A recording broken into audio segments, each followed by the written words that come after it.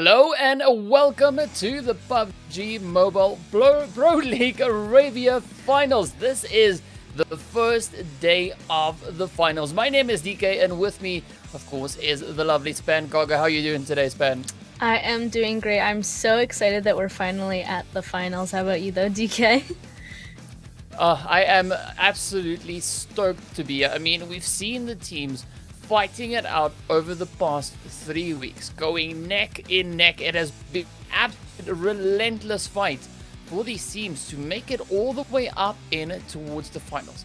All the effort, all the hard work that they've gone through all amounts to this weekend. This is the finals weekend, and sure are we so excited to be it. I'm expecting to see the teams just bringing that next level performance across the board. We've seen, you know, like I've already said, exceptional things. So I'm so excited to see what the teams are going to be bringing in the first day. And of course, for today, we're going to be going into 6 matches. So we're going to be having 2 Erangels, 2 Miramars, and of course 2 Sanhok maps. So to me, that is going to be absolutely amazing to see just how the teams are going to go through the maps, what base they're going to try and build up, and of course how they're going to try and push that momentum forward that they build up throughout the day. I'm excited that we have 2 of each map this time. Like, now is really the chance where we're really going to see each team potentially shine on each different map and really build that consistency that they've been building these past 3 weeks, right? But this time with the even amount of maps, and this is it. These are the final days. I'm really curious to see. I'm looking forward to see how each of these teams are going to finally perform, because like you said, this is what we've been building up for. Of course, there's a few teams that I think, or that I'm going to be keeping an eye on today to see how they're going to be performing. So teams I expect to be doing, you know, particularly well would be the teams from, would be like GUNZ, Alpha Legends, NASR, Falcons, and RICO Infinity. Now, the reason why I'm saying that is just based on what we've seen in the last Super Weekend. The performance that the teams have brought in, how they've approached that, has been absolutely phenomenal. I mean, Alpha Legends finished up in 2nd place for that particular Super Weekend without a single chicken dinner, being only a few points behind the absolute beast mode performance we saw coming in from GUNZ. Of course, GUNZ picked up 3 chicken dinners across the board in that last Super Weekend. So I'm really excited to see what they are going to be doing. So expecting a strong showing coming in, especially from those teams today. Are there any 5 teams that you think are going to be up here today? I'm basically watching the same teams. Really, the teams that have shown that they're the most consistent have been GUNZ, Falcons, RICO Infinity Team, Alpha Legends.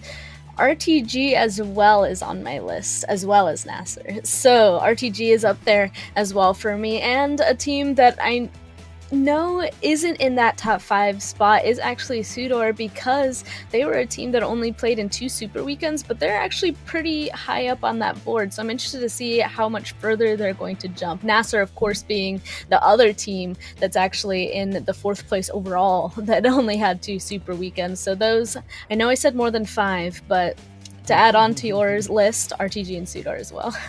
Yeah. And then, of course, you know, there's 2 teams that I think are going to be, call them underdogs, just based on what we saw again coming in on that final Super Weekend. I'm definitely expecting to see a strong surprise performance coming in from the players from Fate and Galaxy Racer. They've also been able to really step it up, bring in that next level play. Yes, they didn't make it into the top 5 for last weekend, but they still really came out strong, really showed up. I mean, Fate picked up a chicken dinner. Galaxy Racer didn't pick up any chicken dinners, but they still gave that performance, right? So again, those are the kind of the teams we're going to be looking into today to see what they're going to bring. And of course, you know, who knows? Maybe we'll see the players there from GUNZ bringing an absolute, you know, dominating gameplay in once again, because as you've mentioned, they've been so consistent. And I mean, they've been consistent since the first day of league play, all the way through. Every match, every day, every week. Absolutely phenomenal play coming in from them. So I'm expecting big things to come in from the GUNZ team. But of course, you know, we're also going to be keeping a very watchful eye on the players from Alpha Legends, NASR, Falcons, RICO Infinity, Fate, Galaxy Racer. Am I missing any team that you've got an eye on? No, really, you said it all. But I mean, just overall, we're finally at a clear slate. I'm very curious to see how each of these teams are going to perform now, knowing that. I mean, I feel like after the 3 weeks, we kind of do have each team's tendency down, but I'm looking forward to see if anybody's going to go on ahead and surprise us coming into our finals week. Because, I mean, they have 3 days to go on ahead and show those last 3 weeks wrong, basically. So what's also quite exciting for me is the fact that, you've mentioned now they're going to be playing over 3 days, but I think today already is going to be an absolutely banger of a day. The teams come in, they want to prove themselves in this first day. They're going to try and put in as many points on that overall leaderboard as they possibly can. But then, of course, as we progress through the weekend, I think tomorrow is going to be even more intense than today will be. And then finally, when we get to that final day, the last day of the finals, it is just going to pop off with these teams in this lobby, going absolutely to the wall with everything they've got.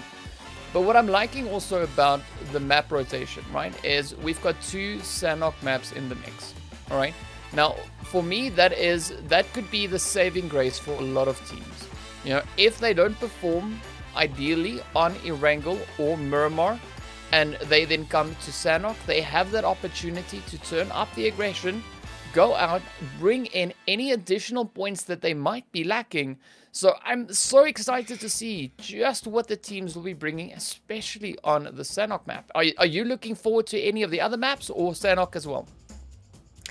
Definitely Sanhok. I mean, the other two, they're more similar in their gameplay, where Sanhok is really the one that's the outlier, like the very much different one. I think it'll be exciting. I already said, I'm so glad that we have 2 of each maps, because I do think that that'll give us a nice representation of everybody's skills. Because, I mean, Erangel, Miramar, they're more showcasing people's short-range skills when it comes to gunplay, and it's much easier or noticeable with the macro, like the bigger rotations, while Sanhok, completely different, much smaller. Just mix those up.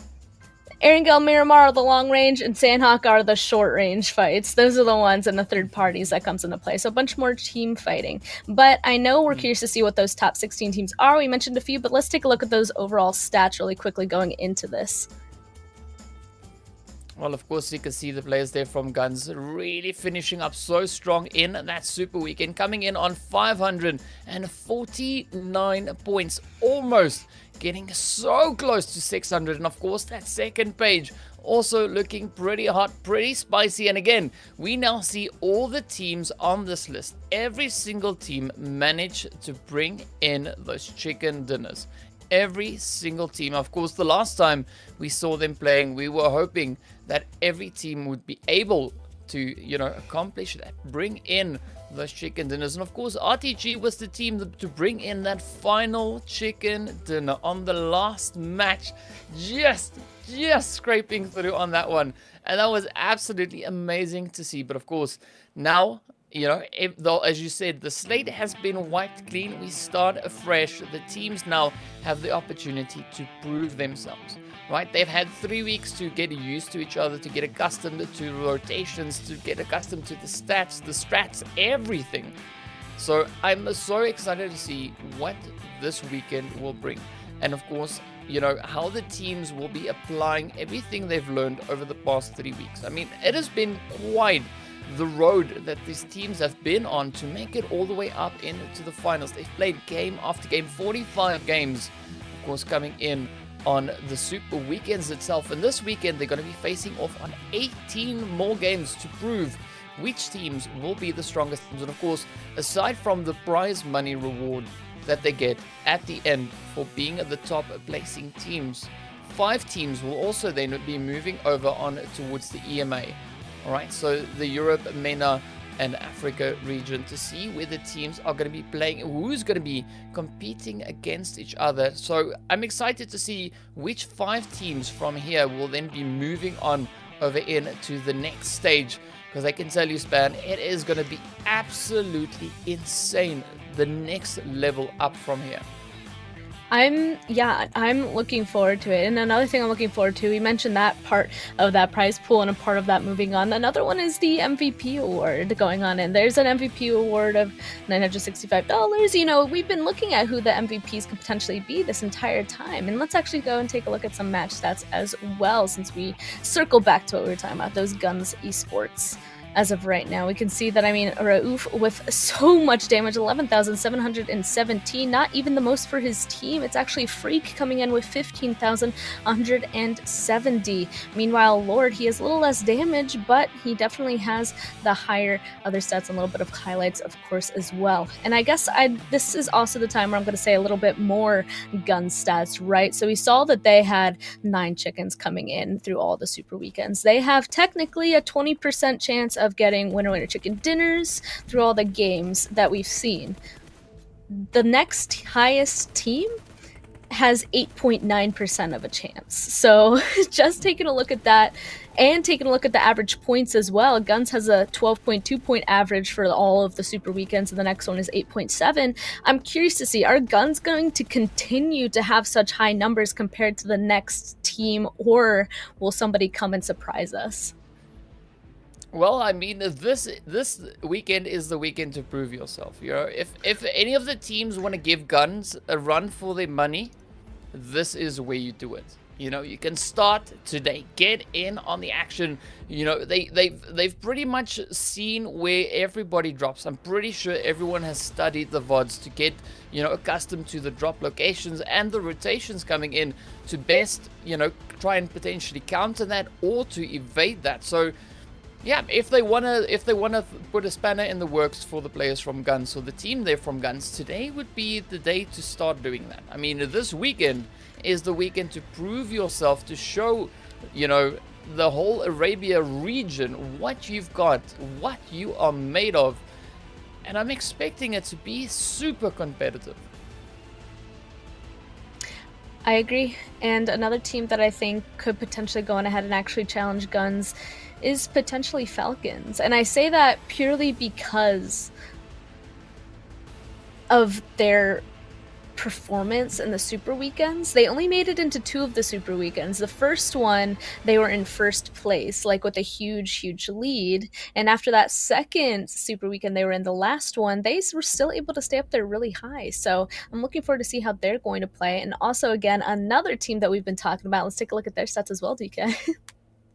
Yeah, this of course being the players from RICO Infinity. As you can see, Miramar definitely being the map on which they shine. They've brought in the most amount of damage on that, but however, Sanhok is the map where they've been able to acquire the most kills. You're sitting on an average of about 4 kills, and just looking at the way that they've been handling themselves, how they've been able to step up in their performance, I'm not surprised to see them currently sitting in second place overall. I mean, this has been an absolute amazing road for them. They've stepped in, proved themselves time and time again, and also, you know, been able to bring in 4 chicken dinners throughout these super weekends.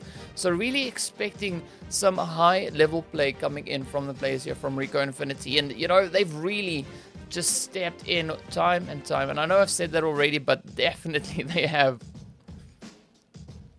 Yeah, they're the second most consistent team. They're the team, actually. I didn't name them. They're the team with the next highest stats compared to GUNZ. So really, they have that second place spot for a reason. I just want to see if their stats will go on ahead and increase in this situation. You know, now we keep talking about it. Those, of course, like we can talk about all those points from the last 3 super weekends, and it will give us somewhat of an idea. But I do think that these finals are completely different. There's no more switching around or anything at this point. These are the 18 games that they're going to be playing in, all the same 16 teams. Everyone's finally on a level playing field. And again, another team that we're going to be looking at is Alpha Legends. And of course, you know, we've seen the players from Alpha Legends. They've managed to find themselves in that 3rd place overall. You know, we've been looking towards them, hoping to see that next level play coming in from them. So of course, we'll be getting into the stats momentarily just to see what they have on the board. And as you can see for them, of course, also Erangel being the map on which they are able to acquire the most damage. But again, Sanhok is the map in which they've been able to find the most kills. So really expecting the Sanhok maps to be popping off with these teams. As you can see, several of these teams, you know, have a bit of a preference when it comes over on towards the Sanhok. You know, and I'm not surprised for Alpha Legends. Alpha Legends has been that team where they're so consistent when it comes to kills. They're one of the teams that I feel like I'm a bit more afraid of to get in a full-out team fight with. I feel like they're usually the ones that go ahead and win it. We've already talked about them being one of the teams that usually grabs the most amount of kill points. So I am expecting to see that kind of damage and kill points come through from them, especially on a map like Sanhok where it is more team fight heavy. Yeah, but I mean, like, Alpha Legends, they're sitting on an average of 2.2%, you know, to get a chicken dinner. But of course, that is based on the Super Weekend, right? What we've seen them do there. So coming in to the finals, right, that kind of gives us a good reference point to have a good idea of what we could be expecting. But I'm pretty sure once we get into our first 3 games, right, then we'll have a good idea of kind of what to expect moving forward. You know, because it's all absolutely amazing. But, I mean, this, in a sense, is kind of a whole new slate, as you've said. You know, all the stats that we've seen, we know what it was. We have no idea what it's going to be. And we can guess, you know, and make our best, you know, suggestions as to what we think today will bring. And I mean, it's looking really tough. I mean, even the players from NASR, right? They're also sitting on that 8.9%, same as the players from RICO Infinity. They've also been able to bring in the same amount of chicken dinners, also sitting on 4. So again, there's teams that have really come in, really showed themselves. Another team we have also sitting on 4 chicken dinners, of course, is the players from Ra'ad. But they are sitting in 15th place on the overall leaderboard. So even though they were able to bring in those chicken dinners, they were just struggling a little bit more on, you know, the overall kill side. They are, and actually we can take a look at the average points for all the teams. We kept talking about it, and here's a little graphic to show it. GUNZ with that 12.2, and the next closest one actually being Falcons with 11.13. The rest of them coming in with around an 8 point something, a bunch of those other teams. So there is a bit of a jump coming in there, around 9 to jumping up to 11 between SUDOR and Falcons. But I mean, the Falcons, honestly, they've been that team that I went on ahead and pointed out. I feel like they're definitely somebody to keep an eye on, especially since they only played in 2 Super Weekends, and they still have that second highest stat. Well, I mean, if you look at the players from GUNZ, right, so they've got that strong stat there of 12.2, but of course that is taking into consideration that is over the 45 games that they've played in Super Weekend. All right, so if we look at Falcons, their stat looks a lot stronger, sitting on 11, but of course taking into consideration that they only played half the, well, 2/3 of the games that we saw coming in there for the players from games. But if we look at those stats with regards to all 45 games, all 3 Super Weekends combined, right, then things drop down a little bit, right? We don't have that exact same strong stat as we see coming in for the Falcons, because then they drop down to about 7.5, as you've mentioned already, you know? So it's quite interesting to see the comparison between the teams and between the amount of matches that they've been playing. So definitely, you know, today is going to be an exceptional day to see exactly what is on the board. But looking at that stat that we just saw, I mean, Falcons are a really strong contender then, you know, and I think you've said this already. Yes, you did. So next up, we're going to be moving, you know, in Erangel, a little bit of a breakdown in that, and just to see who we kind of expect to be performing. Now, of course, no surprise, we see GUNZ coming in with an exceptional amount of damage as well as kills, but also, as we've mentioned, the players from Falcons hard on their heels. And then we also see the players from Galaxy Racer. They are also right there up in the top stats, coming in with an average of about 6 kills, and of course almost sitting on 1200 damage. So it is going to be a neck day here with the teams. That actually excites me to see Galaxy Racer up there on that list, because we actually got to see them be really dominant in one of the sessions of the Super Weekends, the last Super Weekend, specifically on Erangel. And seeing them now in that third place spot for Erangel, maybe that could be the map where they're going to go on ahead and shine. And since there's 2 Erangels per day for these finals, I'm kind of curious to see if they're going to go on ahead and continue that. So we already went on ahead and pointed out Galaxy Racers as potentially one of those underdogs, as well as Fate. So seeing them up there on like official top lists there, that's definitely something to keep in mind. But another thing that I'm quite curious to see though is, so we've seen the teams, the top placing teams, the maps that they are pretty dominant in, and so what we see across the board is a majority of Sanhok coming in, right? But we've also now seen the stats for Erangel, so of course we're going to be getting into the Miramar stats as well as the Sanhok stats in general. I'm curious to see which teams are the teams sitting over on it towards Miramar. But before we get into Miramar, let's have a look at Sanhok, alright? Just to get a good idea of what to expect, and again, we see the players from GUNZ yet again featuring, but in fact, the players from NASR one-upping them when it comes to the amount of damage as well as the amount of average kills. So it is once again going to be neck-and-neck fighting. I mean, SUDOR's also right up there with him. 755 damage average of about 3.17 kills per game. So it's going to be tough. It is going to be so tight.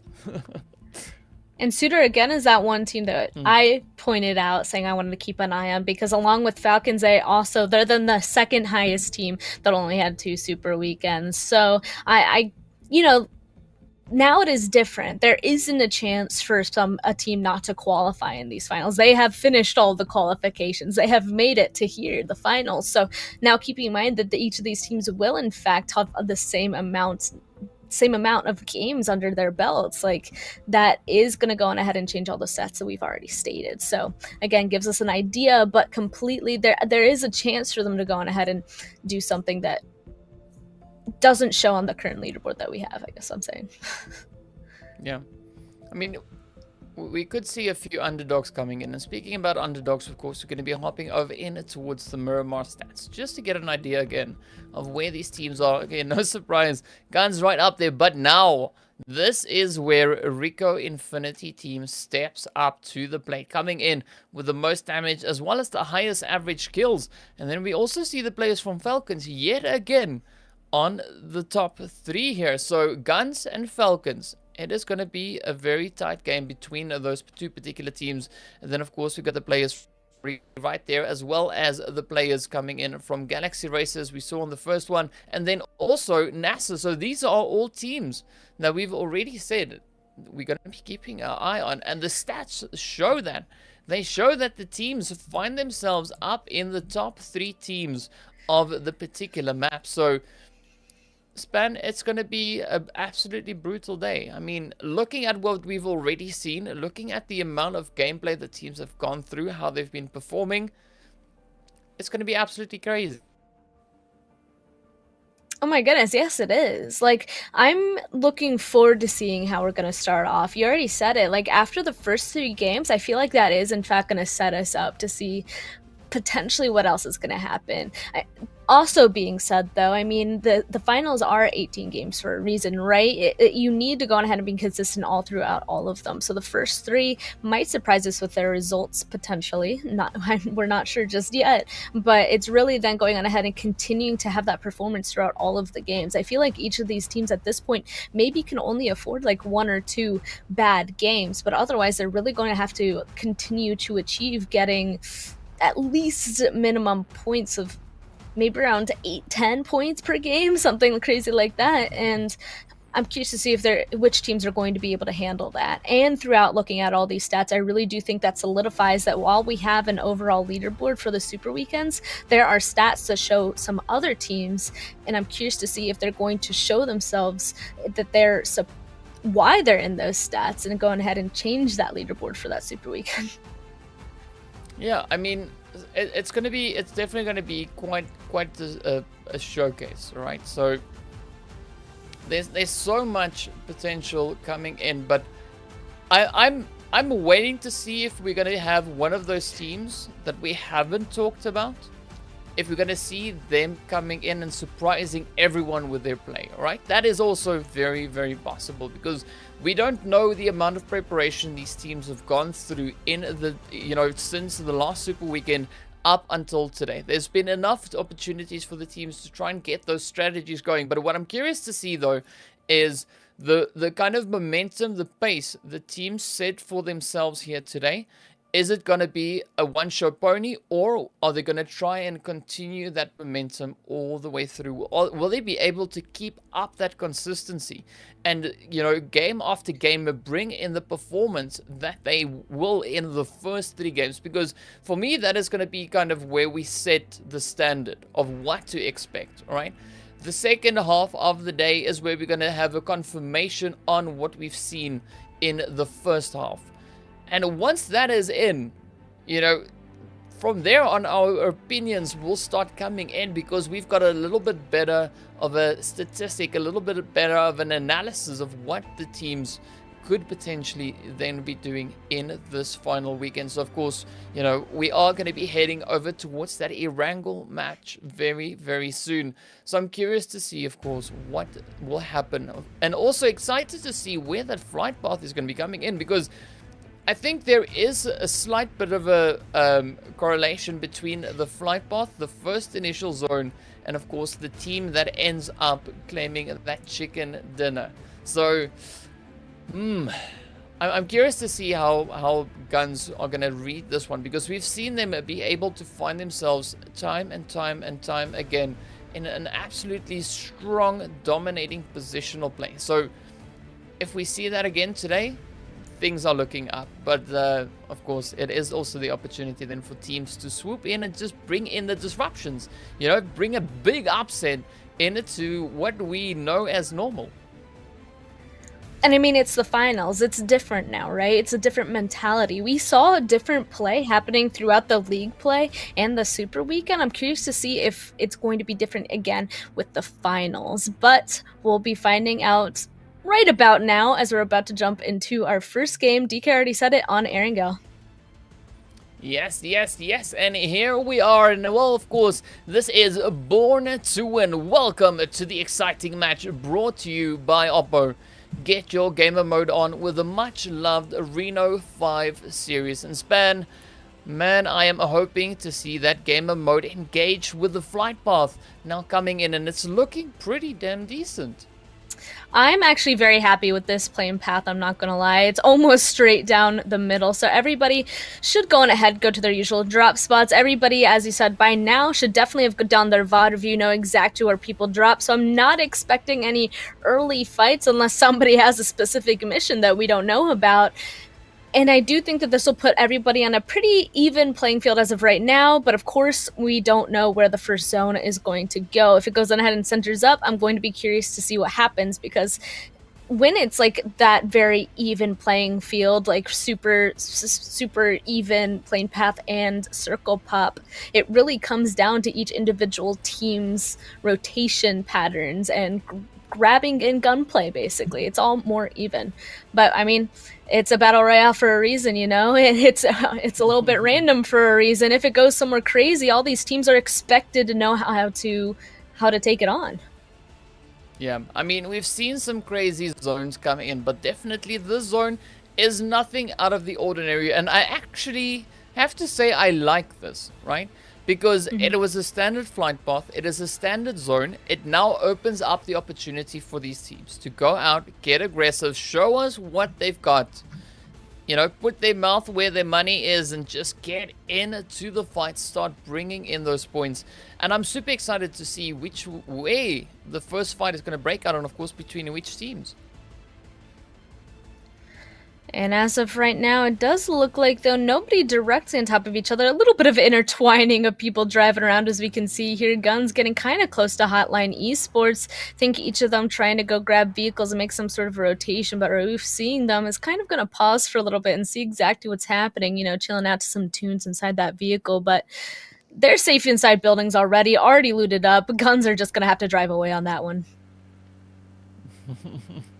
Yeah, right out they go, and of course this is Pochinki, so if they play this well, I mean, we don't see a lot of teams usually also dropping in Pochinki, so the team's going for kind of that standard approach. You know, going for where they feel most comfortable, getting themselves set up for those later phases, and once the teams feel comfortable, I think that is where we'll then see those rotations start coming in, as of course Delhab already there for Raad, trying to make a rotation of his own, but of course Amir is focused right on that spot, and he is going to be crossing out into the open. But this is a slight bit of a congested area. I mean, we got Raad, we got snipers, and as well as the players from Fate. So if you're not careful with that rotation, it can be quite the costly move.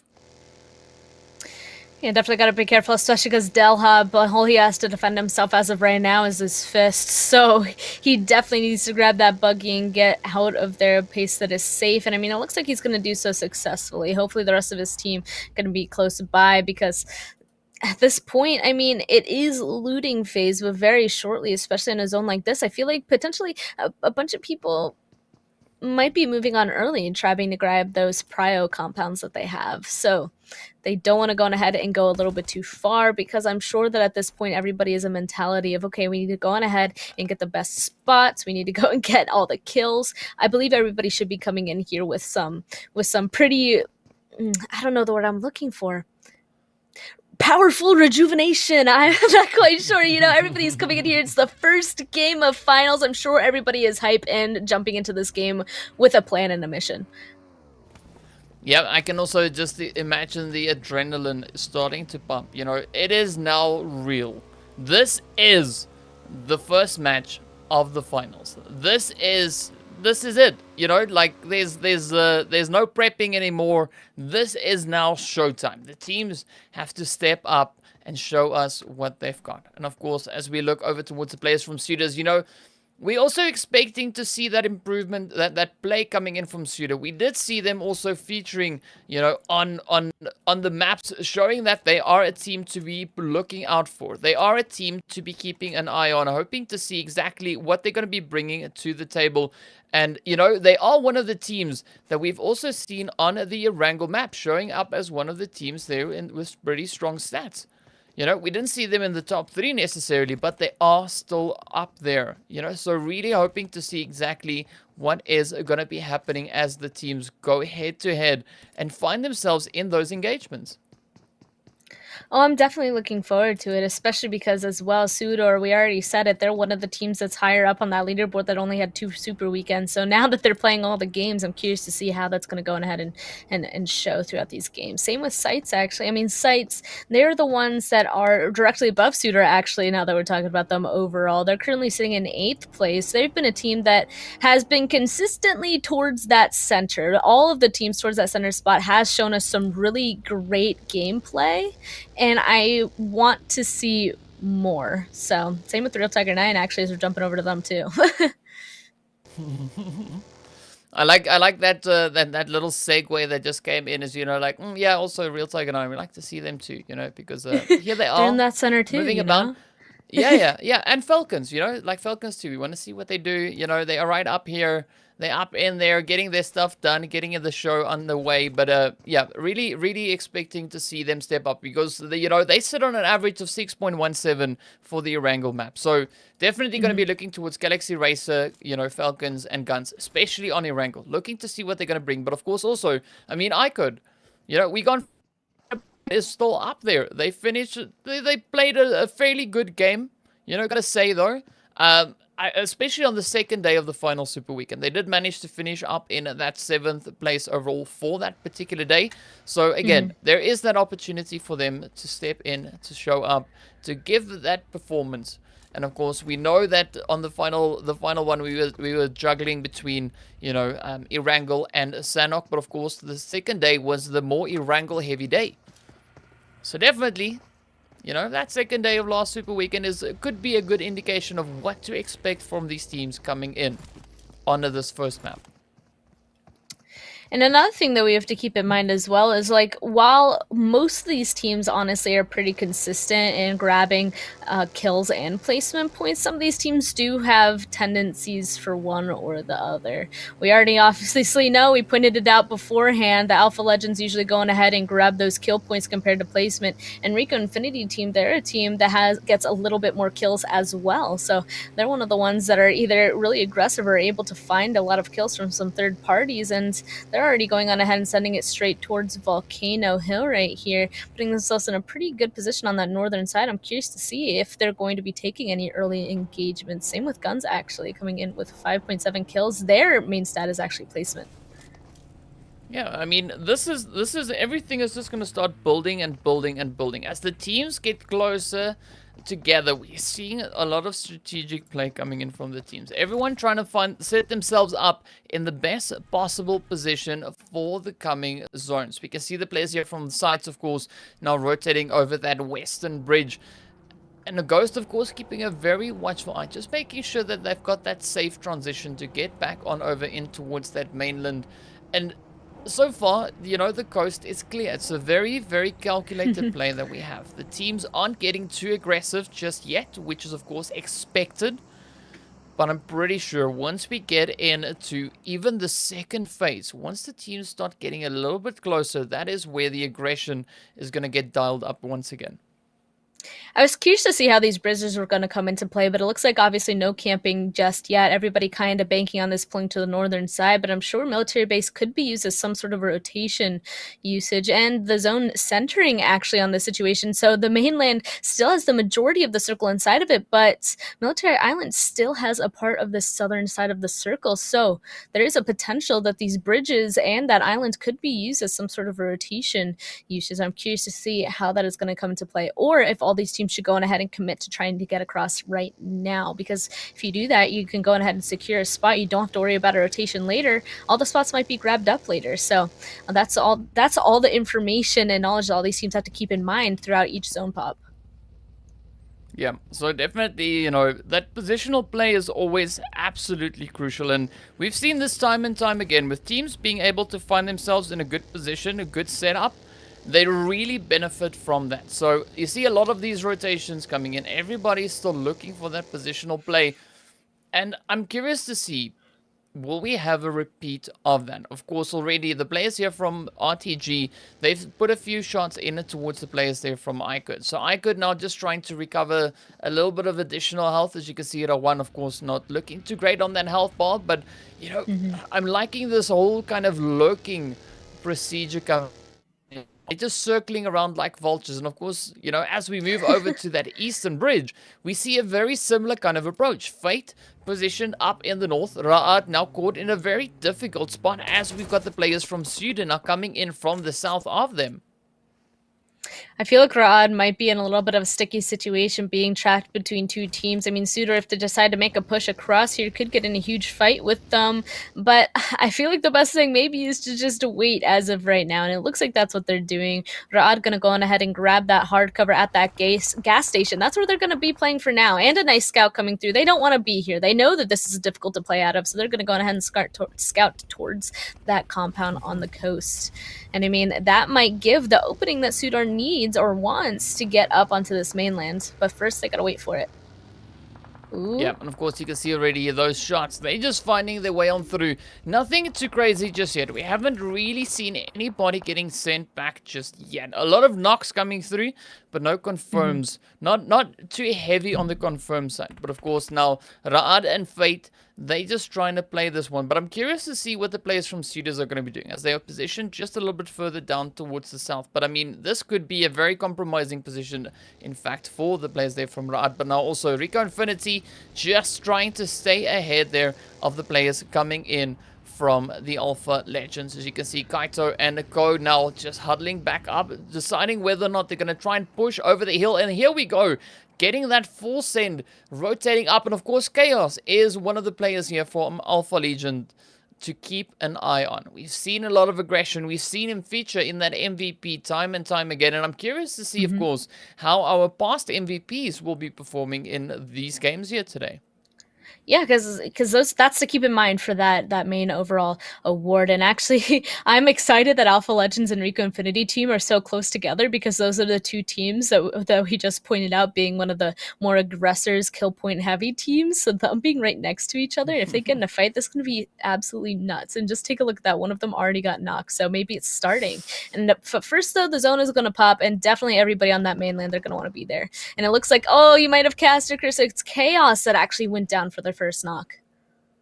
Oh, I mean, well, that is good on the side there of RICO Infinity. You know, if they are able to keep on wrapping around the edge of this kind of hill, they could really get the jump in on the players there from Alpha Legends. And that seems exactly what it is that they're doing. As you can see, Ragnar and Qtel now already leading that push, coming in from the eastern side, trying to wrap on. But I'm liking the split, though, coming in from RICO Infinity, putting in a bit of a 2-2 split, picking up Jody in the process. There we go. Nice. Good aggressive start for RICO Infinity. And of course, as you can see, Captain also getting knocked out there for the players from Alpha. So now Alpha sitting on only 2 remaining players. Our first 2 confirms already coming through. Chaos and of course Kaito now making a quick run for it, trying to save themselves, but the shots are still coming in. I don't think Chaos will be able to outhill the shots coming in such close succession right towards them. I'm actually surprised RICO Infinity team was able to push up on Alpha Legends. Usually it's difficult to push up the hill, but it looks like they were successful being able to grab 2. And honestly, driving away from that is the best thing. For them, just getting away and just resetting as a 2-man. And it looks like the chaos continues elsewhere. They were outside of the zone, and now they're trying to make that rotation. As you can see, it's definitely detrimental to their vehicles making this, but so far they're being able to get away. So it does look like one of the people outside that zone on this eastern side is going to make it, but we know that there's going to be a few more teams coming in from behind. But it looks like Snipers got Rod exactly where they want them, on the side of this coast with no cover.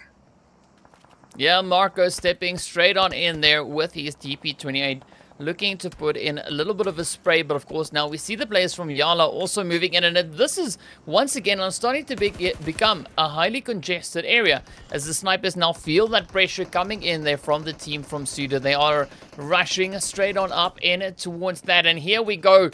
Up they come, SUDOR now trying to get those heads up in towards the players here from snipers. You can see Zayed just waiting on the staircase, hoping to find those heads. But of course, SUDOR turning up the aggression. Zayed manages to pick up the 1 kill. His whole team is now returning the favor, finding the knocks up in towards the snipers. And this is a really good retaliation coming in. But of course, now let's see whether or not they'll be able to pull this one off, as SUDOR keeps on rushing in. Both teams now sitting on 3 players aside. Of course, now one of the SUDOR players also is knocked out. So Amir now just trying to hold his own right up on this little attic here. Oh, down they go. Snipers pick up the team from SUDOR in the process. And of course, that is our first team back into the lobby. So well done. And what a performance that was coming in from the snipers. And the snipers, actually, they came into this in that last place position, so being able to hold that spot from a huge crash this early on is going to be big for them, automatically picking up quite a few kill points. Hopefully they'll be able to recover, because they actually have to go on ahead, grab their vehicles, and start making a move, because the zone hard shifted over to the west. So there's a lot of teams in front of them, so if they're able to succeed in that fight, it looks like they're going to have to continue in a few more to be able to continue. Meanwhile, a bunch of other teams ended up getting in huge fights. We can see SCYTES there actually very, very hurt, and iKURD, taking out some members of RTG as they're trying to make their first rotation. Oh, it's going to be absolutely tough. iKURD now getting caught on the edge of the blue zone, and of course you can see the casualties now starting to line on up as the teams are going head to head up in with the fights here. And of course RTG now comes rushing in on towards iKURD, trying to get that positional play, but let's see, will they be able to pick them up? Just crashing into the side for now. The blue zone, of course, is going to start pushing on in, but of course now looking at the players there from RICO Infinity, they are really well positioned just up ahead of them. Could have a bit of a gatekeep going on to the players here from RTG, but now it seems like RICO Infinity is also turning their attention on that rotation, that positional play. The Falcons on the other side, though, having a bit of a tough day here. As you can see, the shots already coming in, losing one of the players. Damar getting knocked out in the process, and iKURD now trying to hold their own as they are also now just positioned up on towards that northwestern side, trying to get the shots in towards RICO Infinity, but there's so many teams in the vicinity as we see RICO Infinity now pushing up over towards GUNZ. This is going to be a really tough fight here for Lord. As you can see, Ahmadi now also, just stepping up, picking up head after head. But now Rauf and the rest of the squad from GUNZ come in with that support. Really liking this play coming in there from them. Of course, as you can see, RICO Infinity, they are facing a little bit of a challenge as GUNZ are now just showing us why they've been able to be at the top of that leaderboard day in and day out.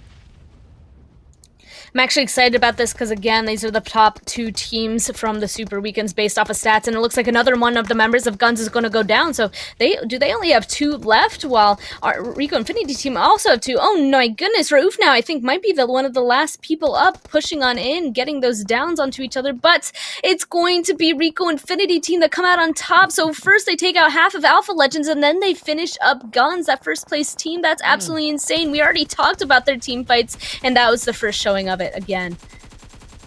Yeah, and as I said, this is the day to bring those upsets, and what an upset that was. RICO Infinity already sitting on 7 kills so far, and you can see, of course, now Alpha Legends keeping that pressure on the side there of NASR, as Chaos is the last remaining hopeful, but he's not backing out of this fight just yet. He is sending up nade after nade, just sending up those utilities, trying to find the angle on to the players here from NASR, and so far things are looking okay for Chaos. I mean, he has got that that little bit of a saving grace for the players from Galaxy Racer just up ahead, as well as YaLLa, to keep the players here from NASR on their toes. But of course now just waiting for those rotations to come in before striking, and that is exactly what he does. But now, will he be able to hold his own? No, he won't. But Tika steps up, sends him back, and off they go. But of course now Fate also in a good position right here on the eastern edge of the zone, just trying to pick off any potential shots they can find over on towards NASR.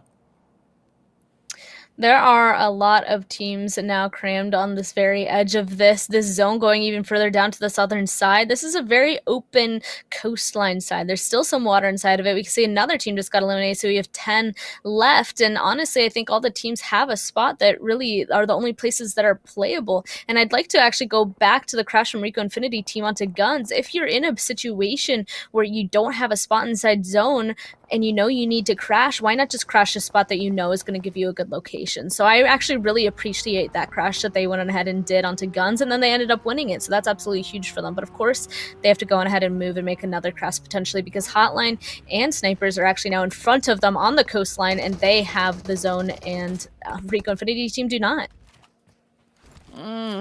Things are heating up. That is absolutely insane. The zone is so highly congested. Of course, you can see HOTLINE just focusing all their efforts up on towards Snipers, but Snipers are not backing down. They've already picked up 6 kills. They are hungry for more. Will they be able, though, to find that? They're sitting on 3 players going up against the 3 players there from HOTLINE. So the southern portion of the zone is absolutely crazy, jam-packed with action. As you can see, HOTLINE, Mana now picking up the shot there in towards Citizen XO. Snipers now sitting on 2 as Marco steps up but gets picked up in the process. RTG coming into the mix here. El Chapo now making a little bit of a venture here, just applying a little bit of a potential threat here to the side of HOTLINE, and this is what we were expecting to see, that absolute aggression.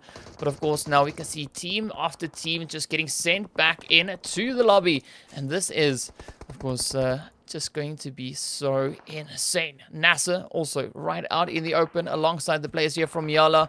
YaLLa still sitting on 3 players, but of course now Patika sending up those nades, picks up Yamaz and Ida. Oh, what a play. Bandar and Powerful are now the 2 remaining players for the side of YaLLa. What an absolutely insane nade that was. But of course now Falcons also step on up, just picking up the players there from RICO Infinity. This is just team after team falling one after the other.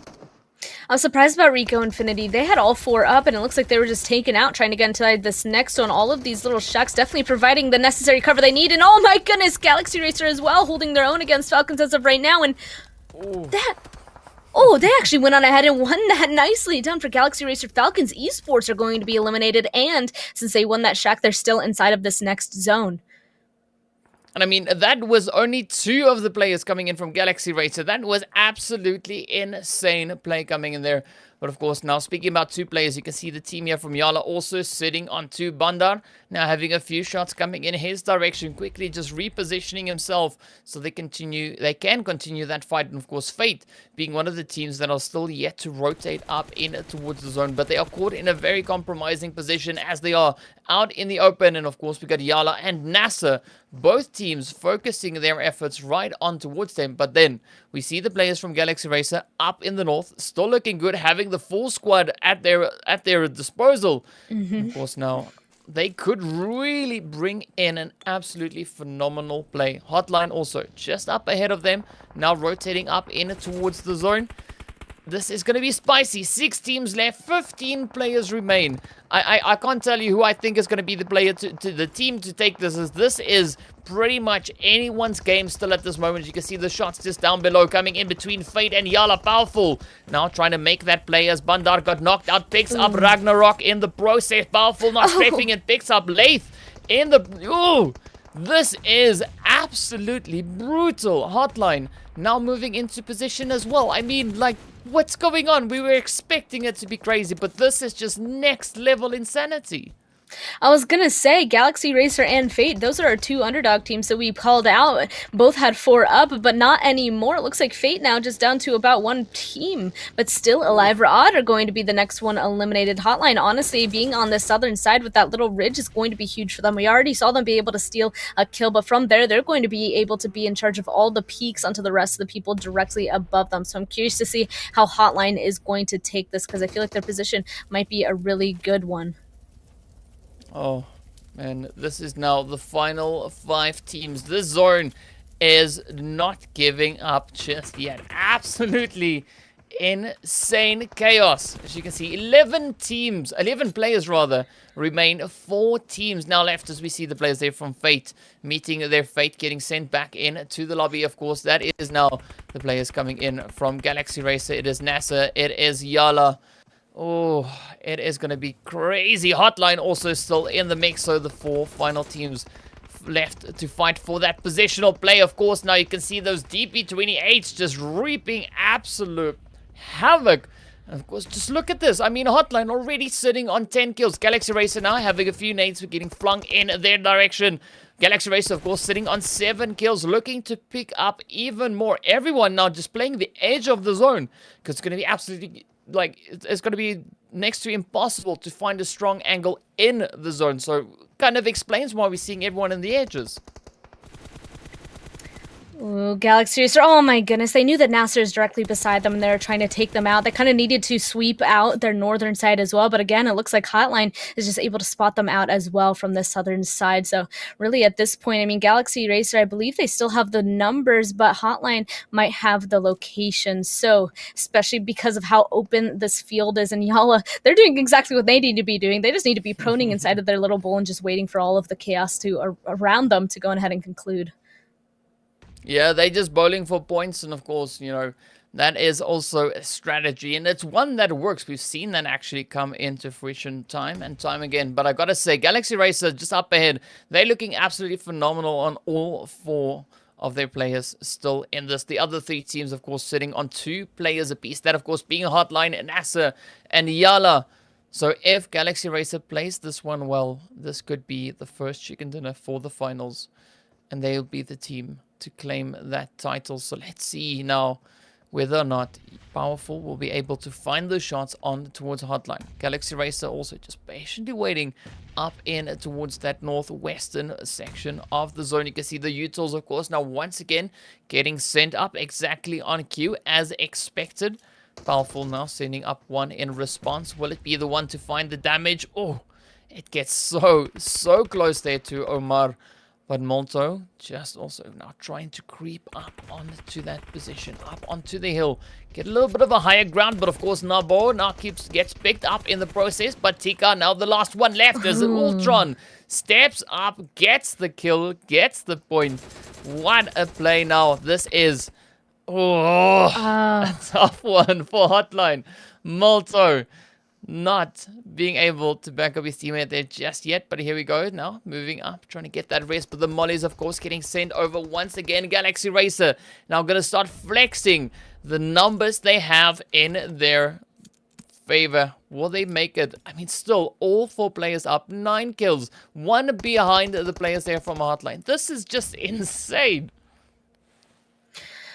Oh man, honestly, HOTLINE getting that res onto their down teammate is huge for them as well. At this point, though, Galaxy Racer with the 4-man up. Let's see if that's going to go ahead and be enough to get rid of these 2 duo teams. But again, all these teams doing exactly what they need to be doing. Galaxy Racer also has a little bit of cover that might come into play. I have a feeling that maybe YaLLa is going to go ahead, stand up, get in a fight with HOTLINE, or maybe all the pressure will be on the Galaxy Racer. That is the best case scenario for these 2 other duo teams. But at this point, knowing everybody should be proning on out and waiting this out, it really is just a waiting game. Just wait until you go on ahead and spot them out. They want to go on ahead and wait for them to crawl out of the little crevices that they have.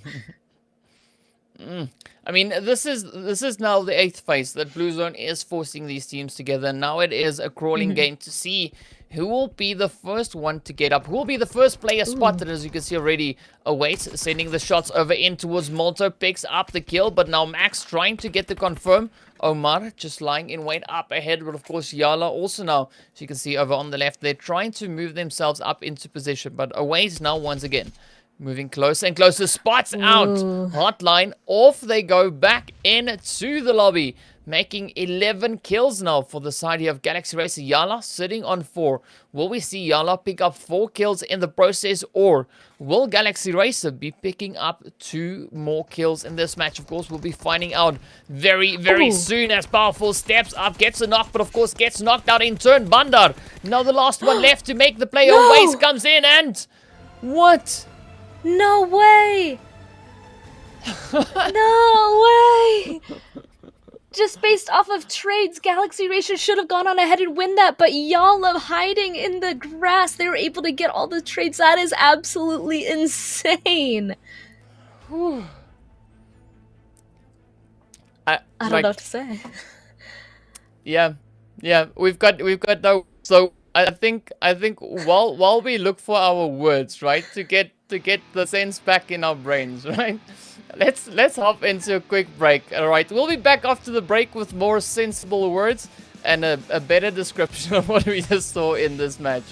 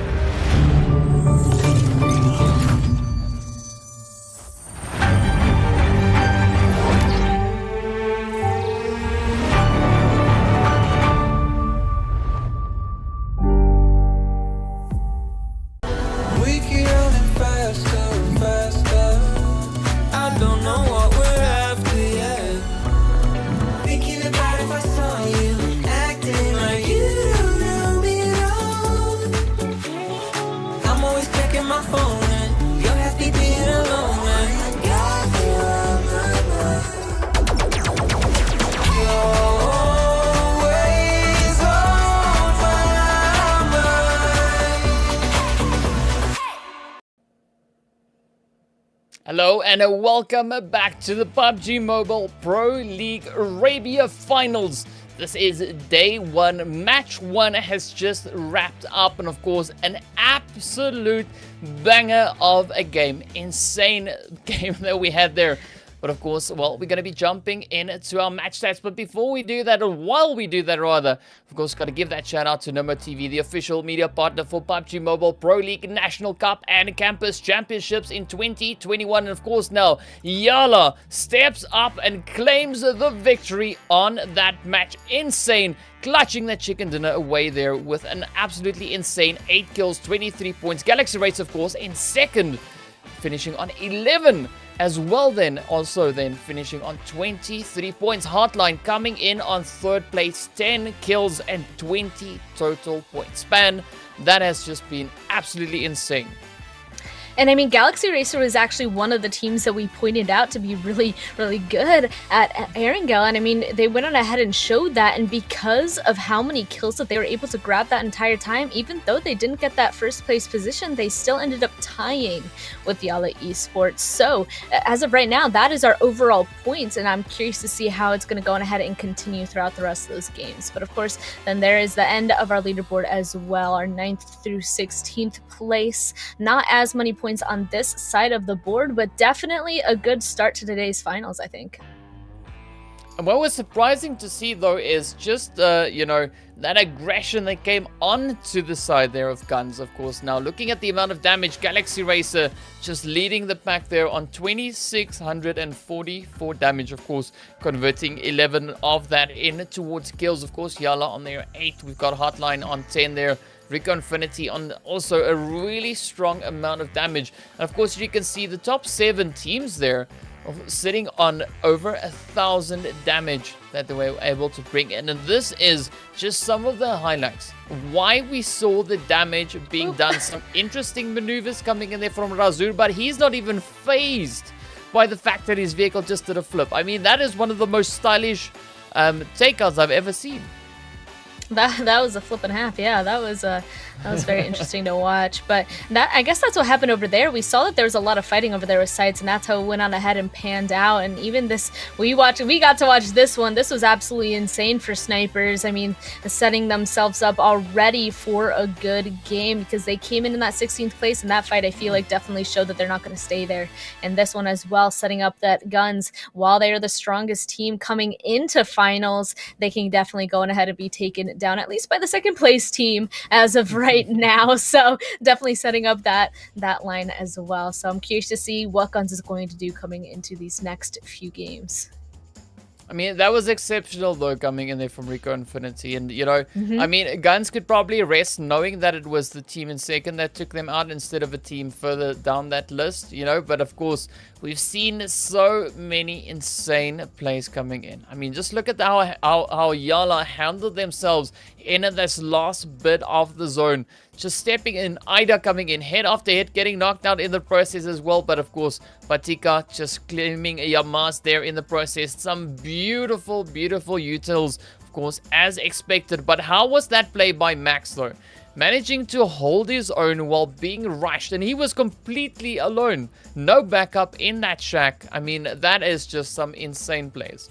I mean, just so many amazing things that we saw at the end here, and I mean, we'll see the rest of them very shortly, but this entire time, honestly, HOTLINE had really had a good position to try and take out a bunch of teams based on having this hill on the southern side, but then because of having that little hill portion with this next zone pop, they really were kind of out in the open for both YaLLa and Galaxy Racer. So Galaxy Racer first taking out NASR, they were just able to spot out HOTLINE through that grass with a little bit of a higher spot, and then YaLLa, they were able to play in this bull for a long while, and unfortunately Galaxy Racer just couldn't spot them out, couldn't get the trades, and they were able to grab that win. And let's take a look at the main players after just one game. Omar from HOTLINE grabbing that top spot, 778 damage, but 6 kills. A waste coming in from Galaxy Racer with that damage, 953. Then Batika from NASR, and again another member of, I believe, Galaxy Racer that was.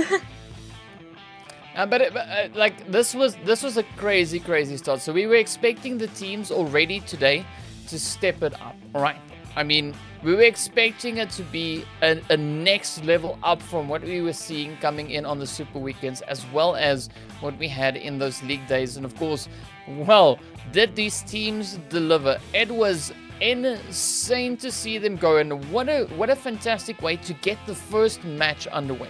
I mean, if this is how we are starting the finals, it can only go up from here. I don't disagree. I think that was definitely a great thing to kick off. I mean, just based off of that zone, since it's so out in the open, it really did showcase, I think, everybody's ability to get in map knowledge, good positioning, and then team fighting. So I think that was a perfect example to start off our games, and I'm really excited actually to get into our first Miramar in Sanhok as well, just based off of that. Yeah, I mean, again, this is going to be crazy. So now we knew coming in towards Erangel that we had, you know, a few teams that we were looking at just based on the stats. Of course, you know, we were looking at GUNZ, we were looking at the players from Falcons as well as the players from Galaxy, right? So we did see that play coming in from GUNZ. Of course, they did get sent back fairly early on.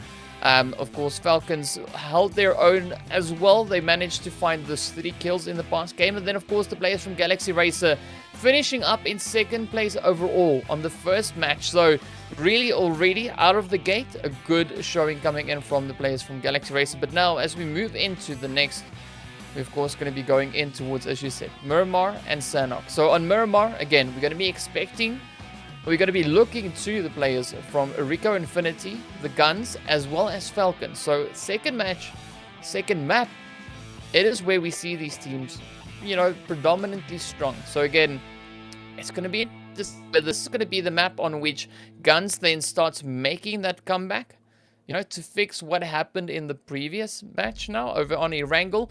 Or are we just seeing an overall step up coming in from the rest of the teams? Potentially. I mean, we talked about the difference of mentality going into each section of this league. And now that we're in finals, I'm sure that everybody has a completely different start. They know that it is fresh. They know that this is their time to go on ahead and show themselves, show their skills coming into this. They need to go on ahead and come into this strong. And I mean, I already said that teams can really only have very few bad games. So just knowing that and knowing how we know all these teams have an ability, it really just comes down to consistency. I mean, GUNZ could be literally having the rest of these teams giving them a run for their money, literally.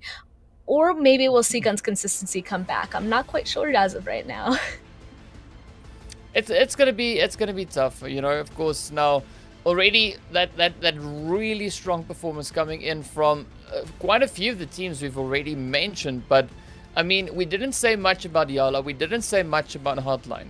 All right, again, and as I mentioned, I was kind of expecting to see teams that we didn't mention to come in and bring that performance, because that is exactly what is capable, you know, like what is possible to happen on the finals. And I mean, again, this is just the start. This is match 1 done and dusted. Now we still need to get into that second one. And again, we're going to be looking to see who's going to be the team to step up on and deliver on the second map. So, taking a wild guess, Span, who would you like to see step up? Based on overall or the last match stats? Because I have a different answer for both, I feel like. Okay, okay, explain both.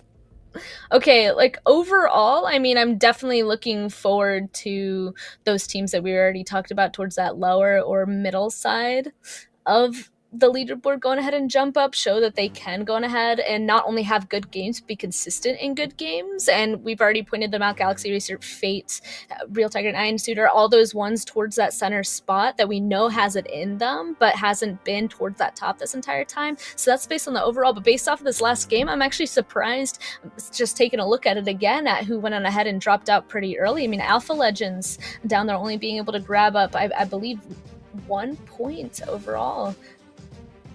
Yeah, 1 point for Alpha Legends. SUDOR Esports, GUNZ are down there, Falcons are down there, RTG are down there. But then really, some of those teams for the first one did go on ahead and jump up. Snipers, Fates, Galaxy Racer are all the way at the top of that leaderboard already. So will they be able to continue that, or will those teams that we were expecting go ahead and do better just based off of the previous Super Weekends and not doing so well based off of that first game, will they be going ahead and really show themselves again? Because, I mean, based off of one game, you can't really count on anything just yet. But I like that I'm seeing a little bit of a flip as of right now. I mean, didn't you notice I flipped the teams that I said? So it's one game. First game of finals. I mean, it just goes on ahead and shows that these teams, one, are capable, and even though we went on ahead and talked so much about stats, we don't obviously know everything. Those are just tendencies, but tendencies can change. Yeah. But what I'm really appreciating so far as well is, you know, is the teams are surprising us. But I'm curious to see whether or not it was a fluke or whether or not they'll be able to keep that momentum, right? So this already is a good start. You know, it's a good surprise seeing teams that we weren't particularly expecting to perform strong really stepping up and just showing, you know, showing their abilities. So, yeah, we're going to be looking to see whether or not it was a one-shot pony or whether or not they're going to try and bring that momentum back into the second match, which, of course, you know, we're going to be heading up into pretty soon. So, I'm expecting great things to come. I mean, I don't want to try and make too many predictions for today just yet because, you know, as we've said now, you know, it's really difficult to make a prediction. We can say based on what we've seen in past, but I think, again, once we've kind of reached the halfway point of today, we'll start getting a little bit of a better idea. But again, still not really being able to give a spot-on prediction just yet. Exactly. Everything that we said are just tendencies. So we already said clean slate, and so far they're completely flipping what our expectations currently were. And I'm excited to see that, and I want to see if they're going to go on ahead and continue that. And we'll be able to find out based off of Miramar and the Miramar tendencies starting right about now. Yeah, of course, we're going to be hopping straight into that to see what the map will bring, what the teams will bring, and of course, where that first zone is going to be going as we now make our way on through, heading in from that southwestern side of the map. And so far, from what we can see right now, it looks to be a fairly decent flight path. I mean, you can see, of course, you know, Picardo just up ahead there, and it crosses straight through the middle of the map. Again, a really nice plane path. I mean, our Erangel one was very nice down the center, and it looks like our Miramar one is also going to bless us with the same thing diagonally across the entire thing. So, again, setting everybody up for a really nice, even slate, I'd say, on this one. Everybody should be able to go to their usual drop locations. And again, curious to see, it all comes down to that first circle pop. Yeah, of course, waiting to see exactly how much of a pop and I'm curious to see just where exactly the teams are going to be going today. Will we see, you know, the kind of usual drop locations coming in from them, or will some of them get a little bit, you know, on the brave side there and go out venturing into territory we know, you know, other teams like to frequent? We'll find that out shortly. But yeah, as of right now, it looks like everybody going on ahead and spreading out very nicely. The zone is going to reveal itself, actually sending it down to the very southwestern side. So it looks like Galaxy is just smack dab in the center as of right now. I'm excited about this one. I mean, there is a lot of very rocky terrain on this very southern portion. I mean, you can even see it with the coloration of the map, that darker brown versus the tan of it. It's very rocky down there, a lot more sheer cliffs. So I'm curious to see how that's going to come into play if the zone's going to continue to pull down there. Yeah, that's like a tan versus you know, the toasted crust. Yeah. That kind of color is what we're going for. But I mean, the zone this far south is gonna make it interesting, right? So they were blessed by a fairly decent flight path, but now that first little bit of spice coming in with where we see the zone moving down to the south. But we've seen in past games, when the zone heads down south, it usually results in some pretty tough plays for these teams. So I'm quite curious to see exactly where the teams are going to try and rotate on into once they are through this looting phase. I don't disagree. Yeah, since it's so rocky and difficult down there, there really are only a few locations where you can really make rotations. It's easier to go down than it is to go up. So just knowing that, I'm interested to see how everybody's decisions are going to be. If everybody's going to go on ahead and pile up more towards that northern side of it until the zone starts definitely going down to the southern side, or maybe we don't have to worry about that whatsoever. We don't know exactly where where the next few zones are going to go.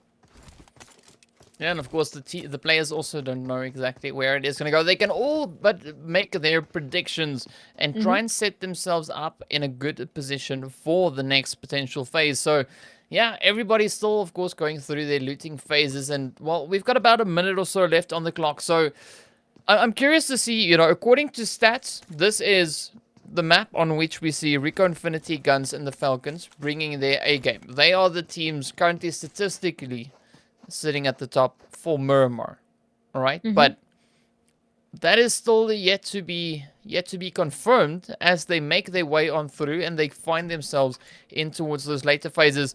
I mean, we saw GUNZ, of course, you know, being one of those stronger teams on Erangel as well, and they did get sent back pretty early. So I don't know if that was just the level of aggression to expect here today, but of course we'll find out once these teams start getting into those engagements, once they start taking the fights, you know, bumping heads.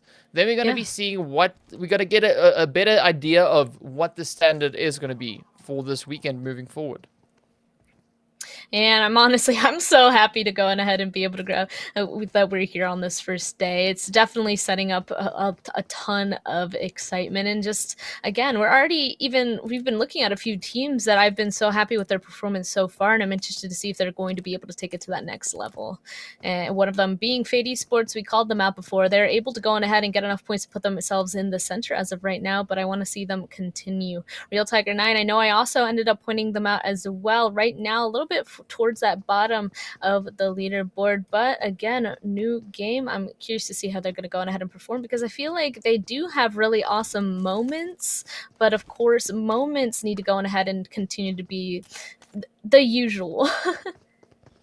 Yeah, I mean, moments need to become the norm if you want to kind of, you know, get that done. So yeah, you know, we're looking to see what the next normal is going to be, you know, because we still have no idea. We've seen a kind of, we got in a bit of a taste on Erangel, right? We're getting a little bit of a taste again on Miramar, a little bit more of a taste.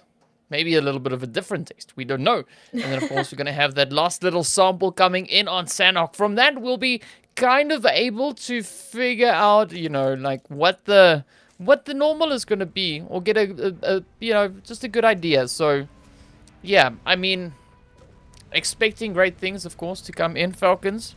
Expecting great things there from them, as they are, you know, we see them sitting on an average of about 5.35 kills per game. So, GUNZ also coming in on an average there. Sorry, GUNZ sitting on 5.35, Falcons sitting on 4.42. So, yeah, there definitely is that opportunity. So, it's at least a squad wiper team. That's what we're expecting to see. Will we get that? We don't know just yet. No, we don't. And I'm also curious to see now GUNZ. We obviously want to keep an eye on them based off of their overall for Super Weekend and where they are right now. It looks like they're going to be coming out of Pozo into this next zone. I'm curious to see where they're exactly going to be pulling in on. So they have to make a move. Meanwhile, Galaxy Racer, they don't have to go anywhere, basically. They grab that center spot, and now they're deciding to choose Church as their hold.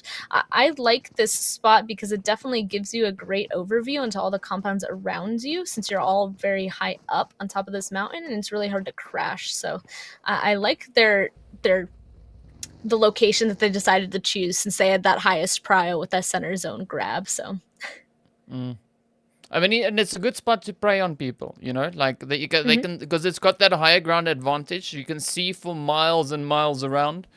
So it could be a good leverage position for them. And I mean, speaking about leverage now, we see the players here from RICO Infinity starting to move up onto the side of iKURD. And of course, NASA is one of the players here from RICO Infinity to keep an eye on. We've seen him also featuring up in in those strong players throughout the day. So we know he's got the ability.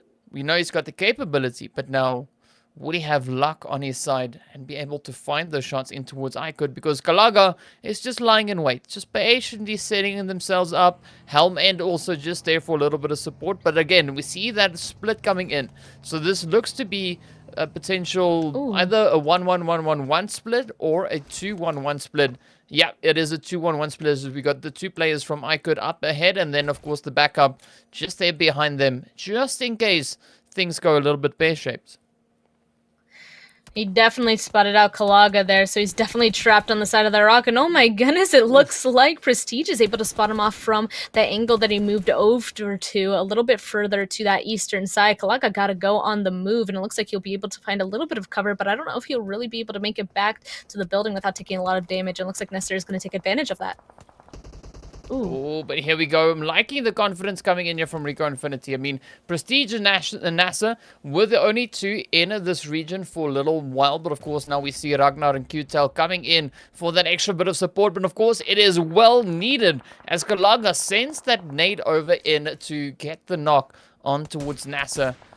So just in the nick of time. And of course, now Ragnar coming there with his SLR, trying to find... No, that's the SLS. Trying to get the shots over in it towards iKURD. And of course, Ezrod taking a little bit of damage in that exchange. And QTEL up on the hill. Now just looking to find that angle on it towards the players here from iKURD down below. And of course, also trying to figure out a way of how to best get to his teammates so they could maybe get their numbers back up again. Because iKURD at the moment, they do have a little bit of an upper hand here.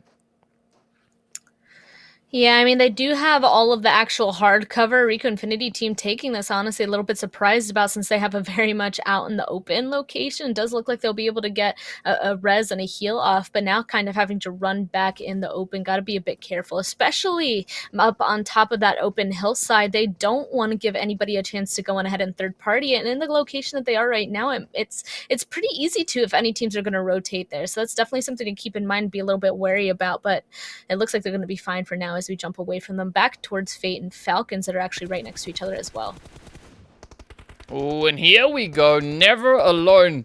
Just reminding the players from Fate that they are never alone. Stepping up with a quick little spray there up in towards Isawi. And again, now this looks to be a pretty jam-packed section. We've got Galaxy Racer, we've got SUDOR, we got Falcons, we got Fate. We even have the players from Real Tiger 9 just positioned down towards the south. NASA, of course, now creeping closer towards them. But I'm curious to see how the Falcons are going to perform on this.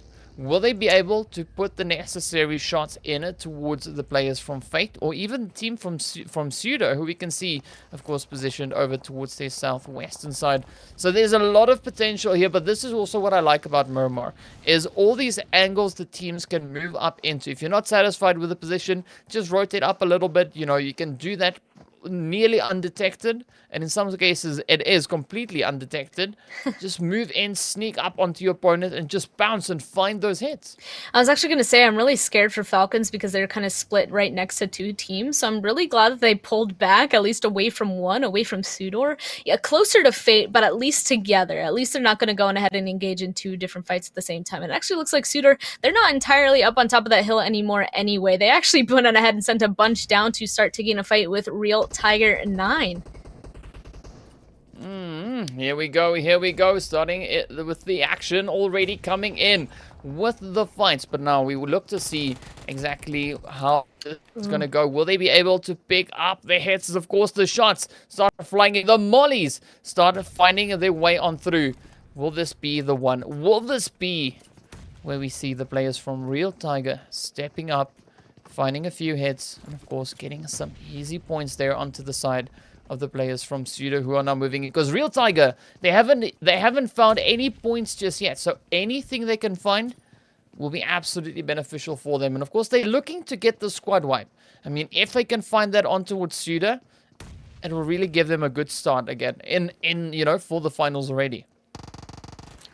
I want to know where the rest of Real Tiger 9 are. They may need to go on ahead and recrash onto this.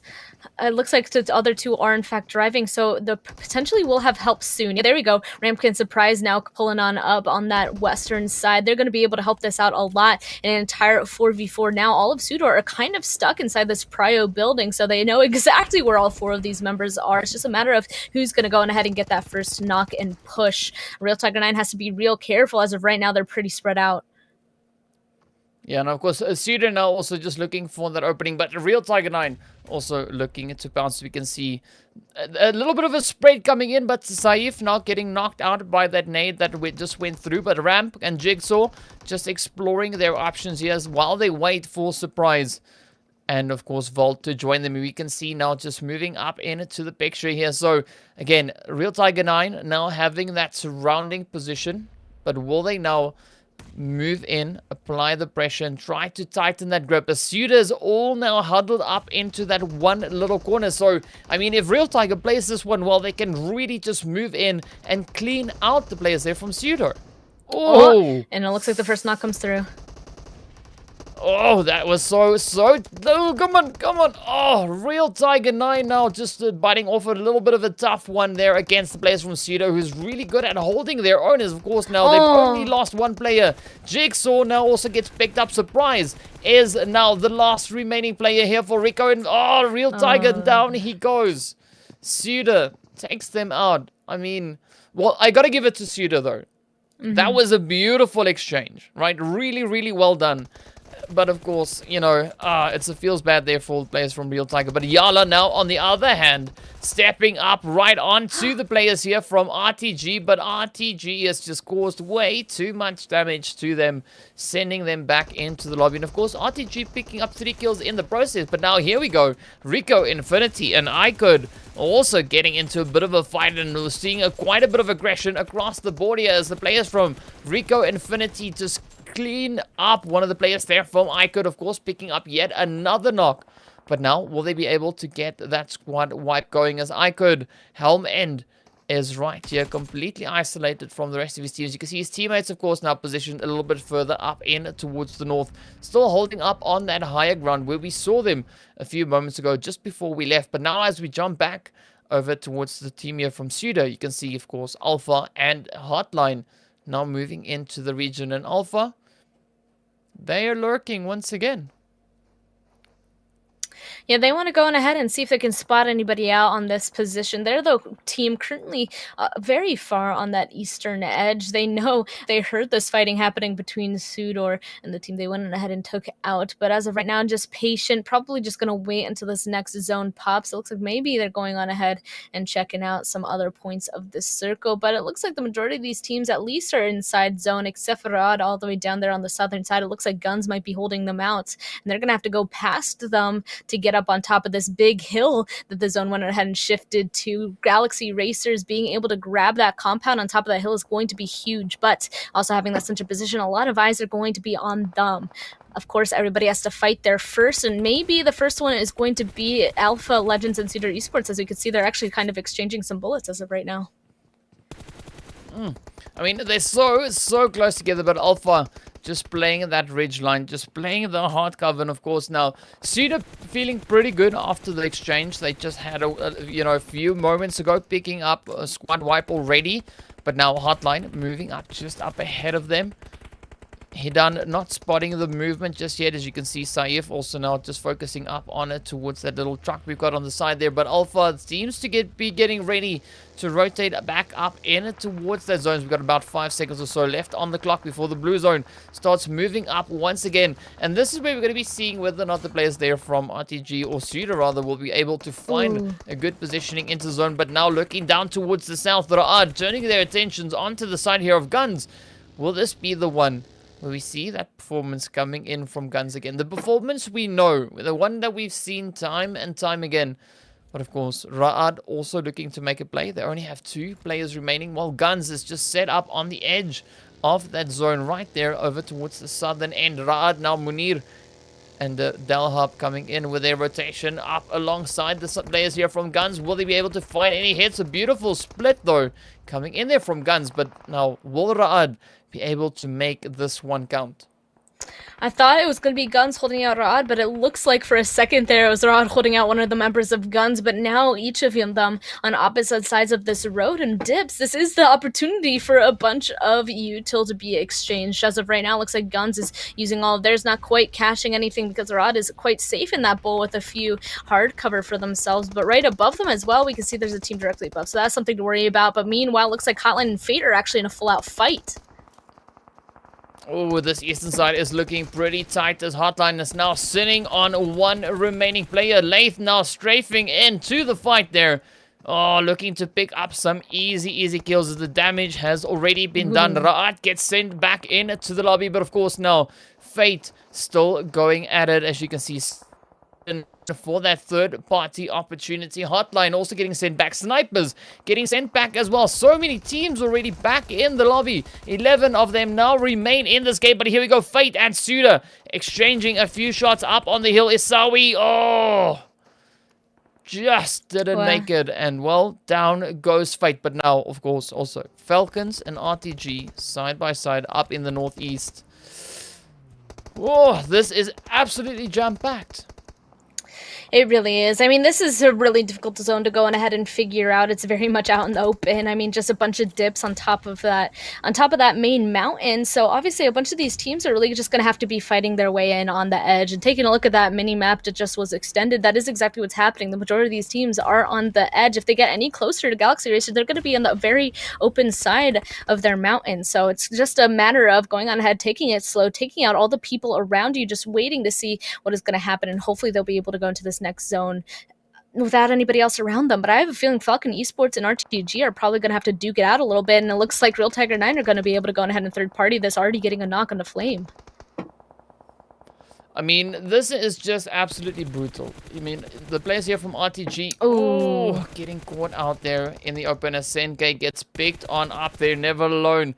And Boomba, the law, laying down the fire and making it so difficult for RTG. But of course, RICO Infinity not backing out of this one either. They find the opportunity, they come in, and they also want to contribute to the chaos. But they also now sending NASR up just a little bit further. But here we go, as RTG gets eliminated. RICO Infinity now moving up. But of course, if we look at the points, the players there from SUDOR already sitting on 8 kills so far. So good game for them. Of course, now GUNZ already sitting on 4, looking to see whether or not they'll be able to pick up any of those shots onto the side there of NASR.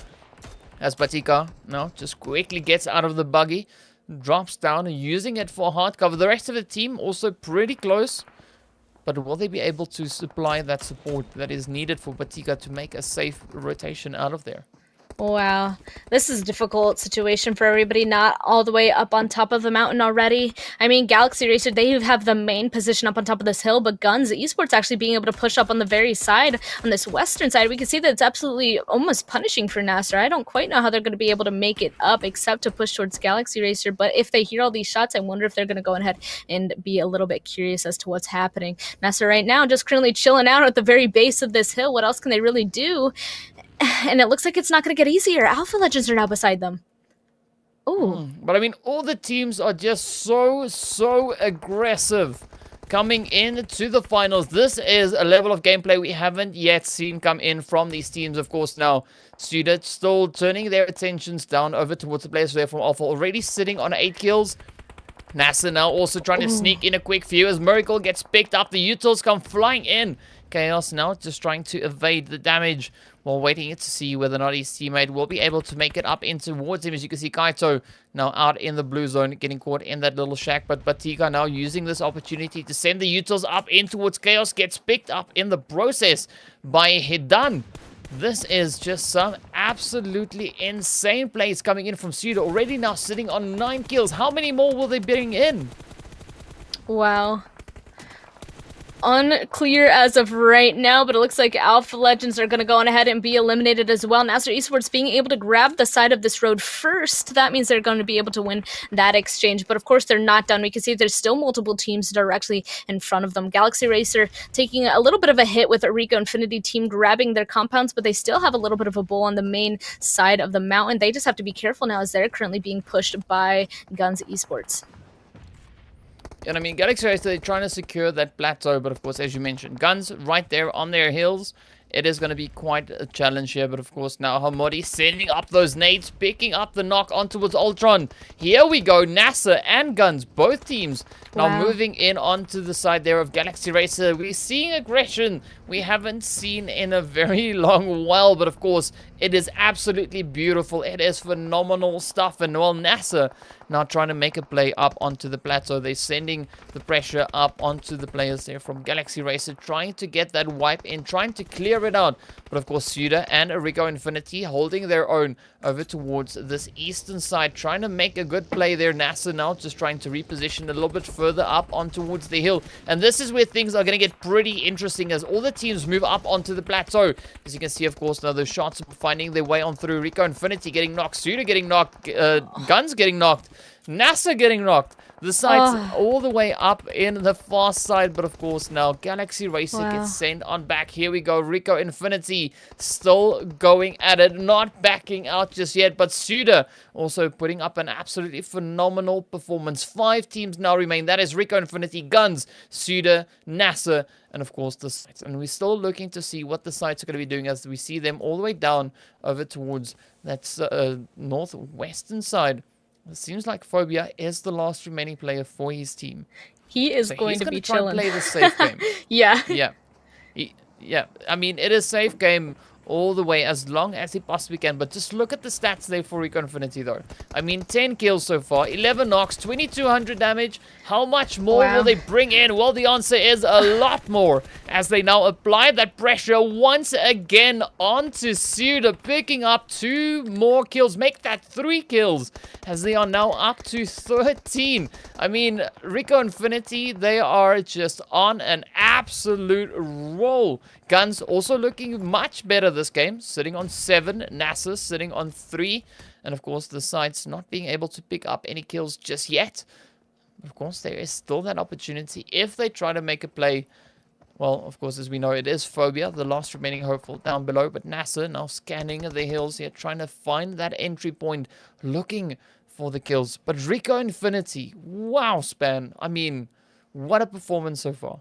I mean, they were able to pick up quite a decent amount of kills that first game, but unfortunately it was taken out pretty early because they didn't have a good spot inside zone. But it looks like this time they came in with a little bit of a mission. They have so far a bunch of the kills again, and with this next zone shift, honestly, they can go on ahead and potentially hold a bunch of these teams out. But first they get to wait for NASR and GUNZ Esports to get into a huge fight, and it looks like NASR is actually going to go on ahead and be eliminated right as we went on ahead and started watching it. So it looks like now we're just down to 3 teams. This is the time for that solo from SCYTES to go on ahead and get involved. Like right when he starts hearing this fighting, if he can somehow get involved, that would be absolutely huge for him. He just needs to go on ahead and somehow figure out a way to run up this mountain. We know he's kind of stuck up there on that northwestern side as of right now, and it's just kind of a waiting time for GUNZ and RICO Infinity team to start spotting each other out, and it looks like it's going to start with a knock on the roof.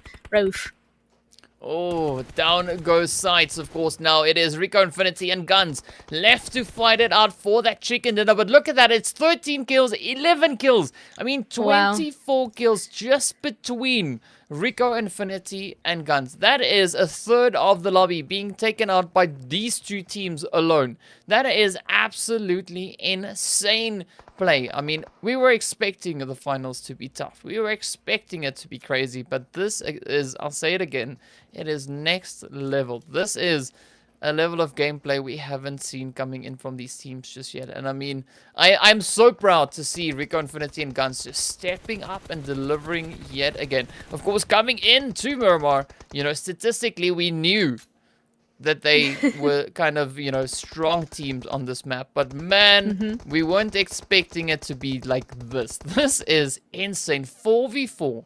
The 2 final teams left to fight it out. One of these teams will be moving up. Will be possibly picking up 4 kills. Alright, so there will either be 15 or 17 kills.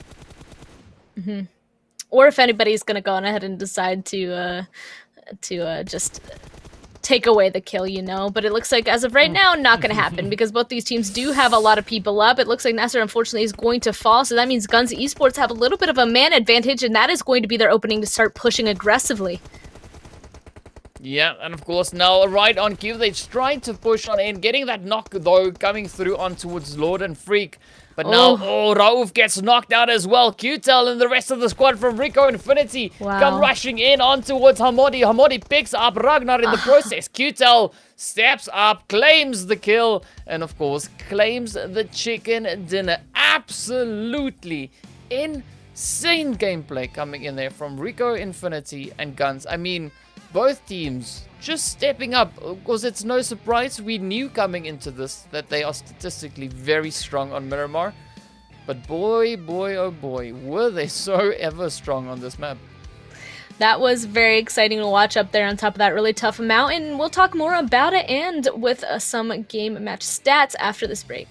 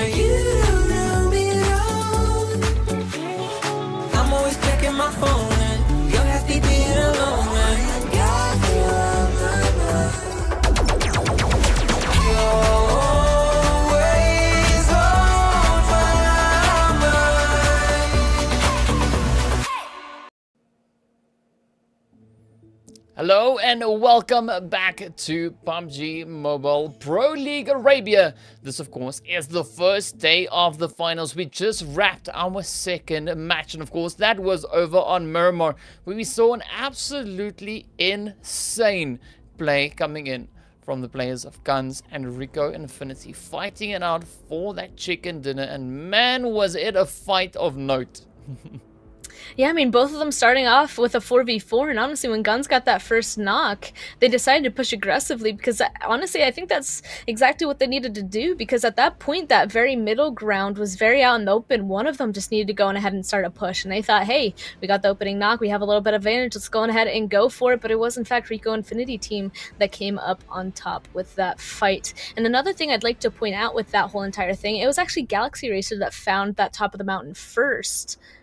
But because they're in that center zone the entire time and because of how open that top of the hill is, everybody from all the directions started just pushing on up, and that put them in a really bad position in between about like 3 teams at one point. So they actually were taken out pretty early on, even though they had that initial center zone position. And that's something to like keep in mind, you know, like having that second center zone position, like while it's good, you don't have to move too far. It is in some locations very difficult to go on ahead and defend.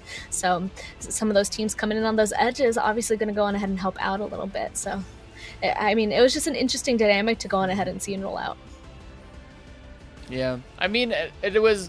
I mean, looking at those final few phases, just looking at how the zone kind of progressed, we saw quite a bit of fighting coming there from the side of NASR. In fact, everyone positioned down towards the southern reaches of that map was such a difficult position for them to go at, right? But of course, now speaking of difficult, let's get into an easy part, which of course is the stats. The overall standings we had from this match, and of course you can see RICO Infinity coming in with chicken dinner and 17 kills. Insane. Of course, finishing on 32. GUNZ finishing up in second on 24 points in total. Of course, the rest of the leaderboard, it kind of explains why the numbers are that low. Just looking at that performance we had coming in from the players there for RICO Infinity and GUNZ, absolutely brutal stuff. But of course now the damage chart, you can see RICO, GUNZ, and of course SUDOR just going absolutely ham in this game.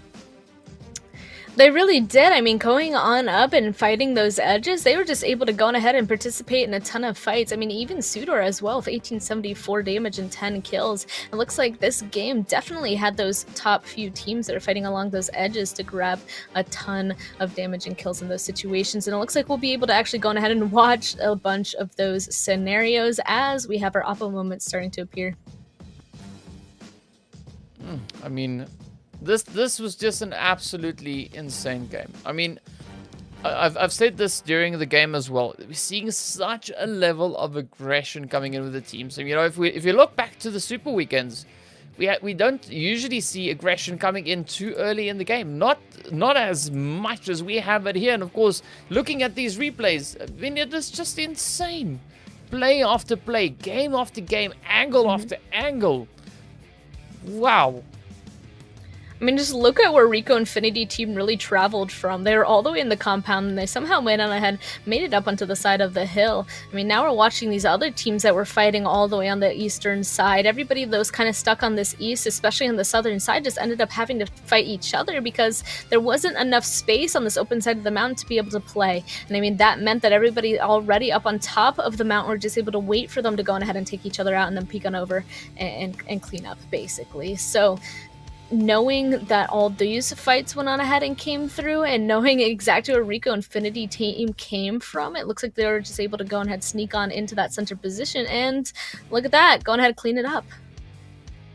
Yeah, we saw a lot of cleaning being done here, and of course, I mean, we also saw some great shots across the board. I mean, SUDOR also stepping up, bringing a nice performance in that match. We did see them, you know, placing third overall, coming in with 10 kills.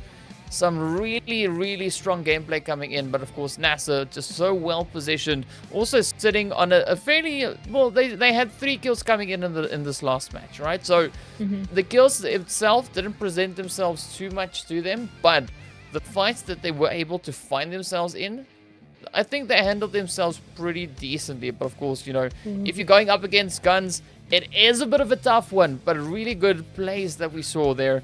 But of course, GUNZ just having that positional play, managing to find the shots and just swarming in onto pretty much everyone up ahead of them. And RICO Infinity was, you know, one of those teams that were able to hold their own against them, send them packing. I'm actually interested. There's a bunch of trades back and forth between them at first, but then right when that first one, the zone was much too small. They had to go and had to go for the bush. We can actually see the zone up in that top right corner there. The zone might have been more towards the GUNZ positions, but since it's out in the open, they decided they needed to push it. And unfortunately, they just couldn't win that fight. And there we go. Taking a look at our top fighters this time. It looks like QTEL with the top damage with 1083. It's going to be Prestige with the top kills with 6 and survive time. But then Lord and Hamity from GUNZ also finding themselves on there. So I'm not very surprised after that game to see 2 members from RICO Infinity team and 2 members from GUNZ grabbing those spots. Yeah, I mean, that was a balanced fight, you know. So, you know, we saw the statistics in the pregame before we even started with today's games. You know, just kind of to get a taste of what to expect moving in towards Miramar. And I mean, yeah, no surprise, GUNZ and of course the players there from RICO Infinity really stepped things up. But of course, another team statistically we were supposed to see, you know, finish pretty strong was the team from Falcons, right? But in this last match, you know, they went out in 8th place, only managing to pick up 5 kills in the process. So it was a little bit of an unfortunate showing for Falcons. But of course, you know, they have another try when we come back to Miramar again for the 2nd time later on today. But of course, you know, next up, we're going to be moving up in towards Sanhok. So again, statistically speaking, GUNZ, NASR, and SUDOR. All right. Those are 3 teams that we're going to be looking at, because statistically they are just the ones that bring in that next level play. Of course, GUNZ sitting on an average of 4.11 kills in that. NASR actually leading the pack. They're on 4.67, and then of course SUDOR sitting on 3.17. So a lot of 7s in there. Of course, not in the right place, but either way, it's still a good one to have it in. So I'm looking forward to seeing this Sanhok map, and of course, especially looking to seeing what the teams on the lower end of the current standings are going to bring.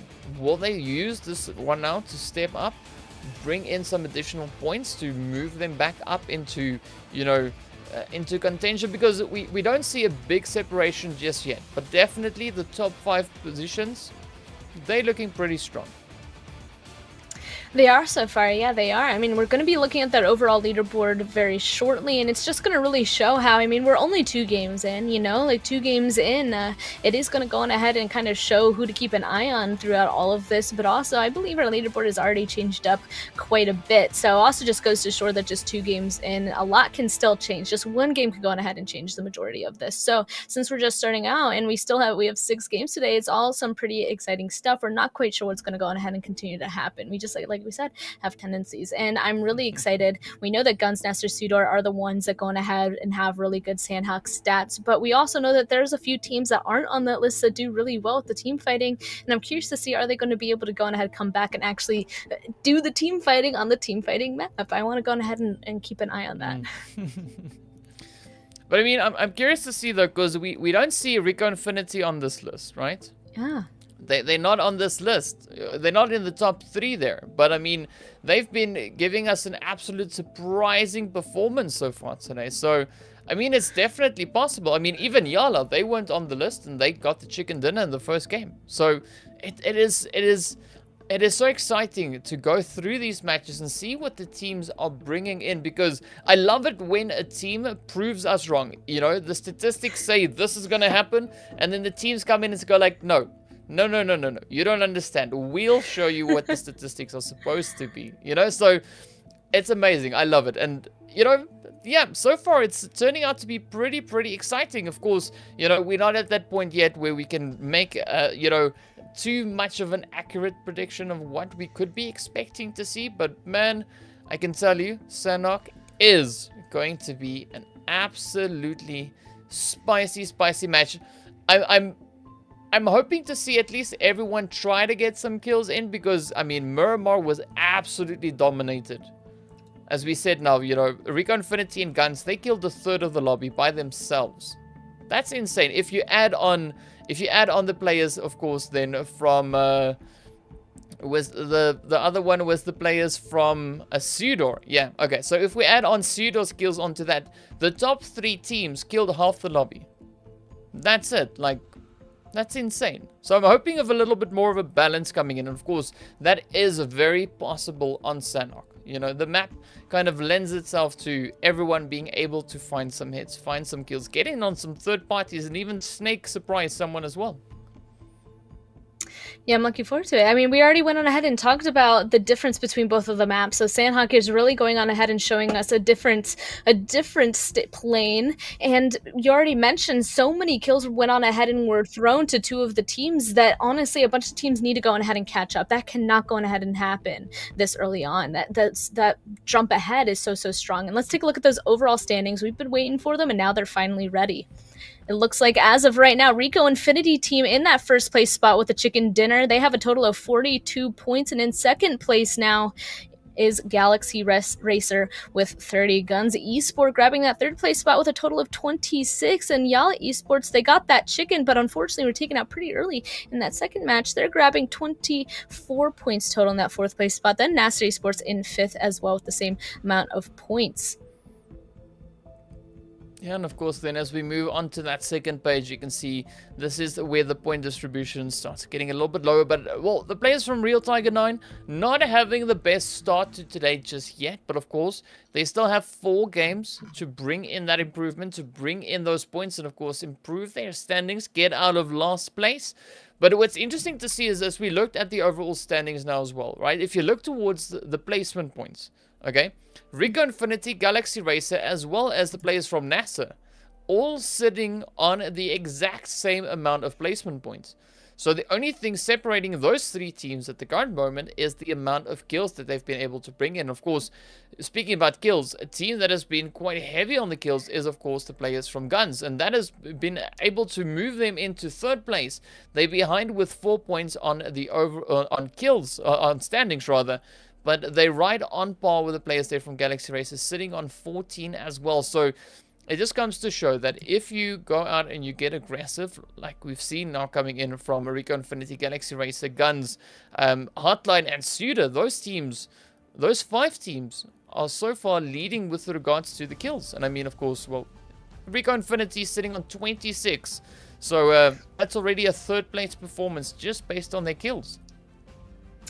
Yeah, RICO Infinity team, they're definitely coming in with a mission. They're grabbing those kill points. That's just absolutely insane as of right now. I'm curious to see if they're going to be able to keep it up with those last few games now coming on in. And still, again, I'm still surprised. I went on ahead and said that just based off of all of the sittings we had for the past 3 weeks. There's still a few teams that are surprising me with their current spots. I'm kind of curious to see if they're going to go on ahead and bounce back in this situation. But as of right now, those first 2 games, I will say both of them ending very out in the open. That was both very exciting gameplays, and I mean on Sanhok, I don't think that's possible to happen. You know, there aren't that many open locations on Sanhok. There's a lot of grass, a lot of trees, a lot more cover, and so I'm looking forward to having a little bit of a change up and not having a super open ending towards the end of the zone for this next map.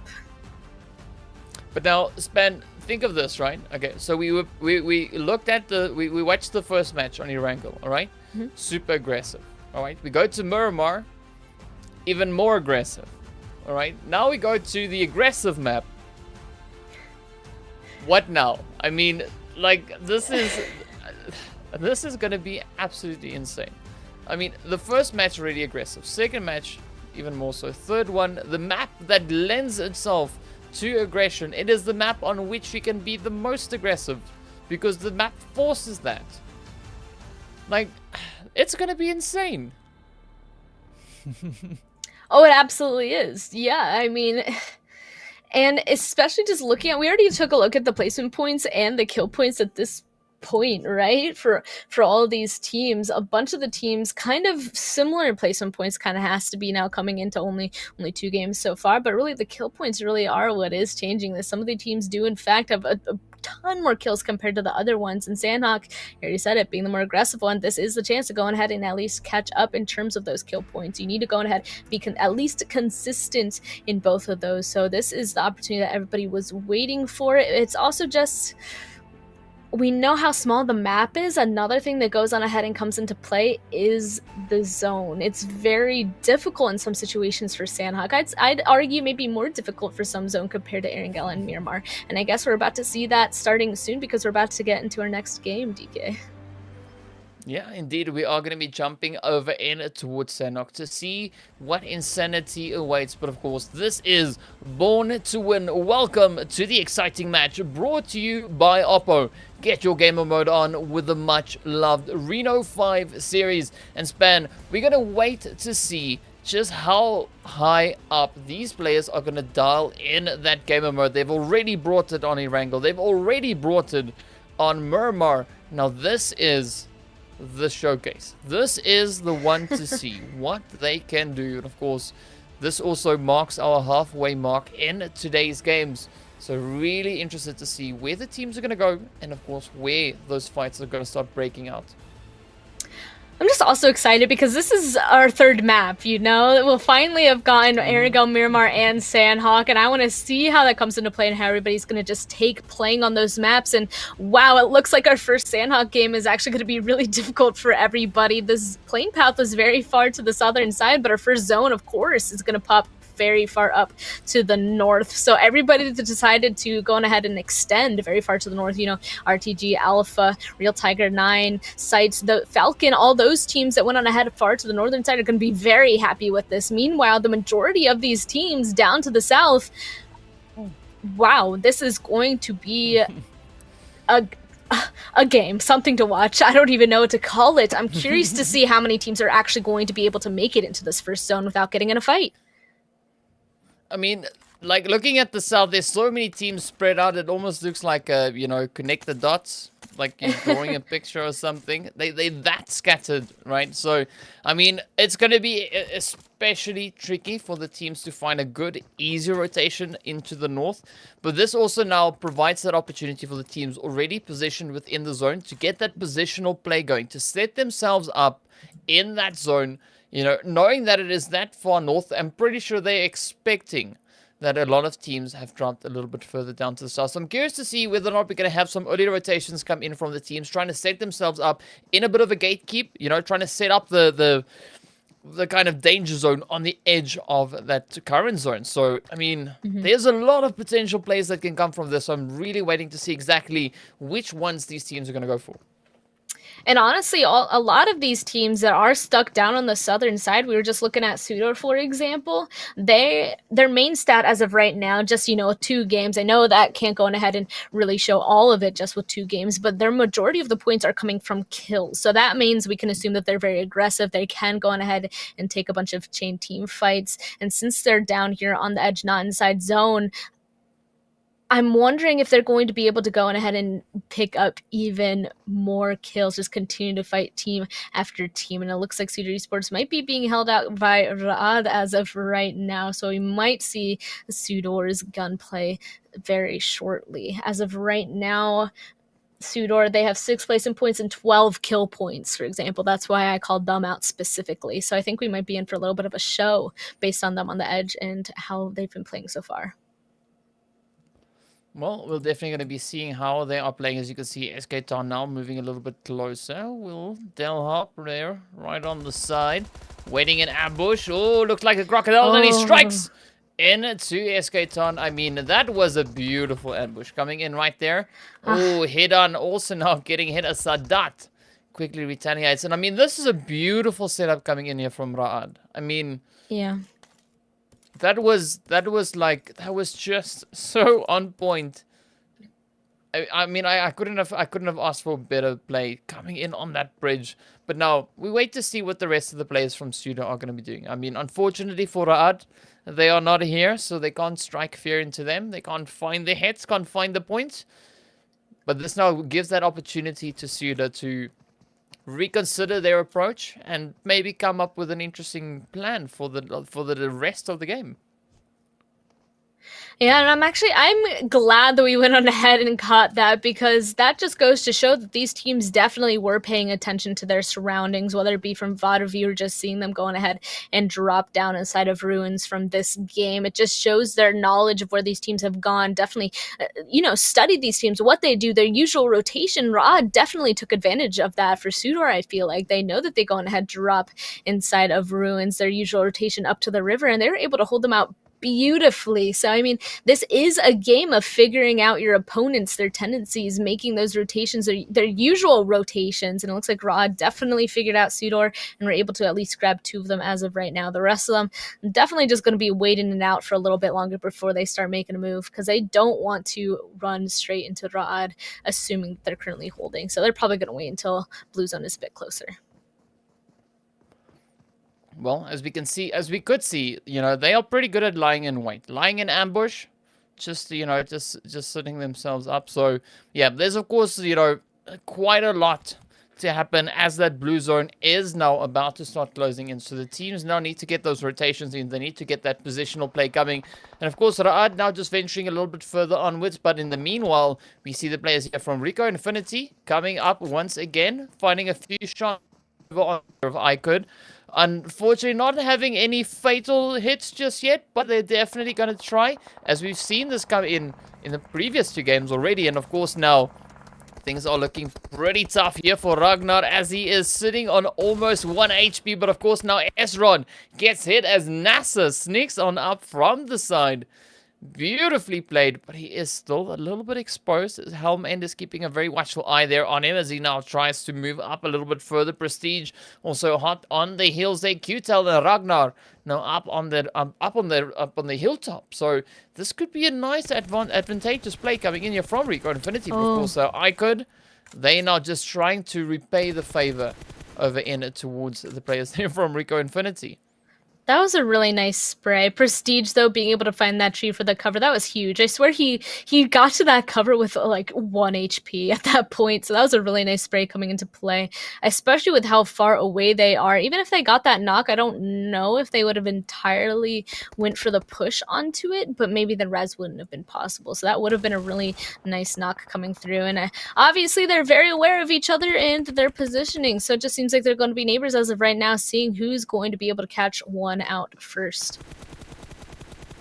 Oh, it seems like QTEL is the one to catch out Esrod there from iKURD. But of course now you can see Rawan and Helm and just waiting on the side. Kalaga also just positioned a little bit further over towards the south there. So still a good positional play coming in from both teams. But RICO Infinity looking to pick up a few more points, as we can see Kalaga now sending up those smokes. iKURD now trying to get back up into their wounded. But of course, RICO Infinity using this opportunity to just, lessen a little bit of the pressure on themselves, rotate up into the compounds. And that was actually a really good strategic play coming in there from RICO Infinity.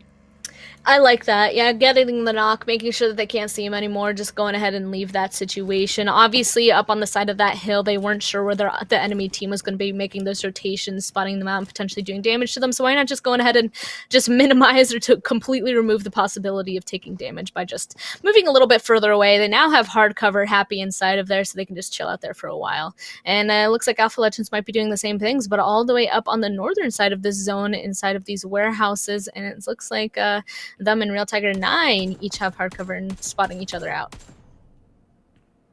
Ooh, that was some nice shots. Yeah, I mean, like Real Tiger, they need these points. So anything they can find. Oh, again, the shots though coming in towards Ramk and Jigsaw. But now we look to see whether or not the players here from RICO Infinity will be not RICO Infinity, sorry, I mean Real Tiger 9. Whether or not they'll be able to find any points. As you can see, of course, now they're looking to get the res back up as Jigsaw is currently knocked out. Volt has, of course, moved up into his position, coming in for the res, but a lot of teams now moving in from the south. Still have a few hovering in and around that blue zone. I mean, Galaxy Racers, Snipers, Fate, the GUNZ, of course, the players there coming in from SUDOR and Ra'ad. But now with that zone shifting up, I don't expect a lot of repositioning coming in, because the zone is pretty much still kind of in the same place here. Yeah. This, of course, now just gives the opportunity for the teams down to the more southern side there to find a better positioning up in towards the zone itself. I'm a little bit scared about this zone because I feel like quite a few of our Sanhok games have gone to one of the same compounds up here, over on that western side on top of that hill. And I'm kind of curious if it's going to go ahead and pull over there again. I'm kind of hoping it doesn't. I want to see something a little bit different, but it does seem like Sanhok likes pulling up to that northwestern side. But oh, it looks like Galaxy Racer currently holding out snipers inside this blue zone. Oh, Ultron will be able to get 2 down before he ultimately goes down. Oh, man, and of course, it is quite risky fighting out in the blue zone. It is only the second phase, but of course, now the third phase is only about 45 seconds or so away. So the snipers and Galaxy, they need to wrap up this fight. They need to do what they need to do and then get their butts back up in towards the zone. But of course, now snipers moving in, applying a little bit of pressure. 2 players remain, that is Zaid and Marco. Got the utils now getting sent on over, just missing the spot there. But of course now, as you can see, Galaxy Racer, they've been able to raise up all their players as we got Aways now up top, just sending a few more down below, trying to get that knock. Oh, picks up a little bit of damage on towards Zaid. Will he be able to find that finishing blow? Will he find the one to seal the deal? Oh, he does indeed. Nice. Gets that one right on point on towards Zaid. But of course now Aways also took a little bit of damage there. So I'm curious to see now what the other half of snipers will be doing as we got that split coming in. But of course, Aways now gets knocked out by Citizen X. Ultron now jumping at the opportunity. They of course pick up Marco in the process. Citizen X now just moving in behind some hard cover there. But MJ already in a good position. As you can see now, just moving up, trying to see if MJ can find that angle on towards Citizen X. And this is going to be a really, really tricky play here for the snipers. I mean, the blue zone is in play as well. But I mean, this is also where I don't expect the players from Galaxy Racer to try too hard, because they still also need to get back up into the zone. I mean, this could be a very costly fight. There is a point where a team kind of has to identify, okay, we have the majority of the team down. We don't know exactly where the solo is. So do we push it and risk getting another member down, taking more time out here inside the blue zone, making it so that we'll take a bunch more damage before we make a rotation? But they do know exactly where this last member of snipers is, so they're going to go ahead and push it. And there we go. MJ grabbing that last one. Snipers will be eliminated in that 16th place position, and now they can focus on rotating. At least they have vehicles, is all I can say. And they have 4 kills on their belt now. Yeah, I just hope they've got a good plan to get back up into zone. But Yeah. of course, speaking about zone, we see NASR and HOTLINE already positioned just inside of it. And now both teams getting closer and closer together. We got Hassan, Miracle, and Batika, as you can see right in front of us here, moving up a little bit closer there, trying to find the angle. Of course, Nabo getting sent back a little while ago. So this could be an interesting play coming in from NASR, as we see them moving in from the east. But of course, now we're also waiting to see where the next zone is going to be popping over towards. But of course, looking a little bit further up in towards the north, it is looking quite congested. But of course, now that zone centers up right on top of that. So it's going to be so difficult now for iKURD, Fate, RICO Infinity, NASR, HOTLINE, Galaxy Racer, all of these teams to try and find a good position in the zone. As we've got so many teams already positioned within the current zone. As you know, I think they might get into a bit of trouble if they push up too aggressively. They definitely will. They have to kind of wait it out for a second. Hopefully everybody on the very edge of the zone will continue to move to the northern side so they can kind of backfill them. And if they don't move, then they're just going to have to get into a fight. So we'll have to keep an eye on that. We can see iKURD already making a move on in on this very southern side. YaLLa not too far away. And iKURD, really the only place that they can push is towards YaLLa's hill. And a cut over to them as well. They definitely are very close to each other. I'm kind of curious to see who's going to spot who out first. As of right now, it looks like YaLLa isn't paying attention to their southern side whatsoever. Well, I mean, maybe they've got another plan in store. We don't know. We'll see exactly how they're going to try and make this one work. But of course, now speaking about making it work, SCYTES need to make it work as well. They need a few points. We didn't see the strongest kill game coming in from them just yet, but hopefully this is the game in which we see a little bit more of an aggressive play coming in from the sites. As you know, they've only been able to find 4 kills so far. Placement, they're doing okay, but you know, they can strengthen that, of course, coming in with a few kills. Of course, now Real Tiger 9, this is one of the teams in dire need of points. You know, they're only currently sitting on 4 points. 1 placement point, 3 kills. Any additional points they can get would greatly benefit them. So we're looking to see whether or not they'll be able to pick any of those points up. And of course, you know, Who they will be doing it with, we don't know just yet, but of course we'll be looking patiently, waiting in anticipation to see what is going to be happening, as we still have 15 teams remaining in the lobby. And well, this last few zones, last few phases are going to be absolutely insane. As you can see, NASA and of course Galaxy Racer now just moving up. Galaxy Racer rotating up all the way into the north of the map. Also, NASA up in the north here, trying to find their approach. We got the players there from RTG just up ahead. So, again, still a very interesting rotation coming in there from Galaxy Racers, still out in the blue. I'm waiting to see how they're going to try and find that entry point into the zone. Well, looks like they're chilling out for right now, just healing on up, and eventually they're just going to start sending it with their bikes. Both of them just set up, ready to make that rotation. I'm also curious to see where exactly they're going to pull on off, probably having to start a big fight, and oh my goodness. Fate seems to be very patient with their trigger finger right now, as HOTLINE Esports are currently making a rotation directly beside one of them, maybe not wanting to pull that trigger because, as you can see, Lathe is actually very far to the southern side compared to the rest of the team, so at least providing a little bit of knowledge to the rest of the team. And unfortunately, it looks like HOTLINE isn't the team that they got to worry about. It's iKURD.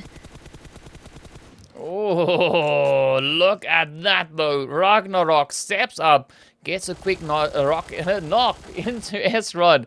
Wow, so many words so similar there. But either way, here we are, Helm End, keeping a very watchful eye now down onto the side there of Fate. But this is where the zone gets exceptionally difficult, as we got RICO Infinity moving in, we got Fate, we've got the players from iKURD, as you mentioned, of course, HOTLINE up ahead, we got YaLLa, we got SCYTES, so many teams in this region. And I mean, this is where we could see quite a considerable amount of third parties coming in, so the teams need to be careful with how they try and rotate and how they take their fights. As you can see, of course, that kill feed starting to light on up, but now Fate and RICO Infinity could potentially start going toe to toe, as they've only got 5 seconds left before those rotations need to come on in. The blue zone is going to start closing up, and it is going to start hurting as well. Oh, RICO Infinity team so aggressive. They know that there's a team here, so they're going to try and take advantage of it. But oh, Prestige almost getting knocked there, holding a nade. Lathe finally reaching the rest of his teammates from that southern side. Definitely being a little bit of a surprise to the rest of RICO Infinity team. They thought everybody was directly underneath them. So Lathe with a little bit of a different angle. I'm curious to see how he's going to be able to pull off this fight. See if he'll be able to have something happen for his team. That the rest of them currently kind of trapped underneath the literal feet of Prestige here for RICO Infinity team. It's definitely going to be quite interesting, but of course now with that blue zone starting to move on in, the pressure is starting to mount, and we see Real Tiger 9 now picking up a few points in the kill feed as well. So well done, of course it is about time. But now Fate, Lathe up on the top here, as you mentioned, a very interesting position, but Fate now moving out. Ragnarok getting knocked out in the process. Prestige now jumping off the roof, but of course so low on health that it makes it so easy then, of course, for the players here from Fate to pick up those extra few points, as they now also focus their attentions back onto getting into zone. You can see now RICO Infinity putting a bit of hurt up in towards iKURD, as with Rawan on the outside of zone, Kalaga inside the zone. So definitely a very, very wide split. But of course now with the addition of YaLLa and RICO Infinity, it's going to be super, super tough for iKURD to make a safe play from this position. But of course now we can see RICO Infinity and YaLLa going up against each other, as Bandar now gets picked up in the process. YaLLa having so many knocks onto the side. You've got a beautiful third party coming in from Kalaga, but he also now gets picked up in the process. RICO Infinity trying to make the play, but SCYTES coming in with the third party. Beautiful off-angle play there. And of course, man, RICO Infinity down to 1. Unless QTEL can get that res up on towards NASA. YaLLa also sitting on only 1 remaining player. Unless, of course, Yamaz can get the res in towards Ida. But this is going to be so close. Easy claps there for iKURD, as he just picks up the spray and sends the players from YaLLa back up into the lobby. Yeah, so many teams down here on that southern side, unfortunately, just running into each other. Of course, it was going to be a little bit of, mutual destruction at that point, especially because the zone is really hard to push into at this point. It does look like the zone is going to kind of smile at them now, actually pulling down to the southern side. That means teams like RTG is going to be starting to be held out by Alpha Legends actually now on the very northern side of this new zone. So that is another situation that we're going to have to keep an eye on. And it looks like they were able to keep themselves a bike and send it inside of here. But it looks like Alpha Legends and Falcons will spot them out. That is not a safe place to be able to go ahead and pull into. But at least they're not eliminated just yet. They still have a few more people up. Instead, SUDOR is going to be taken down, and so will Fate. I mean, this is an absolutely beautiful position for the players here from Alpha. I mean, if they can hold on to this position, they can bring in so many points. As you can see them already trying to do onto the side there of RTG, finding quite a bit of damage. Of course, now Marshall is the last remaining player for the RTG team. But, of course, Jody and team. Jody already sitting on 3 kills. The team collectively, it's a really good showing for the side here of Alpha. And, of course, now GUNZ also trying to make their own play coming in from the western side. The Falcons just north of them. HOTLINE south of them. This is a really tough entry point for GUNZ. You can see those hits now finding their way on through on towards Rauf. And, of course, now it is Lord and his teammate trying to make that final bit of a play there. As you can see, everyone now just dropping down. Hamadi and Lord trying to make the most of their position. Lord finding one in towards Mana. There we go, picking up the kill on knock rather on towards HOTLINE. But of course now last year from Falcons, just applying that pressure continuously. Never alone out in the blue. Of course now last quickly ducking back over towards Tamar to try and get that res in. But Alpha still keeping their scopes trained on that position, picking up a bit of damage. GUNZ now have the opportunity to try and get their numbers back up. But of course now it is down to 2 Hamadi and Lord, the 2 remaining players for the GUNZ team. As you can see, Never Alone setting up the utils once again, just waiting for the moment a Galaxy Racer gets eliminated. But here we go, Lord pushing in, gets the knock on towards Falcon, strafes into that and sends them packing. Beautiful play there from Lord, absolutely amazing, and some easy points coming in for the GUNZ team. But of course now they need to focus on getting back up in towards the zone. The blue zone is just eating away at their health. Alpha still looking fairly good up in the north here, just waiting in anticipation to see where RTG is going to try and go. And of course now Marshall trying to lay down the fire, trying to gatekeep the players here from Alpha. And if he can hold them off just a little while longer, it might be an easy play. Sorry, it's the other way around. Alpha keeping him at bay. But here we go, the utils come on in. Marshall now just behind the rock, of course. Oh, he's going to have to make a push in towards the zone. You can see the blue zone being absolutely brutal. Yeah, down goes Marshall, and right back into the lobby goes the team from RTG. Wow, zone once again pulling down to the southern side again. We can see it's actually in the open part of this road. So everybody that has a little bit of compounds, they have some walls to play out of. That's going to be very helpful. Meanwhile, the team all the way on the northern side, they're going to have to figure out a way to get in. But at least they'll be able to wait for a little bit to see if the rest of these teams inside the compounds will take these fights and maybe take each other out so they can get a few more placement points. But otherwise, Alpha Legends up on that northern side is definitely not in the prime position. Maybe everybody will be distracted enough that they can go ahead and sneak on in, but it's definitely going to be a difficult one for them. And oh my goodness, Mana almost got taken down by that nade there, but instead it's going to be the shots, his teammate right behind him, Desha. Oh, did he get him? Oh, I think he got another one, but not quite out of the game just yet. Oh, man, this is neck and neck fighting. Alpha now trying to make their a little bit of ground now.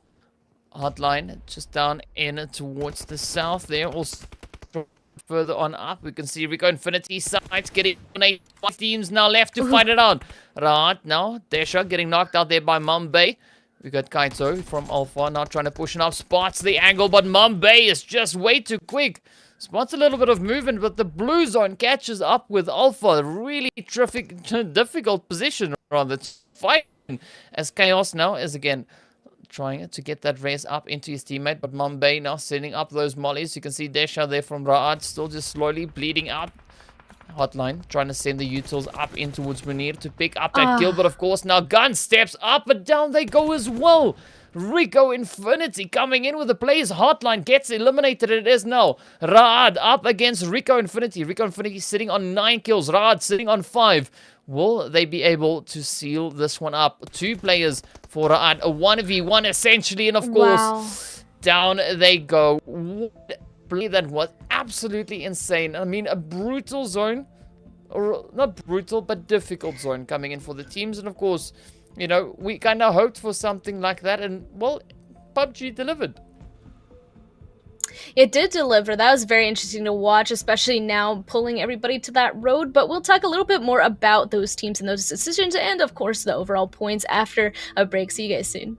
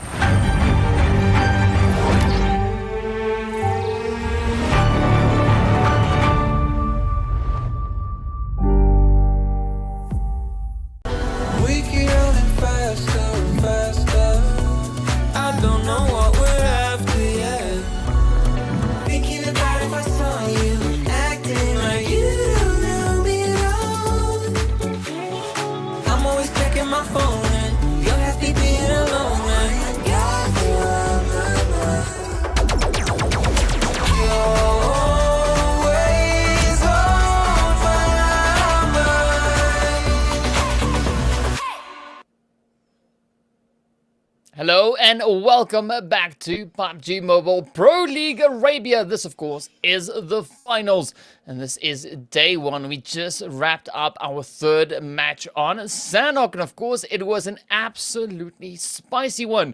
We saw the players there from Ra'ad and RICO Infinity finishing up in that final zone, fighting it out for that chicken dinner, and of course Ra'ad being the team to pick it up. So what a great play that was. Really strong performances we saw yet again in this map, but hopefully, of course, that kill distribution for this one was a little bit more balanced. We saw an absolutely brutal kill count coming in on a Miramar, of course. So, well, hopefully, Span, that is what we'll have here on Sanhok.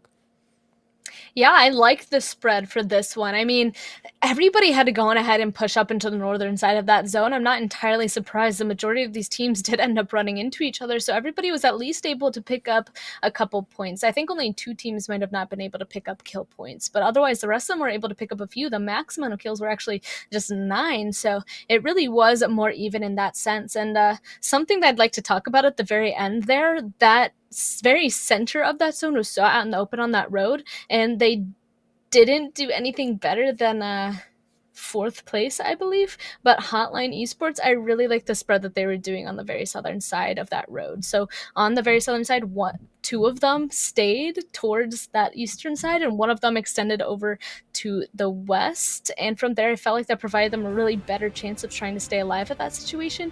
But let's go ahead and take a look at their stats as well, the match stats.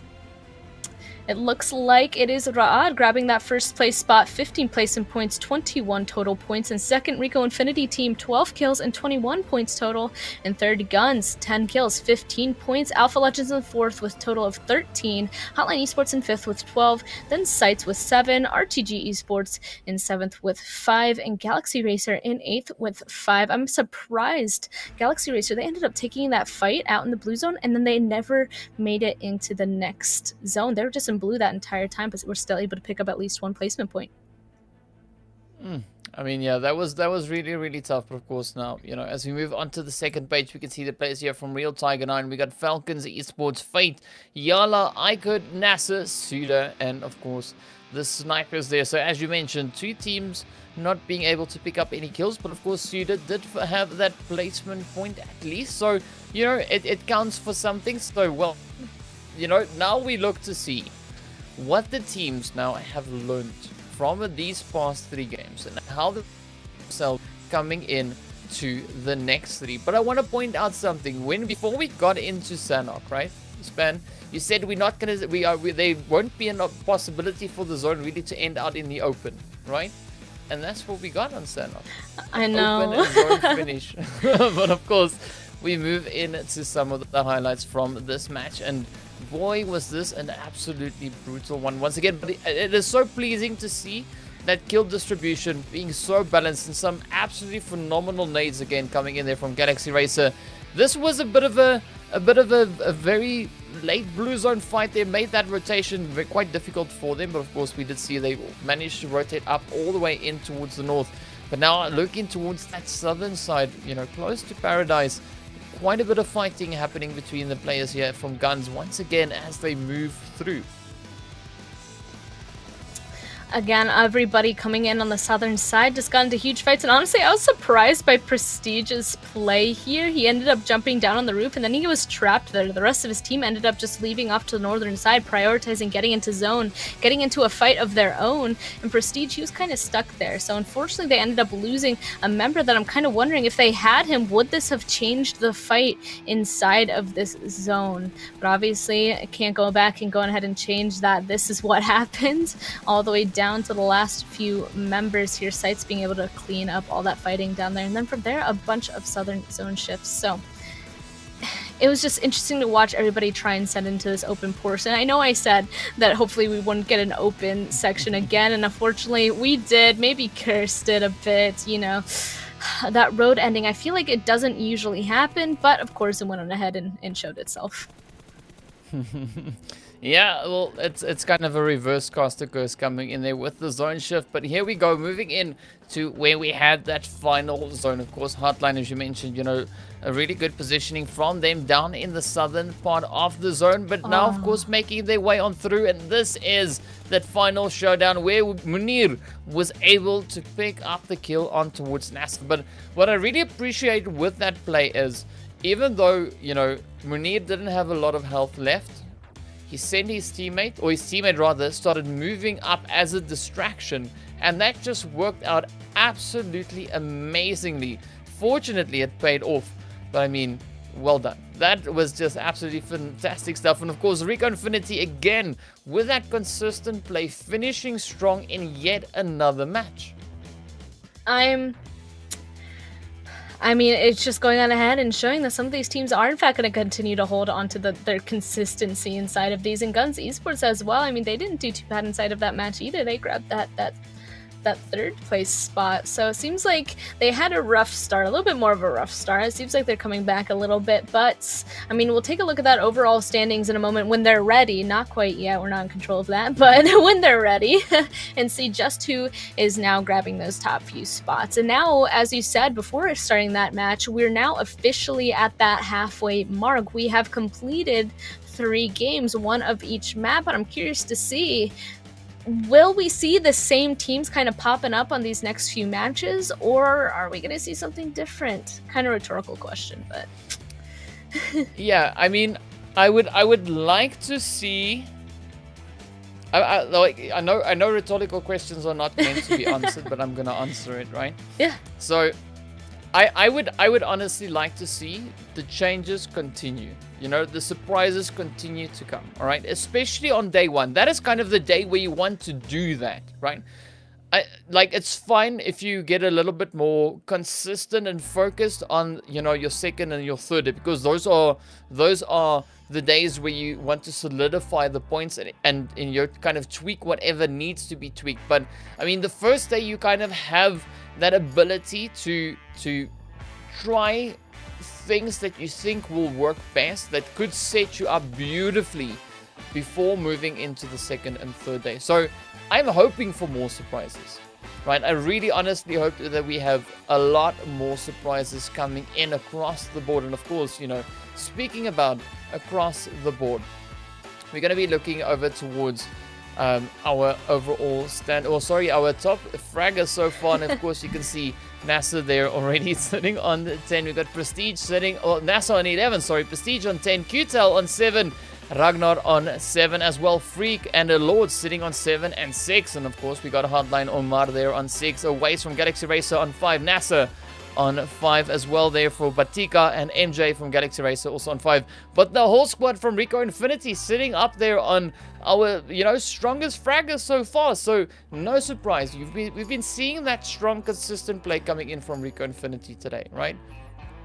Oh my gosh, definitely. And I mean, that's how all 4 of them were able to jump up on there. And it looks like 2 members from GUNZ and 2 members from Galaxy Racer have been able to jump up on that board as well. So those few teams, they have been doing well. And it looks like, I mean, kills show it as well with that graphic there. Yeah, I mean, it's pretty insane. So I'm curious to see now, like I've already mentioned, is, you know, what are the teams going to do in the next 3 games, all right? Are they going to try and apply themselves? You know, because they to give you an idea of what needs to be done, all right? We're going to jump into the overall standings to kind of see, you know, who needs to improve with their standings. As you can see, of course, the players here from RICO Infinity coming in, sitting there in 63 points on first place. We got GUNZ sitting in second on 41, Galaxy Racer on 35 in third place, HOTLINE. We got YaLLa in 5th there on 26, NASR also on 26 but in 6th place. And of course, as we move on to that next page, these are the teams that need to bring in that extra bit, that extra little bit to move themselves up onto that first page. So definitely going to be looking to see, you know, what the teams will be bringing in our next, you know, call it the second round of the day, right? What they're going to be doing in our next visit to Erangel, Miramar and Sanhok.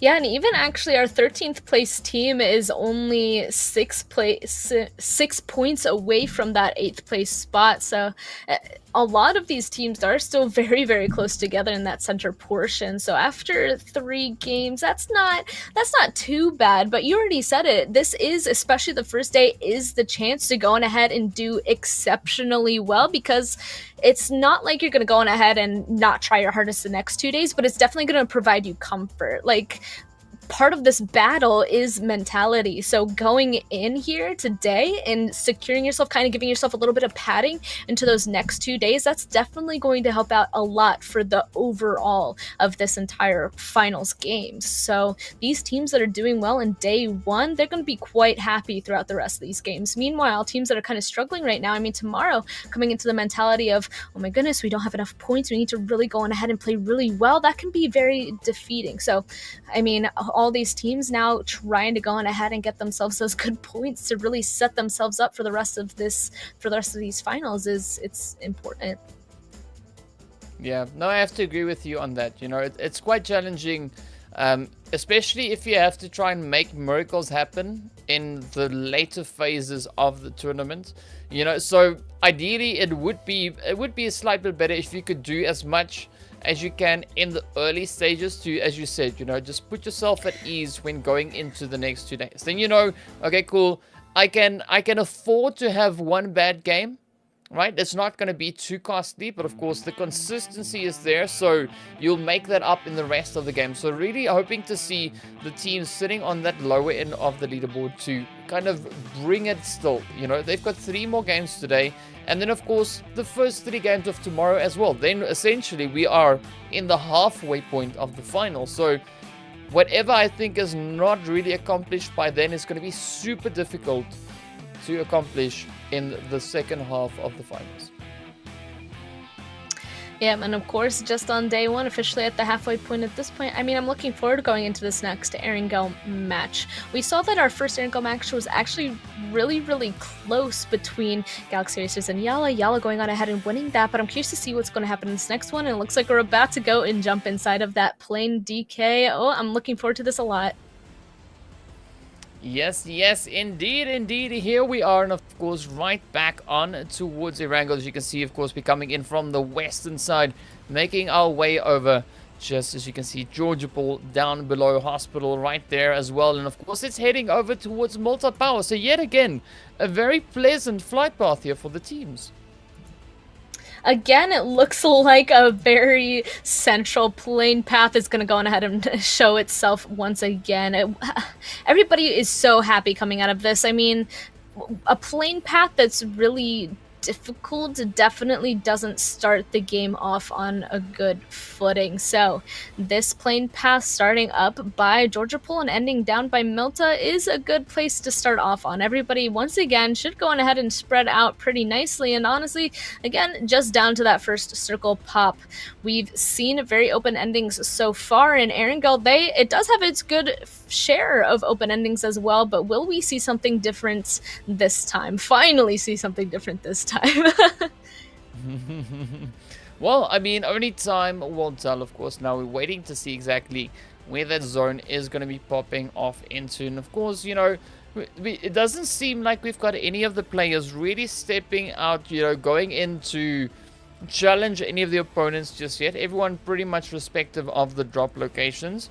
But, you know, again, the zone comes in, not the craziest zone though. But again, this is one of the zones that it will kind of lend itself to the teams to go out and start getting aggressive.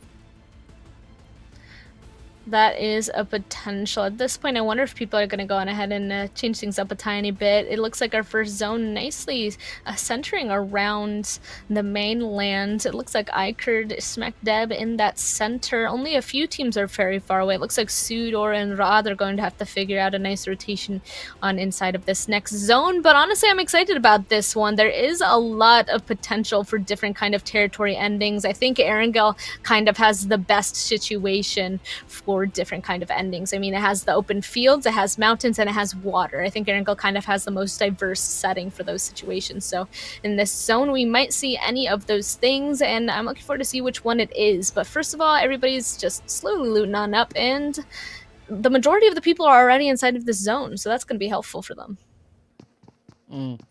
Of course, now, you know, this is looting phase, so we're not expecting anything to come in right off the bat just yet. You know, if they happen to stumble onto something, all good and gravy, but this is essentially we're going to be looking at more of a strategic play, like how the players are going to try and set themselves up. Because we got the players from Fate and YaLLa all the way over on towards Georgia Pool, right? Over in it towards Pachinki, we've got the players here from GUNZ. We had Galaxy Racers just dropping a little bit further down towards the south, not quite on the western bridge just yet, but pretty close to there. And then of course we had the snipers and Fate and Ra'ad all dropping over towards that eastern side. So there's a lot of potential positions where we could have those engagements coming on in. And of course you can see now the players here from Falcons again, also just moving up in towards North George, not too far away from where they touched down on this map. But they do, however, still have the players there from YaLLa and Fate just positioned a little bit further south over in towards South George, and potentially even Hospital or the Georgia Pool crates. Yep, they're going to be able to set themselves up here pretty nicely. I mean, it looks like they're pretty far away from them. A good amount of people being able to loot up. Might have a little bit of a difficult time getting further inside of this zone they are in as of right now. Let's see if they'll either take a slower approach since they are just inside zone, or if they're going to try and seek out a better location for the next few zone shifts. But of course, yeah, shifting over the SUDOR, it's already one of the teams that I kind of called out. They're all the way down in Novo. They might have one of the most difficult rotations getting into this next zone, but of course we will end up seeing. And the rest of these teams, I mean, grabbing this loot, grabbing their locations, again, the majority of these teams inside of the zone, it looks like Alpha Legends are also just to the edge of the zone, but the center should be pretty congested. So it looks like a lot of these teams are already committed to playing that edge of zone play. Yeah. Yeah, so, I mean, it's going to be interesting to see, of course, once that blue zone closes in and the next zone pops up, exactly how the teams are going to then take it from that point moving forward.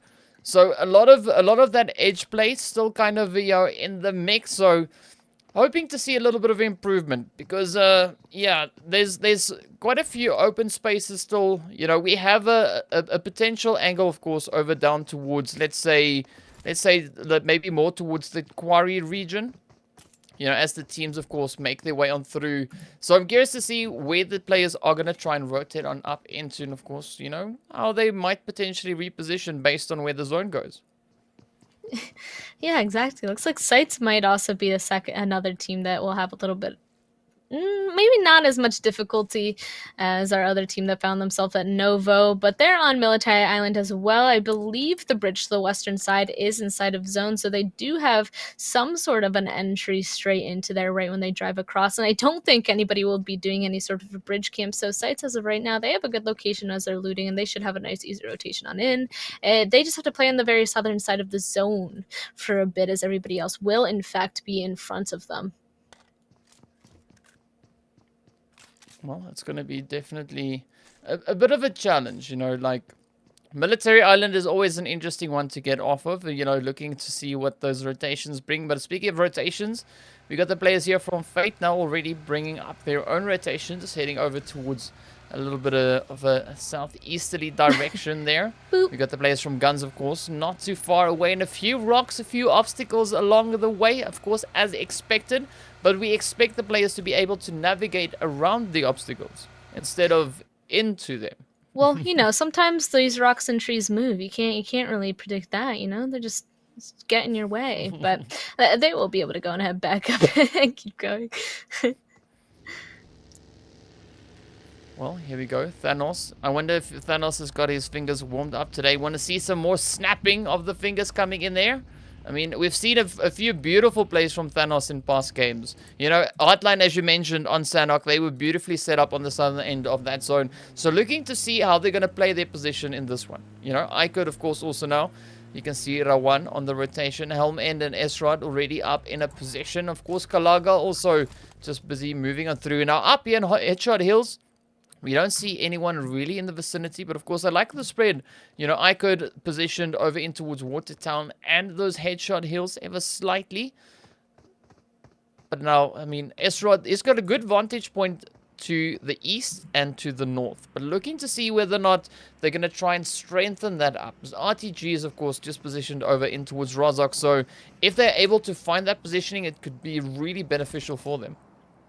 Yeah, they have so many ridges up there. They could potentially just go ahead and look down to the southern side and see a lot. But I was concerned. I saw this on the overall map. It looks like NASR Esports, they were kind of an in-between spot before eventually backing up to that compound behind them. But they were really close to Fate. It looks like they did pull away. But for a second there, I was like, uh-oh, are NASR and Fate about to get into an altercation? And it looks like they decided that wasn't the best idea for them. I mean, phase 1 hasn't even closed yet, so they don't want to go on ahead and risk that just yet. Instead, just back up and, peacefully be neighbors as of right now before they start shooting at each other eventually. Yeah, because, I mean, YaLLa, as we can see, they're already currently sitting on 26 points in 5th place, right? So it's a fairly decent position to be in, but of course now as we look to this map once again, we wait to see exactly where the players are going to be rotating up into. We're waiting to see where the zone is going to be popping up, but this is where things could get potentially interesting. Of course, we're having quite a bit of congestion over towards school and the Rozhok region there. But, you know, potentially as the zone now shifts up, we don't know where just yet, but we'll find out pretty soon. Ooh, Oh. this is going to be quite interesting now. I'm worried. It is centering around that river. That means half of it is to the north, half of it is to the south. These teams kind of have to go on ahead and decide which side that they're going to go on ahead and choose, basically, because one of these zones will, in fact, pull away from some of that water. As of right now, the majority of them are on that southern side, but I'm sure we're going to see a few more teams just rotate onto the north side so they don't have to deal with as many teams. But, of course, there were a few teams down to the southern side already that weren't quite inside zone, so I still bet the south side of this zone is going to contain more teams than the north. It's just a matter of will everybody else be able to go on ahead and spread out a little bit more. Yeah, and of course we can see GUNZ, they've already now trying to move a little bit further up in towards Headshot Hills. Of course, the players there from iKURD. We just saw those shots coming up into... And now, are you okay? Oh my gosh, I was like, Sada, he just drove into an enemy compound and somehow did not die. But that's Sadat. I mean, that's what he does. He's fearless, you know. He just comes in cruising through. And he's like, I'm not even going to break a sweat. Of course, now the players there from Raad just held up just on the outside here of Fate. And of course, Lath now waiting patiently to see. He's already seen Sadat rotate through. And of course, now will we have anything else happen? I mean, this is still a highly congested area. I mean, you've got so many teams positioned throughout. I mean, all 16 teams are still in play. We got vehicles flying in. You know, this is going to be an epic match.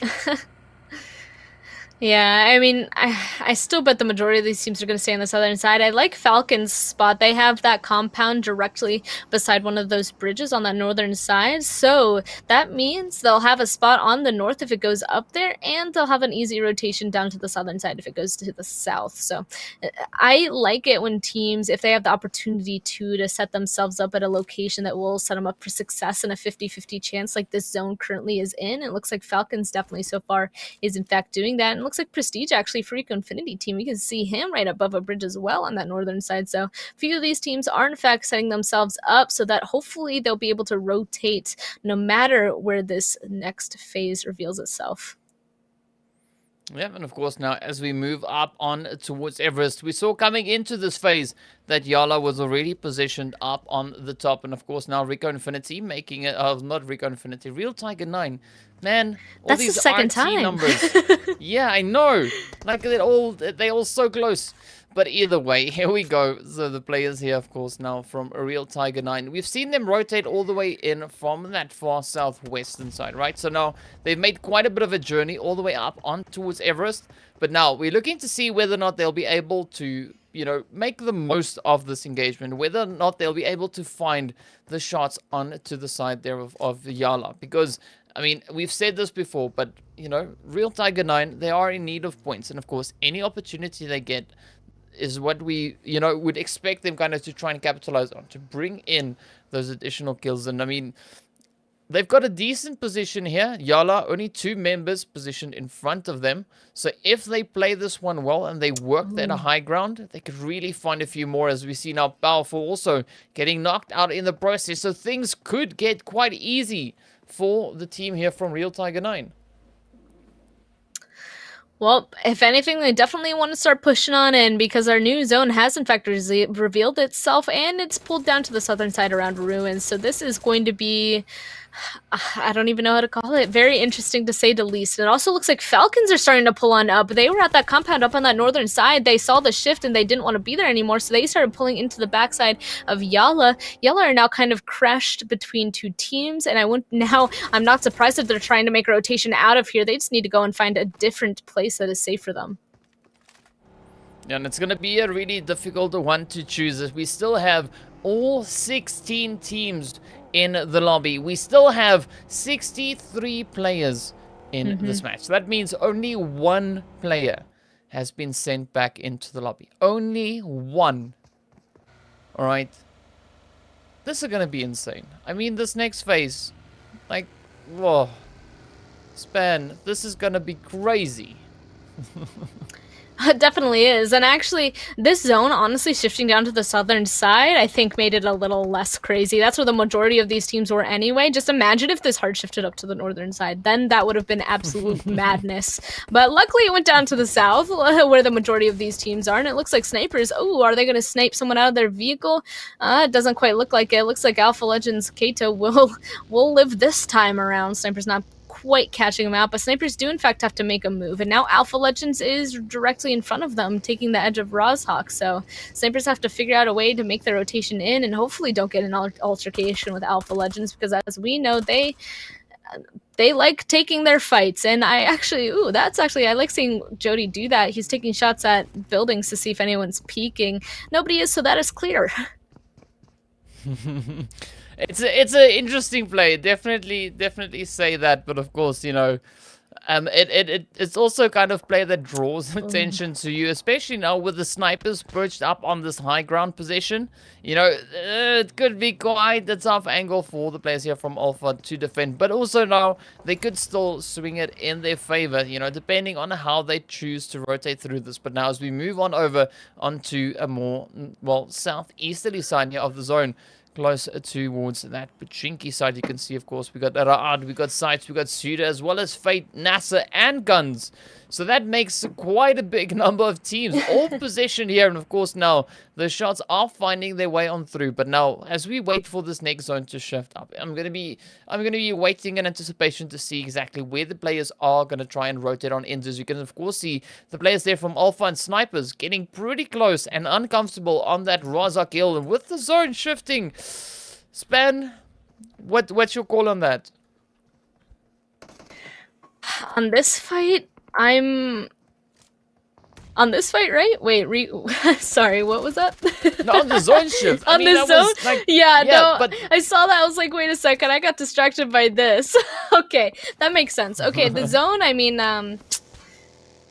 again, absolute chaos, and it looks like Snipers and Alpha Legends both don't want to be here anymore, especially in the result of that zone shift, and it looks like some of their vehicles are kind of suffering as well. That's going to make it very difficult for both these teams to come up here, but I actually am so glad that the Snipers were able to make a rotation into Alpha Legends, because that was honestly the best play for them. Now Alpha Legends just down to 2 people left. It's going to be difficult for them to go on ahead and actually get out of here. So Snipers, this is a team that we've wanted to see be able to pick up a bunch of kills, and it looks like so far they're able to, and they have enough vehicles to start making that rotation on in. 16 teams are definitely too many for this.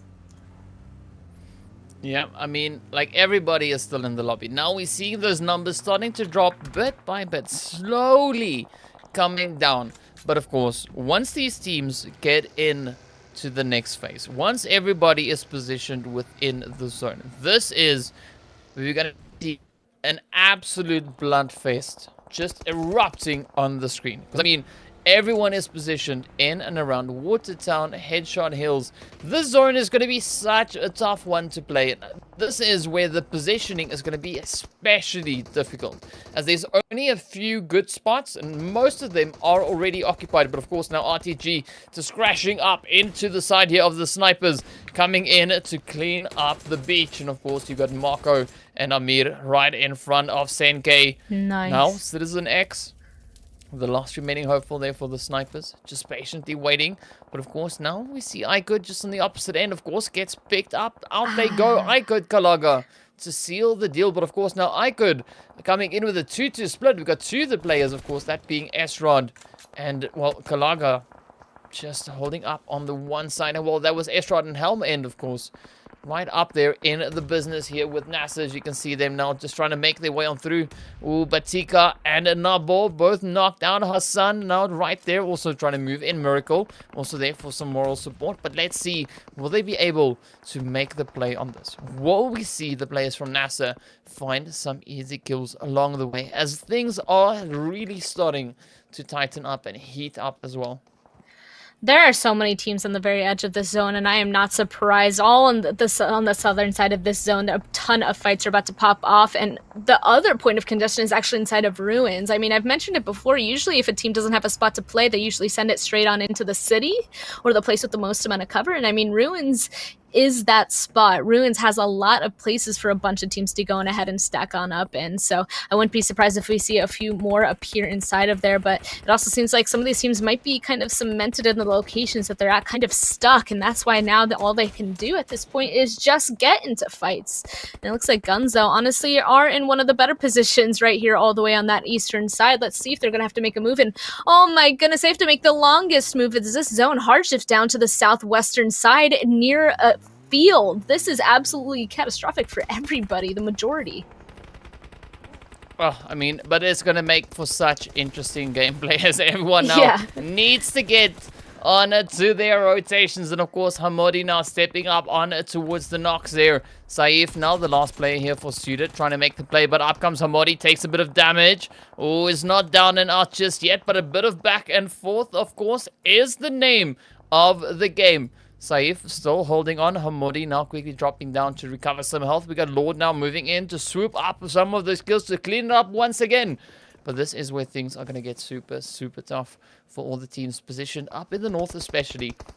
So we've got RTG and NASR all having to make that rotation. But the south is looking equally challenging as we've got Fate, Galaxy Racer, and the sites all positioned right here in the southern end of zone. Of course, Raad just a little bit further up north, waiting in ambush. But of course, now this is the casualties. This is the fighting that we were waiting for. Everyone not just getting involved in the fights, putting in the shot after shot after shot. Oh man, it is just insane.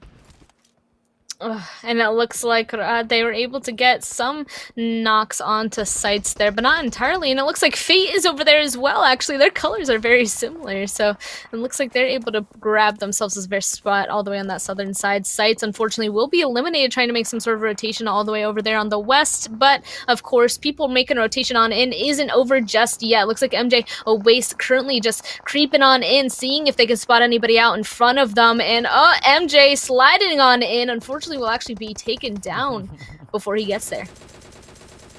Oh, but I mean, the teams are just dropping like flies. I mean, you can see this map just lighting up with the engagement, shot after shot, head after head, casualty after casualty. And of course, now Fate positioned down in the south, focusing their attentions over towards Raad, who's also now just hugging the edge of the zone, trying to make the best play they can in this position. And of course, it is a really difficult position to be in. We also know, wow, that was new words, waiting to see where the next zone is going to be taking us, as HOTLINE and Falcons are also now fighting it out on this eastern side of the zone. GUNZ get eliminated, HOTLINE get hit as Omar tries to make a quick escape there, but gets knocked out in the process. 2 players now for HOTLINE remain. They're of course tending to the wounded, but up comes Nabo here for NASR, stepping up in towards Raad. Oh, gets 3 knocks. Beautiful spray there coming in from Nabo, but of course gets knocked right on down. Falcons now just waiting in ambush here for the players from HOTLINEs to make their play. Of course, putting the shot straight on across in towards them. A beautiful assist coming in there from the blue zone, and off they go. HOTLINE gets sent right back into the lobby. 7 teams now remain. And it looks like the zone is pulling up to the northern side, so everybody on the south side once again have to make a huge move. People on the south have not been happy this entire time, and honestly, it looks like Real Tiger 9, we've been waiting to see it when their game was going to show up, and they're the team that has the compound, so this one might be their game if they play those buildings to the best of their ability here. Oh, but Fate having a very tough time to find a good secure point in that zone, as of course they pull up alongside the players here from Alpha. Lathe now caught in the grass. Down he goes. Chaos so low on health, but an easy pickup there by Reef, but Reef gets taken out. Fate gets sent on over. YaLLa Ida steps in to just dominate it out, but of course now 4 teams remain. Real Tiger 9, Falcons, YaLLa, and iKURD. Real Tiger sitting on 5 kills, Falcons sitting on 10, YaLLa on 4, and iKURD on only 1 kill so far. Wow, Falcons, they've just been able to stay over here on that eastern side and absolutely take out so many teams. I'm curious to see what's going to happen at this point because Real Tiger 9, as we know, they have those compounds, the actual hardcover, the little bit of high ground inside of this zone. The thing is that they're kind of in the center, so all these teams are also going to have eyes on them. The only situation that I could also see, though, is if YaLLa and Falcons decide to make a rotation down to the southern side, they're going to get into a big fight, and that means Real Tiger might push out and get involved. I'm also curious to see, I mean, we can see that there's a solo for iKURD, and we know solos, they either get taken out immediately or they can entirely ruin a game for a team. Currently right beside Real Tiger 9, I'm curious to see if he might be able to get a knock onto one of them. I mean, it's going to be challenging to say the least, but I mean, this is a play worth making. As you said, you know, there's a lot of potential coming in with the straggler. They can either upset it for a team or they can get taken out very, very easily. But 11 players remain, 4 teams.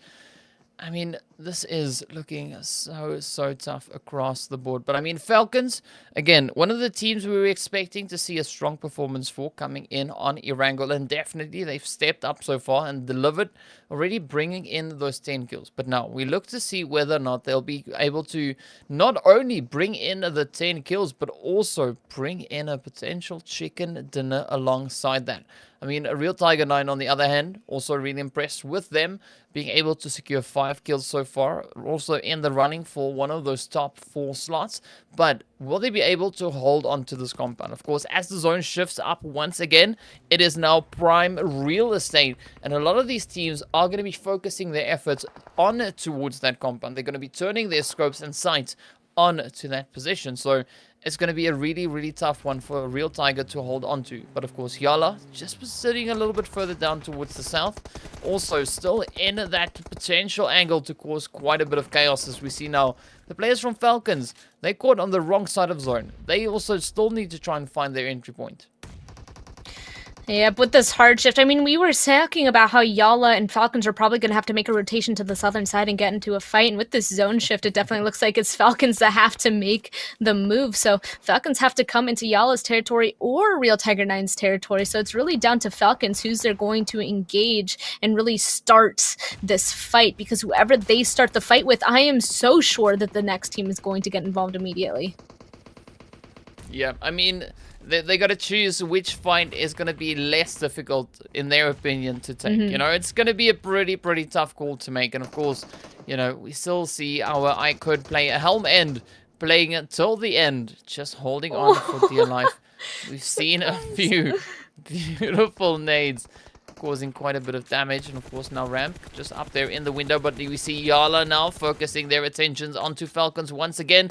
Ida coming in with a fishing spray, just putting it in, looking for those hit markers. Of course now a few nades coming up in response. We got Ida just behind the tree there, lying and waiting patiently. But this is where things get interesting. Real Tiger still sitting on a full squad. Falcons and YaLLa, 3 players apiece. iKURD on 1. Helm End just waiting. The trigger discipline. I am so intense. I'm sitting in anticipation. Oh, it looks like he might engage now, though. Oh, yeah. Finds one. Come on, find more. Will he get the damage? Will he get the damage? Oh! Yo! He got one. He got one. Well done. Helm End picked up a knock in the process. Didn't get a kill, but he picked up a knock. That nade was beautiful nonetheless. But of course now the Falcons also still applying the pressure on it to the side there of YaLLa. Everybody now getting down and dirty in the grass. Trying to sneak their way on in to a good position. But again, the zone shifts up in favor of Real Tiger 9.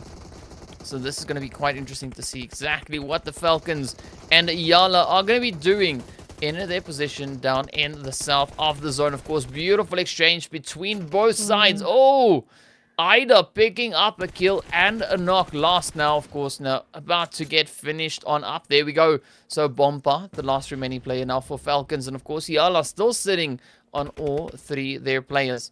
Now let's see whether or not YaLLa will be able to capitalize on the numbers. Of course, you know, how can we forget about Real Tiger 9? They're still just chilling up in the building. Ramp already moving out. A good off-angle position here. Could be good for gathering that much-needed information to figure out where everybody's at. Of course, that blue zone is closing in. And this is where we're going to be seeing these players getting forced forward, forcing their hands as Falcons. Bomba now gets picked up there by YaLLa as well. Now, this is the showdown. It is now YaLLa up against Real Tiger 9 to show us who is the real chicken dinner winner of this match. As of right now, it definitely looks like Real Tiger 9 has the advantage in terms of the terrain. There we go. Looks like Bandara is going to find himself knocked. Only 2 left. I like Real Tiger 9 that they sent Ramp out to try and get an alternate angle, but it looks like he's going to fall too. Ida, he's doing so much damage now pushing on in here. Looks like Jigsaw having to unpeak that. Is this down to a 2v2 situation here? No, it's a 1v1. No! Oh, Volt steps up. Ida was knocked out, and then Volt stepped up to claim that chicken dinner. Real Tiger 9 coming to the party with a beautiful chicken dinner. And of course, that zone just working out in their favor. Well done. Well deserved. Could not agree more. Great find finding that compound, and we will be able to bring you guys those match results after a short break. See you guys shortly.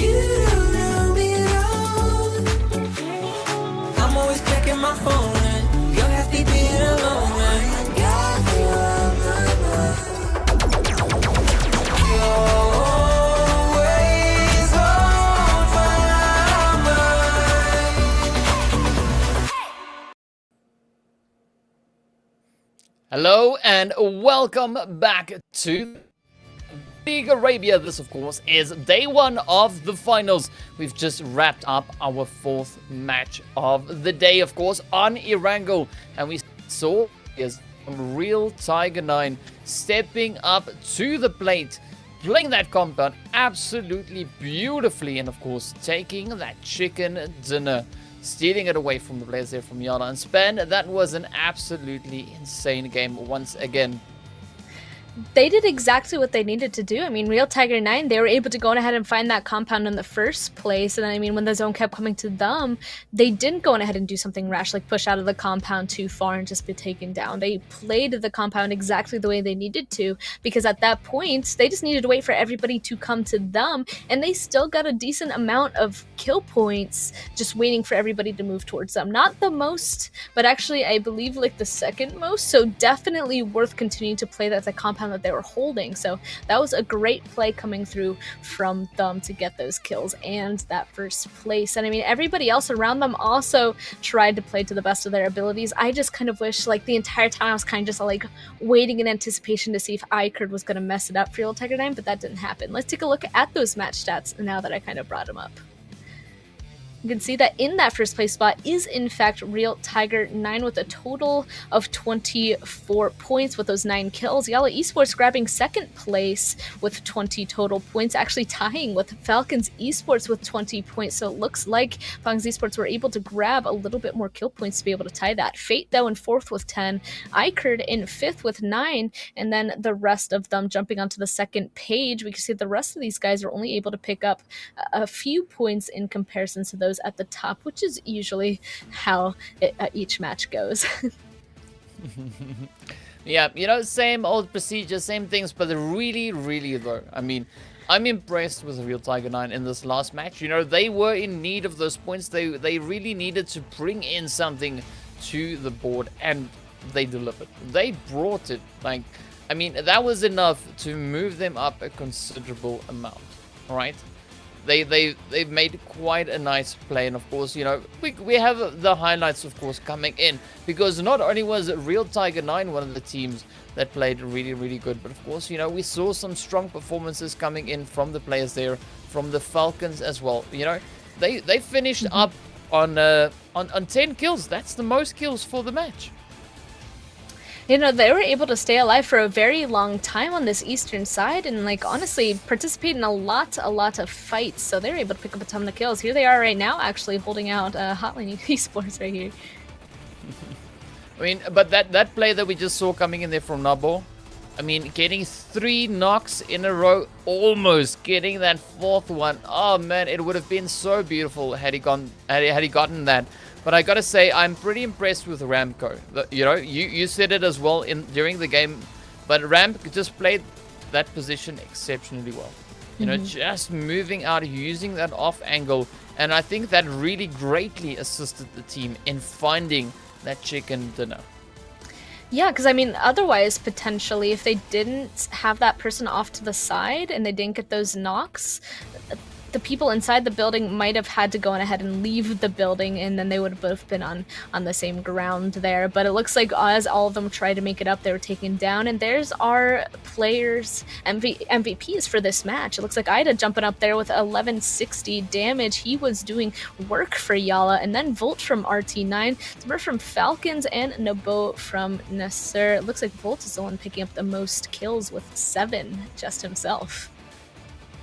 Yeah, I mean, that was pretty impressive plays coming in. So it's good to see that we're having a bit of a change up once again in comparison to what we had in our first initial match. But of course, if we want to talk about consistency, YaLLa being consistent once again on Erangel. We saw them in the first match finishing up in pole position. Second one, ending very close to pole position, but of course, as we know, Real Tiger 9 took that one. So yeah, good plays across the board. And of course, this was also the match in where we saw the players from Falcons stepping in, finishing up strong as well. You know, statistically, they were one of the top 3 teams on Erangel with regards to the amount of damage and the amount of kills that they were able to bring in across the board. So it's good to see them stepping up and, you know, just showcasing that skill once again. But of course, now we are going to be moving over towards Miramar for our second visit on towards there. So I'm curious to see what is going to happen. In the second match, we of course had the players there from RICO Infinity bringing an exceptional performance. 17 kills. GUNZ, of course, finishing off on 12 kills, and SUDOR on the 10 kill game that they brought there. So I'm curious to see whether or not it's going to be a repeat. Whether or not we're going to have that momentum continue onwards back in towards Miramar. Or could we potentially see one of the other teams surprising us with their efforts and sneaking into that chicken dinner position, you know, pole spot? I mean, a team we didn't mention that is supposed to be doing well on Miramar based off of our stats from previous matches is Falcons. They weren't on that list, so you went on ahead and said RICO Infinity Team and GUNZ, they're also on there. They did well, so they make sense, but Falcons didn't show up. So maybe potentially going into this next one, we'll see if they go on ahead and continue to be consistent, as we know that they are in both Erangel and Miramar. But otherwise, we've already talked about multiple times how there have been some teams that kind of have been upsetting that data that we have. So I would not be surprised if we go on ahead and see something like that happen once again. Who would you like to see do that, DK? Ooh, who would I like to see upset? Yeah. All right. Okay, wait. Okay. All right. So if we look from what we saw in the previous match, right? I'd say this would be a good one for Galaxy Racer to step up. Right? We've seen the consistency come in from them. Not necessarily always on Miramar, but on, you know, just in general. We've seen a good consistency coming in from Galaxy Racer. And of course, you know, in the Super Weekends, they were able to accomplish so much coming in, you know, not having played all the games, just playing 30 of them. So still finishing up fairly strong in that. So they have the potential to step up and bring in a little bit of excitement. I mean, yeah, maybe they could be kind of the underdogs coming into this match, you know, hoping to see, you know, Miramar maybe doing its magic on them. So who knows, it could be. But of course, you know, we're also going to be taking a look at the at our overall standings pretty soon to get an idea of, you know, just like what we could be, or where the teams currently are, you know, what the points are looking at, and of course who are in need of those points. Well, no, wait, we already looked at the overalls, yes? Or am I getting confused with a lot? No, we haven't seen the overall. We okay, saw those match stats, but we'll see those shortly. They usually go ahead and take a while. Yeah. It feels so familiar. Yeah, no. How many games have gone by now? We still have 2 games left, you know, kind of blurring together. But there we go. It looks like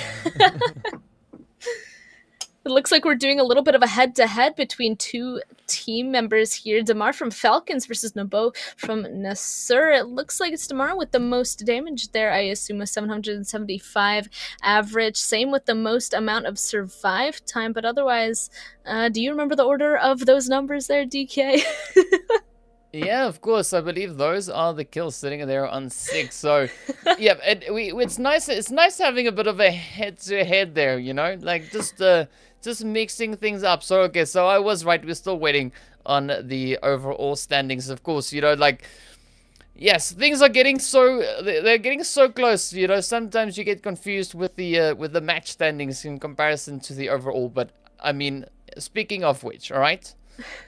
Let's roll into the overall standings to see where everyone's at so DK can get less confused. Alright, so RICO Infinity team currently sitting up in pole position on 64 points. YaLLa, of course, in second there on 46 points. We got GUNZ in third on 44. Galaxy Racer in fourth there on 42. HOTLINE in fifth on 34. NASR in sixth also on 34 points. Falcons 1 point behind them in seventh on 33. And then, of course, Raad sitting on 30 points over in eighth place. And, of course, only 3 chicken dinners up on this first page. That can only mean one thing, that our, well, other team, the Real Tigers, of course, find themselves up in 9th place with on 28 points. We got Fate sitting in 10th place on 23. We got Alpha Legends in 11th on 20 points. SUDOR in 12th on 19. We got SCYTES in 13th on 18 points. RTG, of course, sitting in 14th also then on 18 points. Then, of course, we got the players there from iKURD sitting over in towards 15th place on 16 points. And the Snipers sitting over on 16th in 10 points. So, yeah, things are starting to even out. I mean, the leaderboard is still pretty neck and neck. There's not a lot of points separating, you know, the players, let's say, from 5th place moving downwards. It's really, really, really close. One good game could be the one that sees, you know, a team getting catapulted back up into a strong position.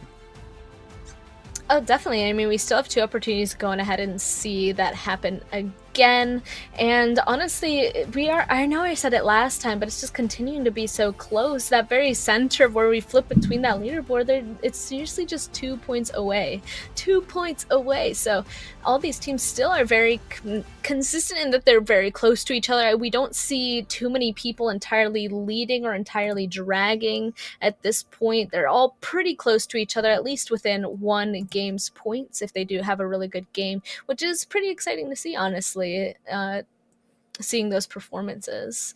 And also, I'd like to point out one last thing. You said you'd like to see Galaxy Racer do well in this next Miramar match, and I think I would too, because they actually had a really good spot in our first Miramar game. They had that center spot for a very long time, so I'm kind of curious to see if they're going to grab another thing again. Last time didn't get too many points for that spot, but let's see if they'll be able to do it this time. So I agreed with your selection on that.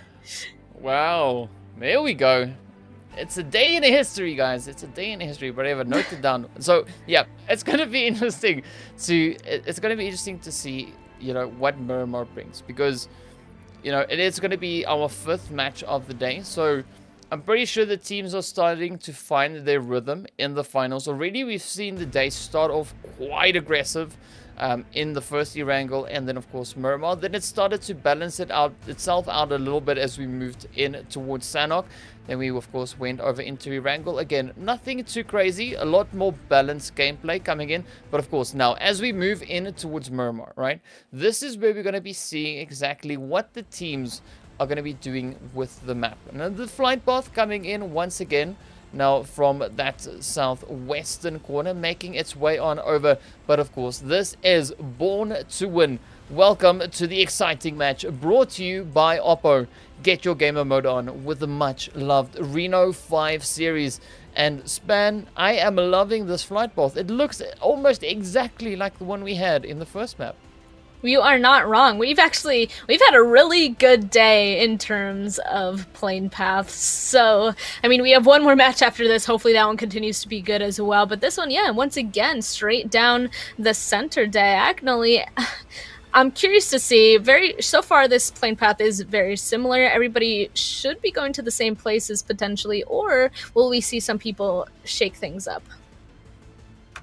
Well, I don't know. Like my question comes in is like, where's that zone gonna go? Because we saw that southern zone on the first Miramar. All right, now I'm curious to see if it's gonna be a repeat, because the flight path was very, very similar to what we had. So I mean, yeah, it can go either which way. And of course now we're waiting in anticipation to see exactly where that zone is going to be popping. Of course, all the teams now making their way on through, and of course already the GUNZ and the players there from RICO Infinity already pretty close, as we see that zone now sitting over towards the west, but it is still in the south.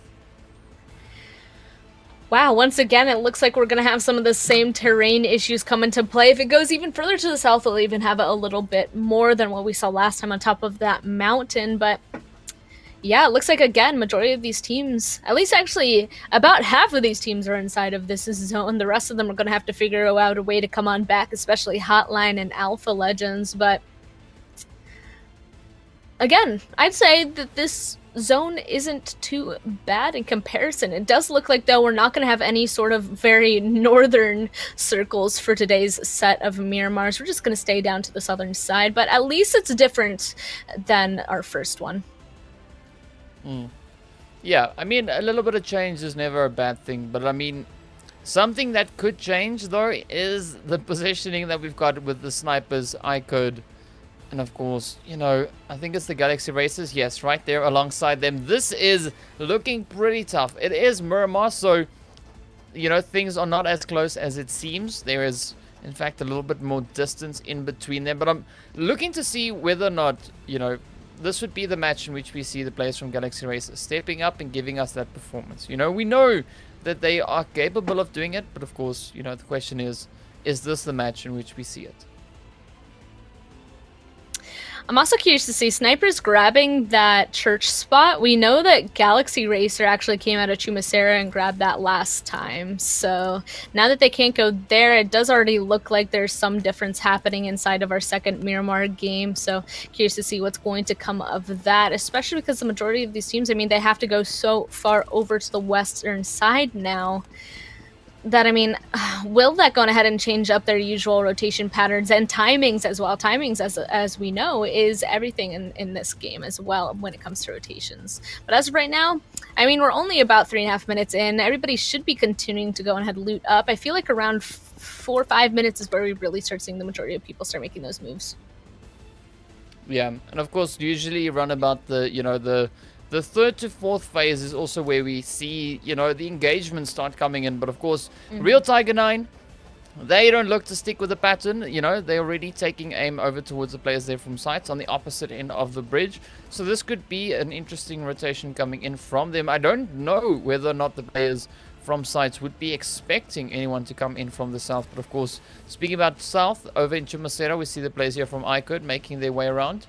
Looking pretty excited here as Kalaga is just hopping around through the compounds, going through the looting phase. I'm curious to see, of course, where the next phase will be taking us. And, of course, how these teams are going to try and rotate up into that. Yeah, last time iKURD kind of got in a fight here. I'm wondering if they're going to go on ahead and do it again. But I feel like that would definitely be not the best scenario for either of the teams, so I hope that we don't have to see that again. Meanwhile, it looks like there's still a lot of teams up to the northern side of Chumacera. Galaxy Racer kind of close to Rad right now. I wonder if Desha spotted them out on their rotations, but I mean, I guess we'll see shortly. There is a huge opportunity, especially for all those teams more on that northeastern side, to really start running into each other while they're trying to make their rotations. And it does look like we've already had one person going ahead and go down to a member of Rad. And that is MJ. Oh, yeah, and of course now we see the players here from Falcons. Also not too far away. See, of course, just exploring the region, just trying to see if they can find an angle. But now they're over towards the northern side of Galaxy Racer. So Galaxy Racer seems to be in a little bit of a challenging spot, though. I mean, looking at the position that we have here with the Falcons also just hovering about, things could get pretty tricky for them. Yeah, they got to be a bit careful. I mean, Ra'ad already went on ahead and took out one of them, FalconsEsport, right beside them. So, honestly, if they wait a little bit too long as well, all these teams are going to get in front of them. I mean, FalconsEsport, he's already finding a compound further inside, getting in front of them. So, they did lose one member, but maybe they want to go ahead and get out of there, but maybe they can't do that anymore. A lot of teams did go on ahead and drop in those compounds out in that field. So there's definitely an opportunity for some interesting positional plays to come in. As you can see, of course, Yama's fighting with the door, as one does when on a Miramar. Like, sometimes you just got to stand and punch a door, like a steel door. It's not like a wooden door. It's not gonna break. It might leave a few dents, but it's not gonna break, So when in Miramar, punch a steel door, and of course, maybe that brings you some good luck. Hopefully he's not stuck. It looks like maybe he's fine now. But yeah, it's not Minecraft going on ahead breaking those doors down. No, but they're fine. Going on ahead. Probably going to finish up there very shortly, because it is now finally around that time where we should start seeing the majority of these teams making a move. And it looks like they ended up making a rotation away from Galaxy Racer, finding something a little bit further towards the center of that zone. Same with FalconsEsport, it seems, going over to that western side of where Galaxy Racer was when we last saw them.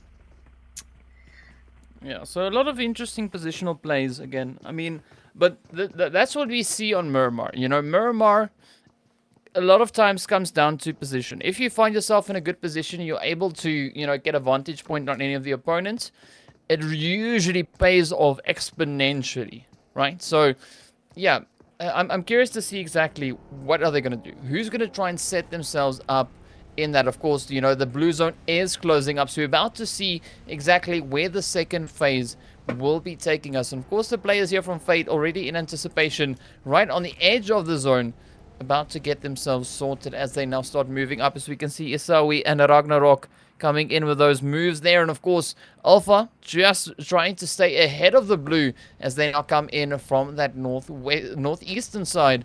Just making the long, treacherous track back up in towards the zone. Just passing by Minus Generales.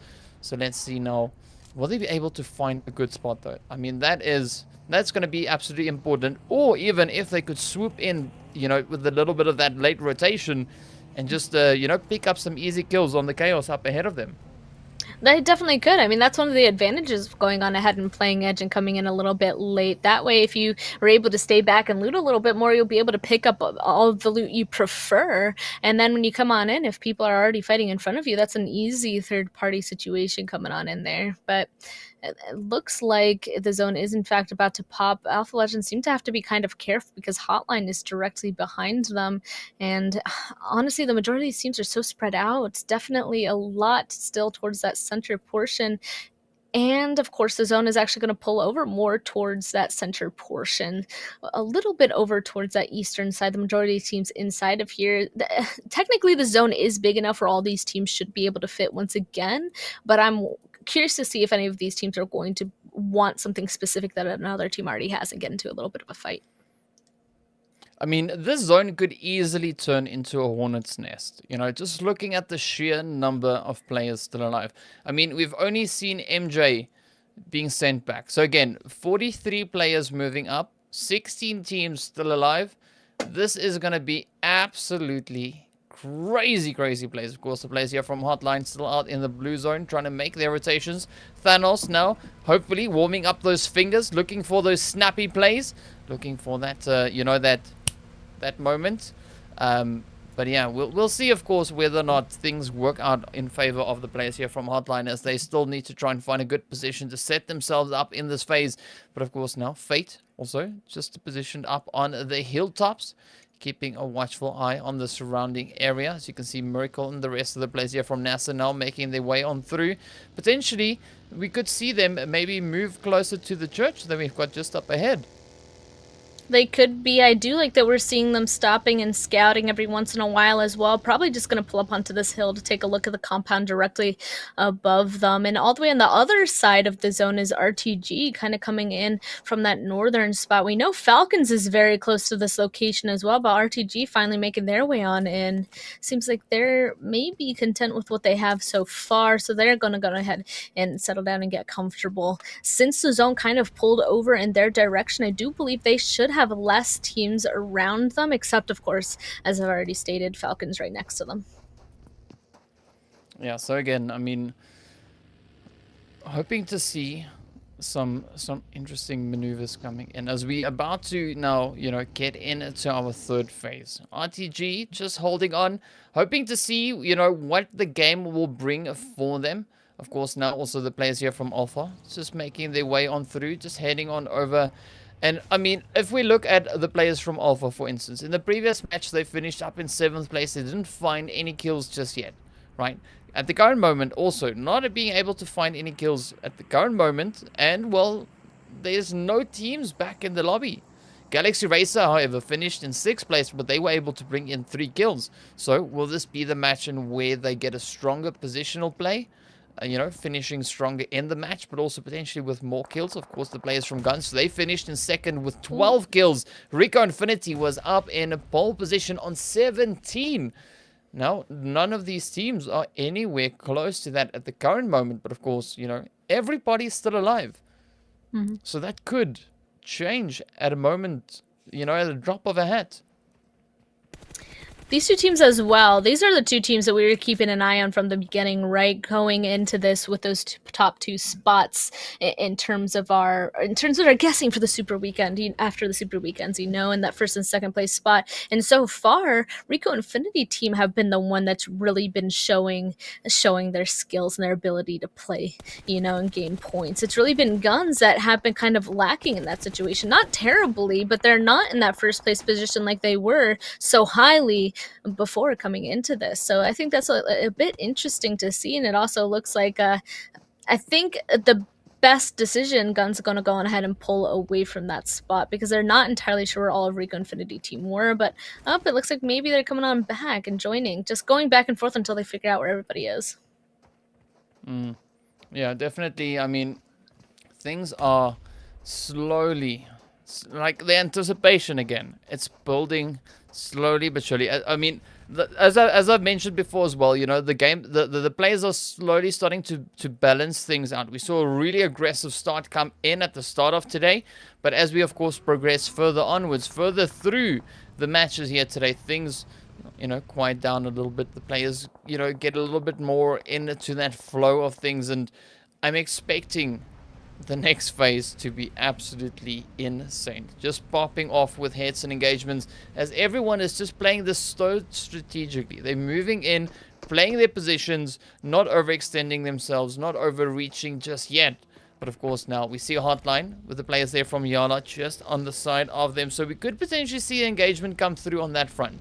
But of course now RTG also just themselves trying to improve their own position. We got Mumbai there and his little dragon freaking out. So cute. Of course now, little Godzilla prepping himself for the fight to come. I want to see, however, I want to see Godzilla and, you know, King Kong going head to head, fighting that out as well. But now, speaking about King Kong and Godzilla, we got Hamodi now just making his way on through. The rest of the players here from GUNZ keeping a watchful eye on the team here from RICO Infinity. This is, for the current moment, our King Kong and Godzilla, you know, RICO Infinity and GUNZ, as they are hopefully going to start taking a fight anytime soon. So, of course, now, Hamodi picking up that nade, getting ready to send it over towards Ragnar. Will he find it though? Oh, it's so close. But fortunately for Ragnar, he's got a little bit of a height advantage there. Lord, on the other hand, now just comes swooping in from the side, putting a little bit of spray in, not finding any of those hits. But of course, now they look to improve those positions. Fate keeping a very watchful eye there on Alpha. As you can see, Captain now taking a little bit of damage, hugging at the side of that hay bale. While the team here from SUDOR now just tapping away at him. I mean, fortunately for Captain, you can't shoot through hail in, you know, through the hay in PUBG. Oof. No, but I can't also have all angles covered at a hay bale, unfortunately. So it looks like Fate is going to go on ahead and take that, and that is going to be our first team taken out of this game. And it looks like very shortly we're about to see the next zone pop. Everybody somehow, I thought that there was going to be more teams that were taken out, but everybody was able to make it inside of this zone. But the next one pulling down to the southern side, it looks like everybody inside of Chumasera are very happy with this, even though they're right next to each other. And everybody else on the outskirts are going to have to finish up their fights and get on in. Yeah, I mean, looking at the northern portion of the zone, it is going to be absolutely a hairy fight for the teams to get those rotations done. Already we've got so many teams positioned so close, right on the edge of that zone. I mean, we saw Ra'ad also being one of the teams right there. And now still we see RICO Infinity and GUNZ trying to make this play. But it seems like GUNZ, they don't want to stick around too much longer. They want to get themselves set up in the next zone. And of course now RICO Infinity seems like they are making the same kind of call as they too now seem to be trying to get back up in towards zone. But on the other hand, now GUNZ, they've already just pushed up a considerable amount, getting pretty close to the edge of the zone, now taking aim to the teams up ahead. But in the zone, we see the players here from Fate, and of course the snipers battling it out as Marco is trying to find that angle on towards Isawi. But fortunately for the players here from Fate, Isawi is behind the vehicle. We see a few engagements now coming in, but this is going to be an interesting one as Marco is one of the two remaining players for the sniper team. Of course, his teammate just crashing up into the party. Zaid comes drifting in perfect style. Will we now see that clutch play coming in from the snipers? We'll have to keep an eye on that. I'm just a little bit concerned with their push up into this. All of the other ones have hard cover, and there's actually a team over on their eastern side as well. They could get shot in the back, but it also looks like there's a little bit of blue zone fighting happening here. Oh no, Galaxy Racer. It looks like they might only have one person left. Yeah, but it's down to a waste, taking phase 4 damage. That is destructive. HOTLINE just now actually just leaving the situation. They've done the damage and back to this fight that we've been watching. Snipers now pushing on to Fate, but there's only one left, and oh, it looks like with that peek outside, Snipers will be eliminated and they will be able to get that res. So it looks like Fate will be able to get 5 kills now up at this point and still keep all 4 of their members alive. Well, SUDOR is pushing up on their position, coming in from the south, but of course now jumping up a little bit further in towards the north. Here we can see the players from HOTLINE making their way through the compound. So many teams positioned up here in Chumasera. There's going to be absolutely brutal fighting left for them, as we got the players from Ra'ad positioned on a little bit of a higher ground angle there. Of course, now HOTLINE just trying to find their way on through. Thanos manages to make it into zone, but of course RTG right here alongside them, gatekeeping the northern portion of the zone. You can see Mumbai now trying to move up. We got YaLLa right there alongside them. Ra'ad up on the top side, keeping a very watchful eye. NASR also on the high ground. You can see those shots now just lasering down, but of course now back over towards Fate. We see the players here from SUDOR pushing in. In comes Saif, sends the nade in the window. Doesn't find the damage just yet, but it's going to be a pretty tricky one. Don't cook it too long, friend. It might blow up in your hand. But now, here we go. Fate now just trying to put down as many smokes as they can. It's quite interesting to see that the players much rather use the utilities instead of the bullets in their weapons to fight. As Saif now gets knocked on out, hit on. Now turning his attention up on towards Patika up on the hill. But let's see, will Ragnarok be able to find the heads? Oh, up he comes. SKTon up ahead, picks it up. Easy knock. Well, will he be able to continue it on? Two players, sorry, now remain. It is Abod and, of course, well, head on as they both now move up to res up their teammates. But, of course, NASR still perched up on the high ground. They could come in with a few third-party range hits into the side of them. But, of course, now Lath is not even waiting around for that. As Hidon also now gets knocked out. Lath goes down. Reef now stepping up. Ragnarok is down as well. SKTon now the last one left. And Reef picks it up. Sends them back. And Fate. Oh! Just having the knocks come in Isawi. Oh, so low on health. Now, of course, NASR swooping in with a beautiful third party. Up comes Hassan crashing in the team. Oh, sends NASR back into the lobby. And they pick up 4 kills in one swoop. That is a nice crash coming through them, and I mean, that zone pulled down to the southern side, so that means NASR is going to have a spot inside of it. They just have to make sure they're not going to get trapped inside of that compound now. Meanwhile, absolute chaos continuing inside of Chumasera. We can see just how many teams are inside of here. They're going to be trying to take each other out as they're now trying to make their way down to this very southern zone. But of course, first HOTLINE Esports versus, RTG and FalconsEsport right beside them go out too. Yeah, ooh, RTG, that is definitely a strong team. Let's see now, ooh, HOTLINE steps on in. I understand where the woo comes from, but of course now GUNZ and HOTLINE, oh my goodness. HOTLINE just claims it out, dominates over the players there from GUNZ and sends them backing. RTG now also not trying to improve their own position, trying to get up into what zone. It is an uphill battle as they crash into the side of the cliff there. And, of course, Molto now just stepping up, but gets knocked out. A Galaga. What? Wow. That was crazy. RTG. Marshall gets saved by that beautiful shot coming in there from Galaga just off the side. Sadat, of course, now the last hopeful here for Ra'ad. Oh, picks up El Chapo. And, of course, out goes the players from RTG. 5 teams now remain. But of course, it is going to be quite a challenge for Ra'ad to get out of that blue zone and back up in towards zone. We've got iKURD up ahead. NASR on the eastern side. Things looking pretty tough, pretty hairy. And of course, Real Tiger positioned smack dab center zone. RICO Infinity now on the approach. Both teams looking to bring in that play, looking for those points. Will they be able to secure it though? That is going to be the question.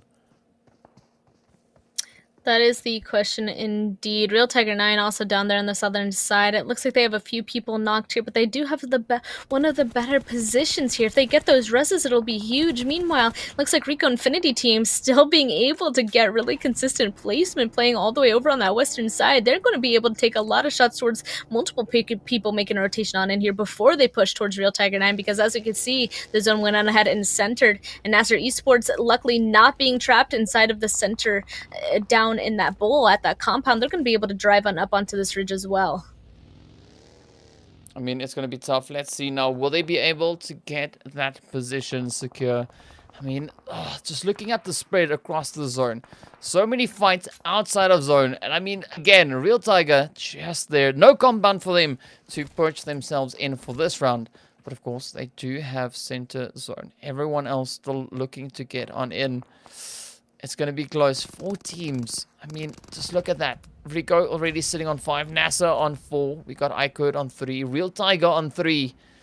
NASR, Batika now cooking up that nade. NASR still on a full squad. Same for RICO Infinity, but of course now, Real Tiger having 2 of the players in a little bit of trouble as those utils come in. Ramp is down. Jigsaw now just trying to evade the carnage, but now sending up util after util.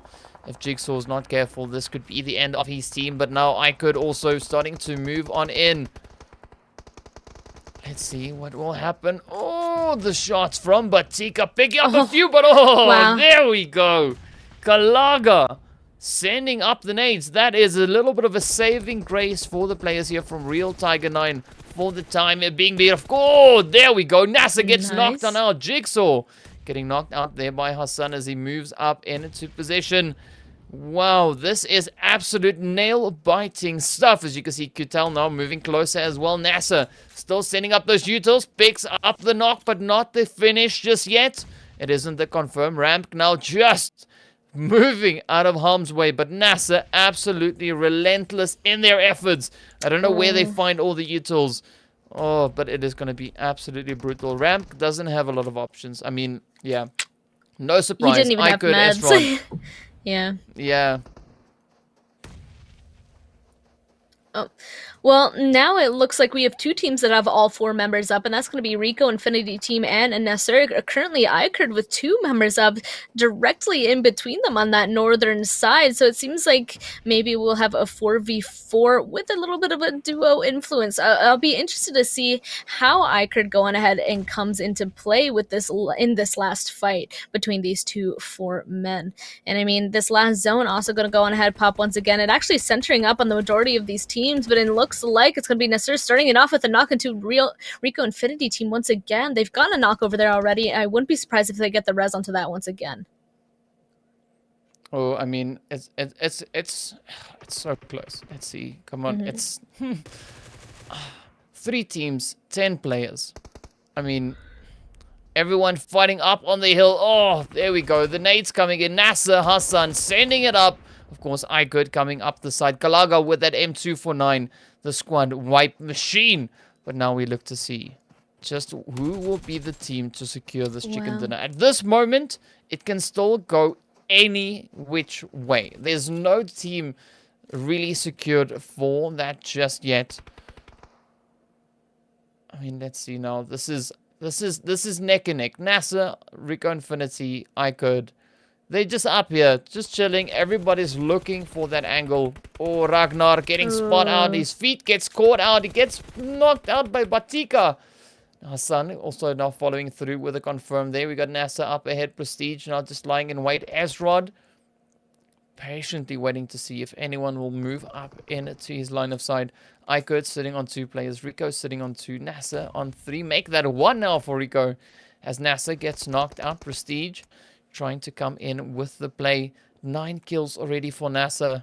They're looking to make it more. iKURD and RICO, of course, both sitting on 5.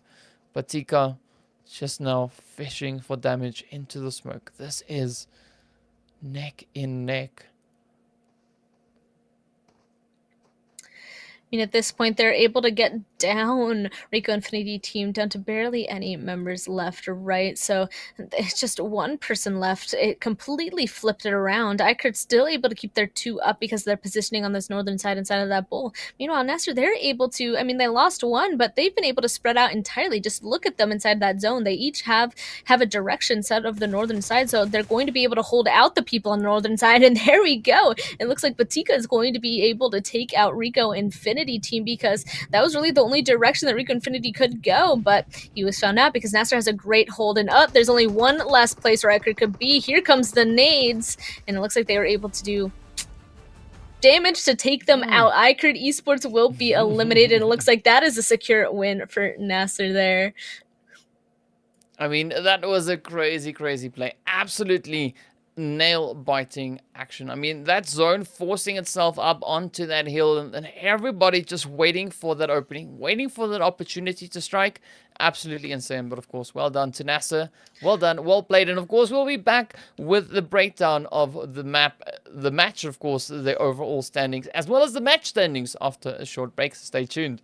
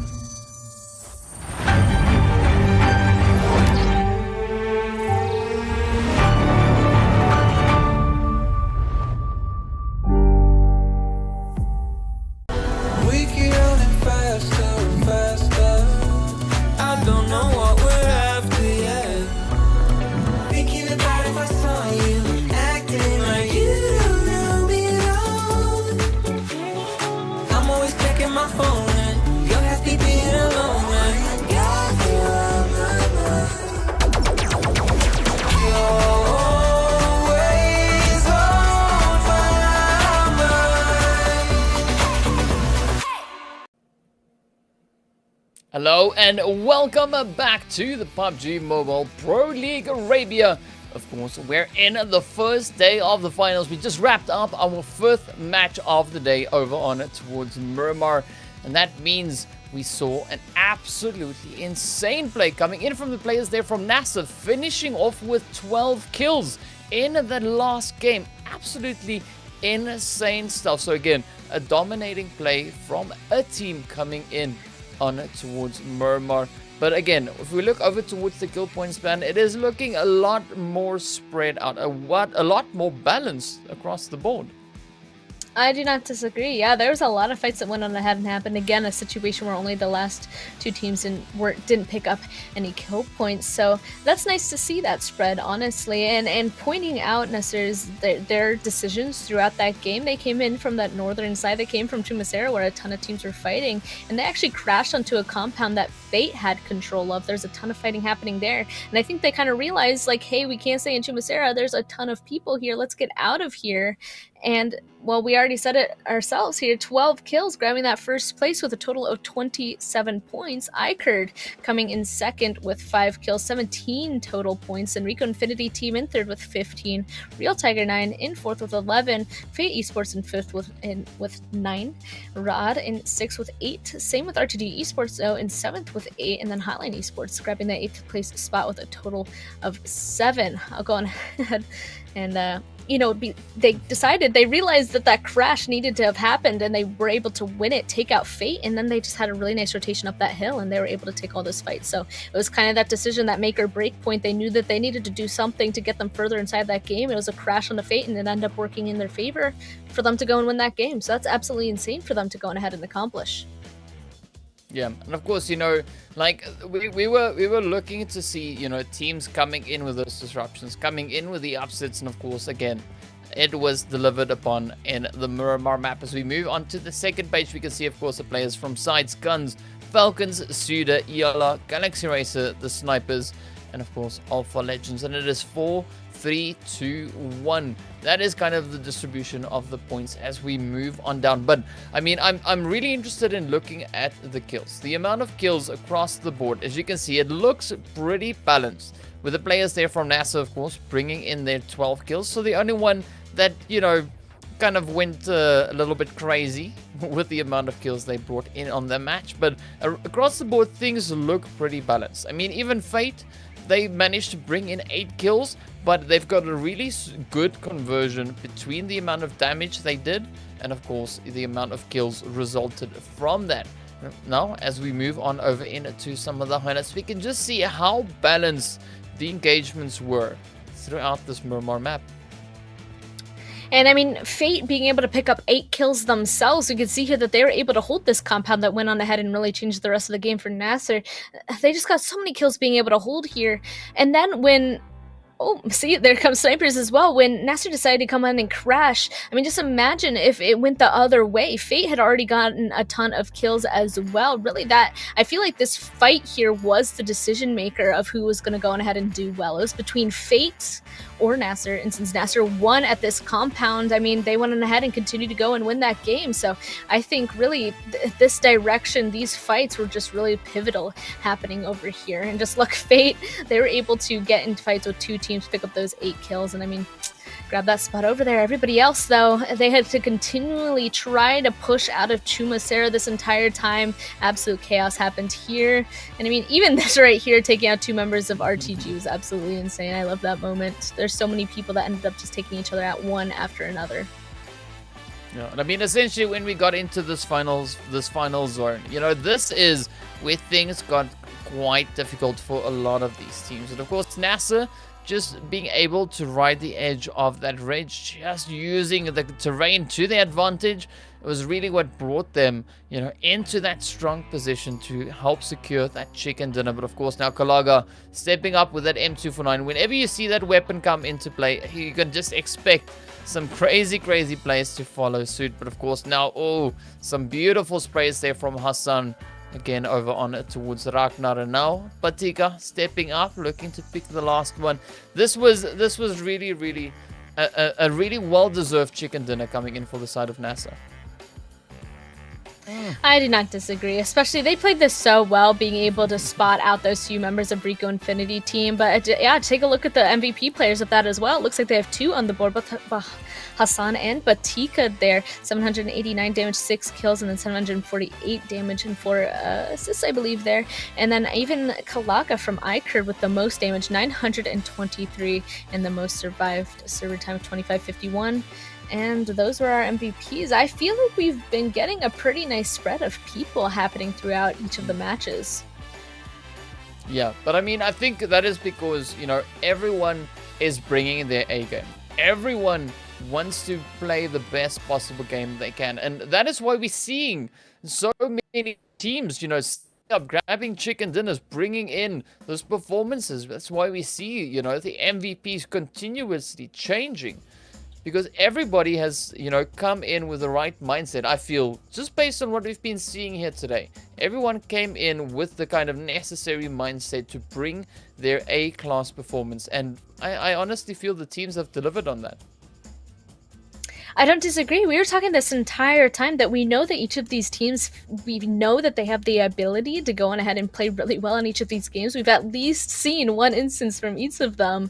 And today was really the time to go on ahead and continue to show us that they can go on ahead and do even more of those plays, especially with that clean slate. And I mean, it's not the leaderboard that we've already known for a while now. It is different, and that does in fact make me interested to see how the rest of these finals games are going to go. We still have one more left today, don't get me wrong, but then we still have 2 more days after that. And honestly, will any team go on ahead and step up after today? I'm not quite sure in that situation. That leaderboard, I feel like it's pretty much fluctuating a lot at this point. I mean, shortly we'll be able to take a look and get a little bit of a refresher on that overall, but as of right now, yeah, I'm very happy with what we've been seeing so far, DK. But I mean, if you look at just how the teams have progressed over the past 80 games, right? That's how many games we've gone through just up until right now, right? After the 5th game of this match, or 5th game of today, right? That's 80 matches later, right? So many matches that these teams have played against each other to find themselves in this particular spot. So just looking at what we've seen in all the league days, in the super weekend plays, and now even moving up in it towards this finals. I mean, it's just absolutely, exceptional gameplay across the board. And I'm so looking forward to seeing what the next 2 days are going to be bringing. But of course, I'm especially excited to get into Sanhok, because Sanhok is going to be the map on which the teams can fix whatever is missing on Erangel or Miramar. So whatever they feel they are lacking on, be it placement, be it kills, this is going to be the map for them to make up on that. And we already went on ahead and called out the people who had been doing well on Sanhok previously, being GUNZ, NASR, SUDOR. And I mean, we already went on ahead and saw something different last time. I'm kind of curious to see if we're going to see something different again, or if we're going to see one of those 3 teams going ahead and come back and show them why they were able to grab those top 3 spots for that map.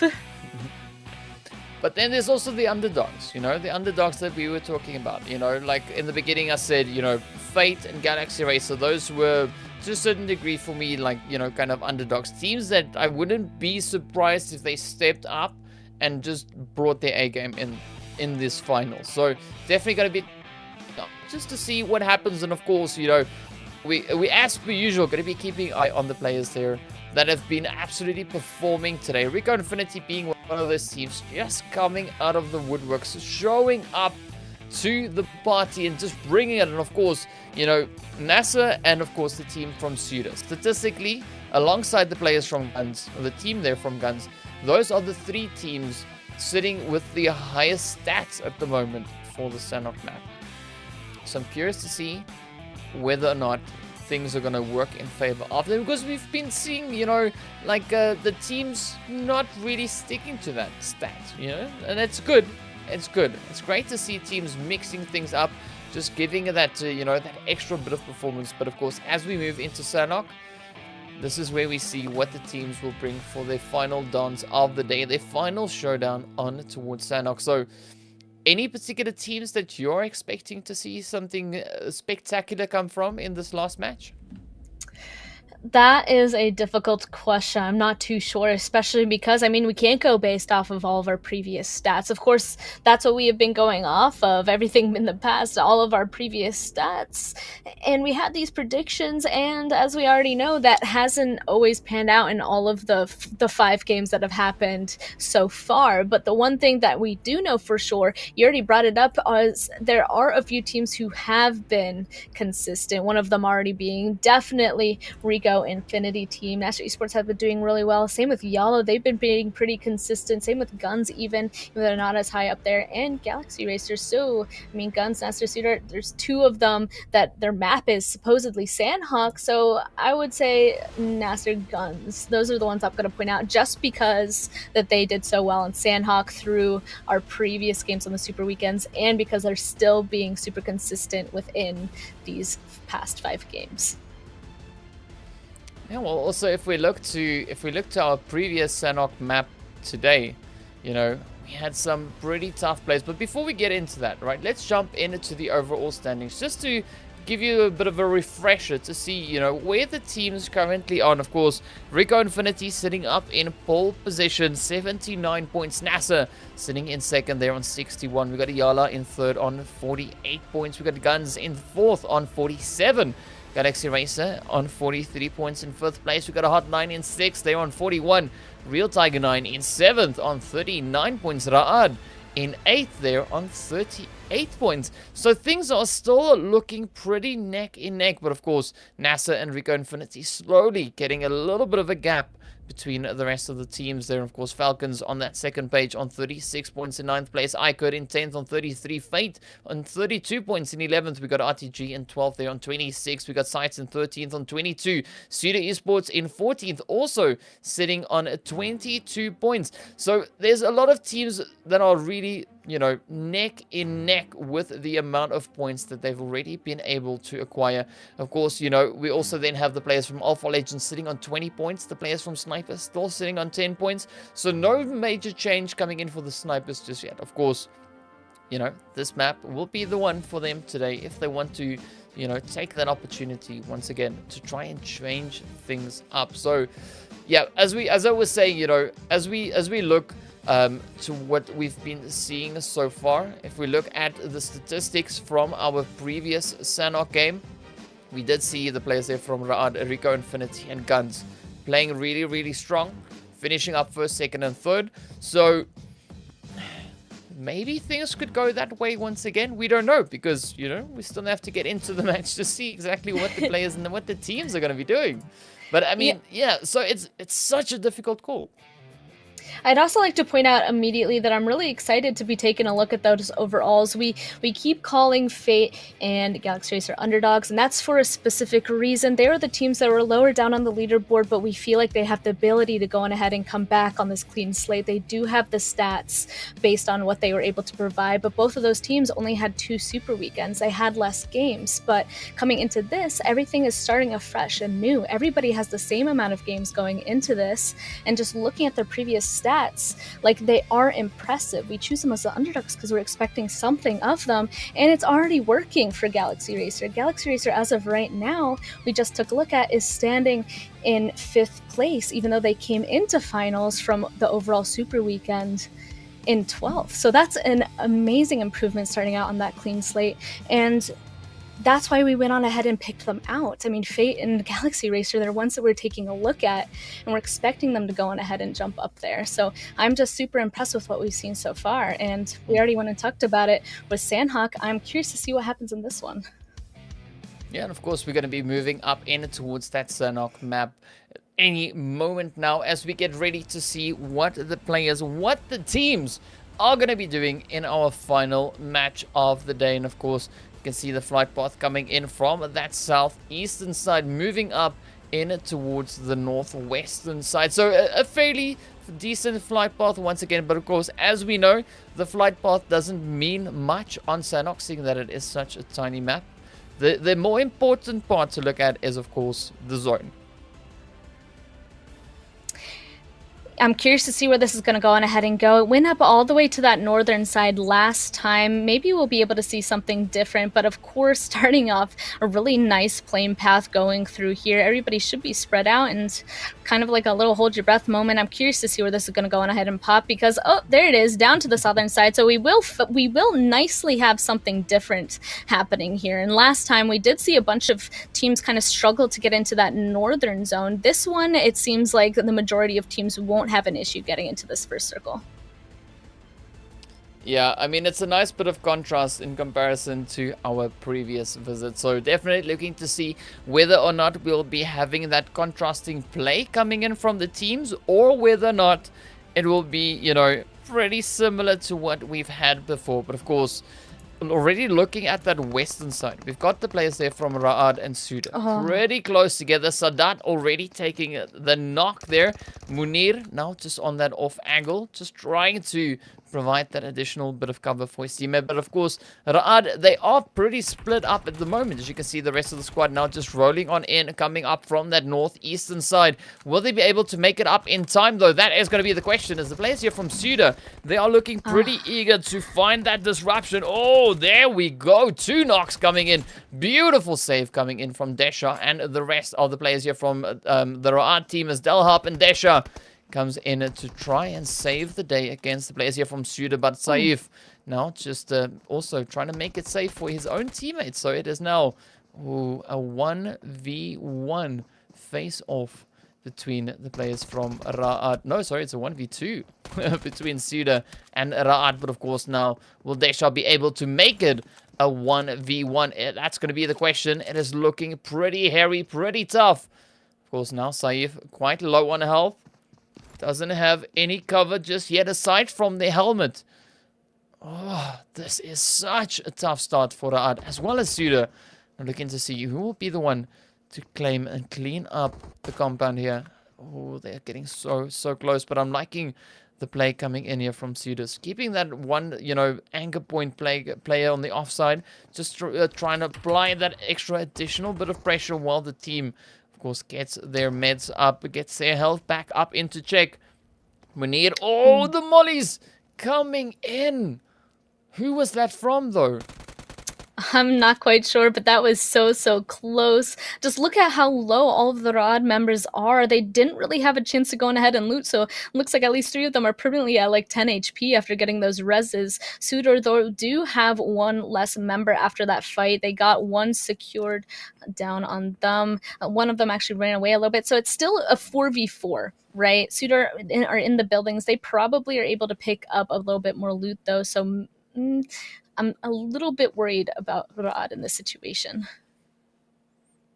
Yeah, well, let's see. I mean, SUDOR does have the health advantage, but of course now Sadat, steps up with a mutant. Makes that burst mode work. I'm so glad someone can play with burst mode, because I absolutely despise it. But now, so far, it is working out for Sadat. But of course now, the players here from SUDOR, they're not backing out of this one just yet. You can see them now trying to reposition a little bit, but of course they still have the one player hanging around in the south, just keeping the angle, just keeping that position, just in case the opportunity presents itself. As you can see, Esketon and Hidan, of course, now just moving a little bit further away, looking for that, looking for meds, looking for anything, in fact. But this is going to be an interesting angle to see what SUDOR is going to make with this one. Just leaving 1 back here. Maybe the other ones are trying to go find more loot or something. Not quite sure, but leaving 1 back here to hold them out. I mean, they have the ability to on this little island piece. So it looks like Desha is in fact going to go on ahead and go down. SUDOR Esports probably maybe going on ahead and grabbing some more stuff before potentially coming back. I'm not quite sure, but they did leave 1 person behind, and I don't think they would have done that without good reasoning. A very tactical decision coming in here. So far, we've seen that really paying off for SUDOR, managing to get that 1 knock. And of course, you know, just getting a knock is not a bad thing, because it really, you know, forces your opponent to use up their meds. And at the current position, they don't really have much of an option. They can't really go out looking for fresh meds. You know, they're kind of stuck with what they've got, and it makes it so much easier to then follow up with those confirms, get those kills going through. So far, it's a fairly interesting play, but of course, Ra'ad, they're also now just applying their very own strats. As we can see, Delhap now just rotating through on the water's edge, trying to make a little bit of an off-angle play there. We could potentially see him coming in with a bit of a surprise there onto the team here from SUDOR. Right. At this point, SUDOR were the ones in the buildings. We know that they probably went on ahead and picked up all of the meds. So, Rod, they just kind of have to continue on with what they have. They probably know that they're being held out. Meanwhile, it does look like the other two members of SUDOR were able to move out and get a tiny bit of loot. And now they're coming back. You see SKTon now moving around that bridge on that northern side. Rod, it looks like maybe they're swimming off to the northern side. This might be their only disengage. It's a really, really tough call, but I'm liking this position here by SKTon. You know, anticipating that potential maneuver from Ra'ad, waiting in ambush. I mean, this could really work out favorably for SUDOR. But of course, you know, if Ra'ad is able to escape, big ups to them on that one. But this is such a tough play. Oh, Delharp gets picked up. First shot coming in from SKTon. Let's see now, will they be able to find the rest in towards Ra'ad, as we got Sadat still left in the compound. Of course, Munir making that push over towards the north, just crossing over into that northwestern island. It's a really tough start. I mean, I'm kind of rooting for both these teams, but it's going to be tough either way, because Ra'ad could still surprise us with a performance. That's true, and I kind of like that they left one behind, kind of being that person probably to make sure if the push comes, they can kind of be a distraction. It always has to go on ahead and be one person, but it looks like we're going to go on ahead and pull away. Nothing too much else happening inside of this zone. That's why we're focusing on the one fight that was happening, but it does look like Galaxy Racer. You know, I feel like we came into this expecting two big hot drops happening inside boot camp for both these games, but they didn't end up really happening, did it? So we saw it throughout the entire Super Weekend, but we have not seen it at all in today's two Sanhoks.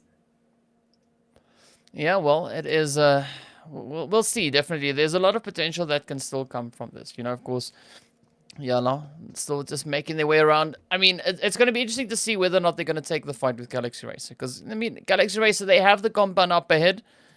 YaLLa now have the applied pressure of the players there from Alpha moving in, or the applied potential pressure rather coming in there from Alpha. So it's going to be interesting to see how things unfold. And of course now the players here from GUNZ as well, just positioned up on the just a little bit, trying to get as much information as you can see. Rauf exploring a little bit further away. Alpha also just keeping their eyes open, looking for those positions, looking for those angles, and hopefully they can find some of them onto YaLLa. Yeah, I'm curious to see how this is going to go on ahead and roll out now, because YaLLa is technically in between two teams right now. I mean, the other one is in boot camp, so they're probably fine on that front. But Alpha now making a rotation on their side. I mean, we'll see where this next zone goes. It really depends on where the direction of rotation needs to happen. Oh. And it looks like the direction of rotation is south, as the second zone has finally graced us with its presence. Alpha Legends might get near YaLLa, but they could potentially make a rotation away. I do think, I mean, they definitely hurt each other with some of those vehicles, though. Yeah, there's all that, you know, the positional awareness coming in. I'm pretty sure Chaos has spotted some of that movement. As you can see, Jody now also just starting to move on up. Still waiting to see exactly whether or not Kaito and Captain will be, you know, following suit, striking in the same direction, because they're all pretty close together, just playing the top of this ridge line, you know, trying to not make any rash decisions. We see a lot of those calculated maneuvers coming on in, but of course now Captain and Chaos and the rest of the squad, everyone is now rolling on in. But will we see them pushing up, sending in towards YaLLa, or are they going to try and just reposition onto a different location? Of course, we'll be finding out soon momentarily as the teams now make their way on through. You can see the players here from Alpha now just dashing around up in the distance there. But we see so many potential line itself up depending on where Alpha goes. Of course, now HOTLINE being one of the teams positioned just a little bit further down towards the south, as we can see the players there from iKURD up ahead. But Alpha actually moving up in towards the team there from iKURD. Yep, straight on into them, made that rotation. It does, oh, and it looks like it's not going to be good for them whatsoever. It looks like Alpha Legends will be able to pick up iKURD, but at a huge cost. It's only down to Chaos and Captain left. Oh, pretty aggressive plays that we have coming in. But of course now, still have 15 teams remaining. We're almost about 11 minutes into this game. We now look to see where the this Blues are going to in, and of course, where that third phase will be taking us. Yeah, I mean, so far it does look like, though, that we might have a far southern zone. I wouldn't be surprised if it pops there once again. And it looks like NASR, they have taken their spot up on top of this mountain. We can see some other teams off to their northern side that will potentially have to make a rotation by them. So that's a nice hold for them as of right now, holding people out that might need to be making those rotations down to that southern side. And I mean, even looking elsewhere, we can see a bunch of teams very close to each other, even on the opposite side of the map. I mean, Sanhok is just so small, 15 teams still alive, and all these teams trying to make rotations at the same time. We're going to see a few more people be picked off, and it looks like RICO Infinity Team are right next to SUDOR. Oh, he looked away right at the wrong time. Oop, there you go. Oh, that spray not fine. Of course, now SUDOR. Everyone just sitting around waiting to see if they can find any of those openings. Of course, Falcons right there up alongside them. GUNZ also in the vicinity. So things are slowly starting to build, slowly starting to heat up. And of course, that will start cracking momentarily once we move in towards this third phase. And of course, the snipers all the way down in the south could look to be making a bit of a rotation up on towards Bantai. And of course, Ra'ad still holding on towards that far western side. But of course, as we can see, GUNZ, SUDOR, RICO Infinity, all pretty close together. Falcons just up in the western side there. And of course, we've got Galaxy Racer, YaLLa, and the players there from NASR, all in pretty close proximity in towards Pine. Moving up in towards Pine, coming in from that southern position as the zona shifts up once again a little bit further over towards the east. There are so many teams stuck on this island to the western side that they're definitely going to be having to make some sort of a big move. And there's so many teams already taking the spots in front of them. I mean, it's not surprising that all of these locations, the majority of these locations are taken. At this point, maybe making a hard rotation up to the north or the south, it is the best place to be. But first, of course, we already said there's probably going to be some fighting, and it looks like GUNZ is going to take down one member of SUDOR with a nicely placed nade as of right now. Well, it's going to be tough. Let's see. Some nades, some shots, some positions. Everything now coming into play. Rauf. I don't know where the rest of the team is. I mean, he is pretty isolated from the rest of the squad, as you can see. All right, so here we are just behind him. So a nice little bit of scouting coming in there from Rauf, of course, on one of the fastest vehicles ever. You know, right there on the moped as he makes his way on through. Falcons now coming in, crashing into the compound here alongside the players from Galaxy Race. And of course, Awace now steps on in. Puts a quick shot there, finding the knocks in it towards the players there from Damar. Well, Damar rather from Falcons getting knocked out last.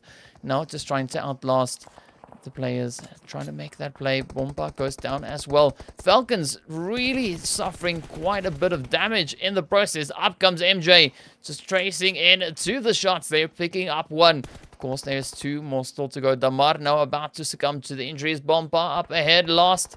Now just riding the edge of the river, trying to survive. But of course, now he is now the last remaining player for the Falcons team. Galaxy Racer just laying down the fire, laying down the law as they find their heads in towards them. But of course, RICO Infinity just a little bit further down over towards the south there. Could be an interesting play if RICO Infinity pushes up into this position.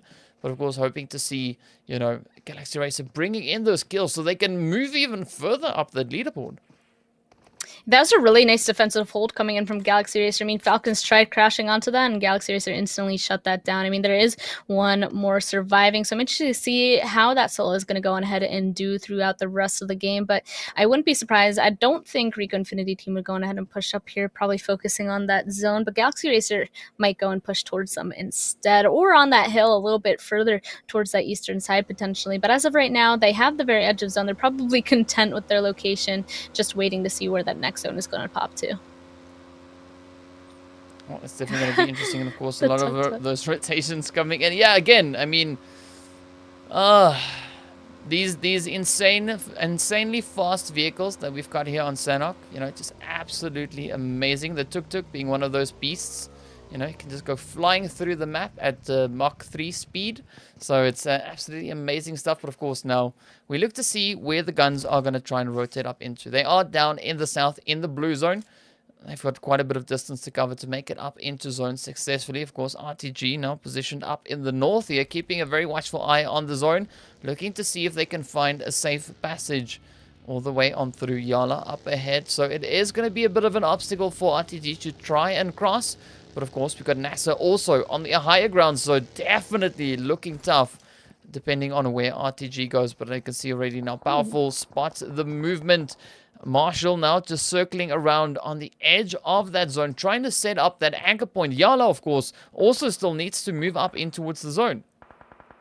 It looks like RTG Marshall was able to find themselves that compound right on the other side of that hill. So that is going to be a nice spot for them. But the rest of them trying to now meet up with their teammate. They only have one vehicle. I'm kind of scared for Flame right now, but it looks like they're going to be fine. So they have this compound now, and it's nice hard cover for them. The only thing that will be difficult for them is if the zone closes again and they have to trek up that hill. It's going to be difficult with NASR currently directly above them. But they're safe for now. They can go on ahead and stay there, while a lot of other teams, they don't have that luxury of that hard cover coming into play. They're probably going to have to get into a few more fights to make it inside of this next zone. Yeah, and of course now SCYTES having their sights trained on the players there from the snipers who are caught over in towards the cave. They need to try and make that run, but Razur now steps up with the fire, laying down the hit. Let's see, will they be able to get it done? Marco now also putting in a few shots, trying to provide that extra little bit of additional cover fire, while the snipers team tries to push a little bit further closer to that zone. But SCYTES now just holding the front, just setting up that gatekeep, and of course looking towards the zone itself. Things are looking pretty tough. The teams are all in, of course, as expected on the Sanhok map. I'm also curious to see there. I like that this zone is going up on top of this hill, because I think that'll create a lot of interesting sight lines for the teams that are going to find themselves up there. As we know, NASR is already up there. SCYTES actually doing a really good job trying to protect their side, the southern side of this big mountain. It'll be interesting to see if they're going to be able to successfully hold off snipers that are now taking a lot of blue damage, I will add. But on top of that hill, really only maybe like 2 teams can play up there. And we can see that as of right now, it's really only NASR. So who's going to be the next one? And will NASR be able to successfully hold that spot? Or will all these teams rotating on in be able to take them out and take their spot back? But the zone's going to pull down to the southeastern side as well, which puts another layer of interest on the situation. And GUNZ, it seems like a lot of teams on the outskirts are suffering. I mean, the north is looking pretty tough. The south is looking pretty tough. The only place where things are looking a little bit more comfortable is on that western side, where we see the players there from HOTLINE. But of course now Fate and Alpha side by side down in towards the southeastern side here. You can see Fate now just quickly getting that race back up on to Lathe as Reef. So now I was looking for some cover angles. Ragnarok now coming in as well. Chaos is the last remaining hopeful for the Alpha team, who's waiting in ambush, waiting to strike. And will he be able to find those hits though? Oh, as the utils come flying in, causing quite a bit of damage. This would be the opportunity now for Fate to potentially start rushing up into this compound. Of course, Alpha already sitting on 3 kills. Let's see, will Chaos be able to make a play? No, down he goes. Alpha Legends get eliminated. And of course, now 13 teams remain. And of course, the zone is so tiny. The north is so jam-packed with players all over the place. Galaxy Racer Ultra now sending up a few utils, trying to find the damage into the side of YaLLa. But of course, Bandar lying in the grass, just snaking his way on through. Gets picked up by Max. What a play. YaLLa now being reduced down to quickly trying to rush on up, but RTG stops him dead in the tracks. NASR also stepping on in, but this is where things are going to get so tough. A few teams, of course, now getting caught out in the blue zone. A few others already positioned within the zone. So this is once again positional play at its best, looking to see who's going to be the team to clutch that chicken dinner. So far, it is looking pretty tough. I'm not surprised by what is happening up here. I'm actually surprised that RTG was able to make it up the hill from the compound that they were at, but I mean, they still have to continue forward, and NASR is just holding them out. The thing that we don't know what's going to happen when it comes to this fight is Galaxy Racer. There's still 2 of them up on that northern side. Maybe they have to commit to some sort of heal, especially in phase 6, but if they're able to somehow get inside this zone, it'll be interesting to see what they're able to go on ahead and produce out of the situation that they have. But there we go. RTG now starting to try and make a push, but NASR is there to try and hold them out, and looks like SCYTES is helping out as well from afar. Yeah, but that means RTG goes out. Wow, that was hot. That was heated. Absolutely insane place coming in. 9 teams now left to battle it out. On the edge of that zone. HOTLINE also on the edge. GUNZ get eliminated. Max Cash there for Galaxy Racer, still up in the blue zone, up in the north. Falcons also bite the dust, but here we go. SCYTES now turning their attention over towards Fate. Ragnarok with a quick response finds the head of Abood. Now the last player remaining there for the SCYTES team. HOTLINE just looking to improve their own position. NASR looking to do the same as they now go head to head with each other. HOTLINE and NASR battling it out. Hassan just hiding behind the tree, but of course now here comes Molto getting ready to step on in, step on up. Will they find their heads in towards Hassan? This is the most movement I've ever seen. Someone behind a rock. Wow. Hassan just trying to evade the damage. Absolutely insane efforts coming in there, but of course a quick nade sent on over just to cause an extra little bit of damage. RICO Infinity still keeping a very watchful eye there. 4 teams now remain. HOTLINE, Fate, NASR. Of course, Infinity. Things are going to be pretty tough as Miracle gets picked on up. Mumbai looking to make a play there. Oh, here we go. And be push on up in towards the zone. Prestige lying in wait, picks up a few kills along the way. Oh, there we go. Wow. Faith now coming in with their very own players. But of course, this is just insane. 4 teams left, 2 now as RICO Infinity. And of course, HOTLINE gets eliminated. In fact, that is the end right there. Just as quick as that, it is the end of the match. Absolutely insane plays. And of course, the players there from Fate being the team to secure that chicken dinner. Absolutely phenomenal stuff. But of course, we're going to be heading over into a quick break. We'll be right back, after which we'll be going into a nice breakdown of all the matches today. And of course, also the one that we just witnessed. So see you guys back after the break.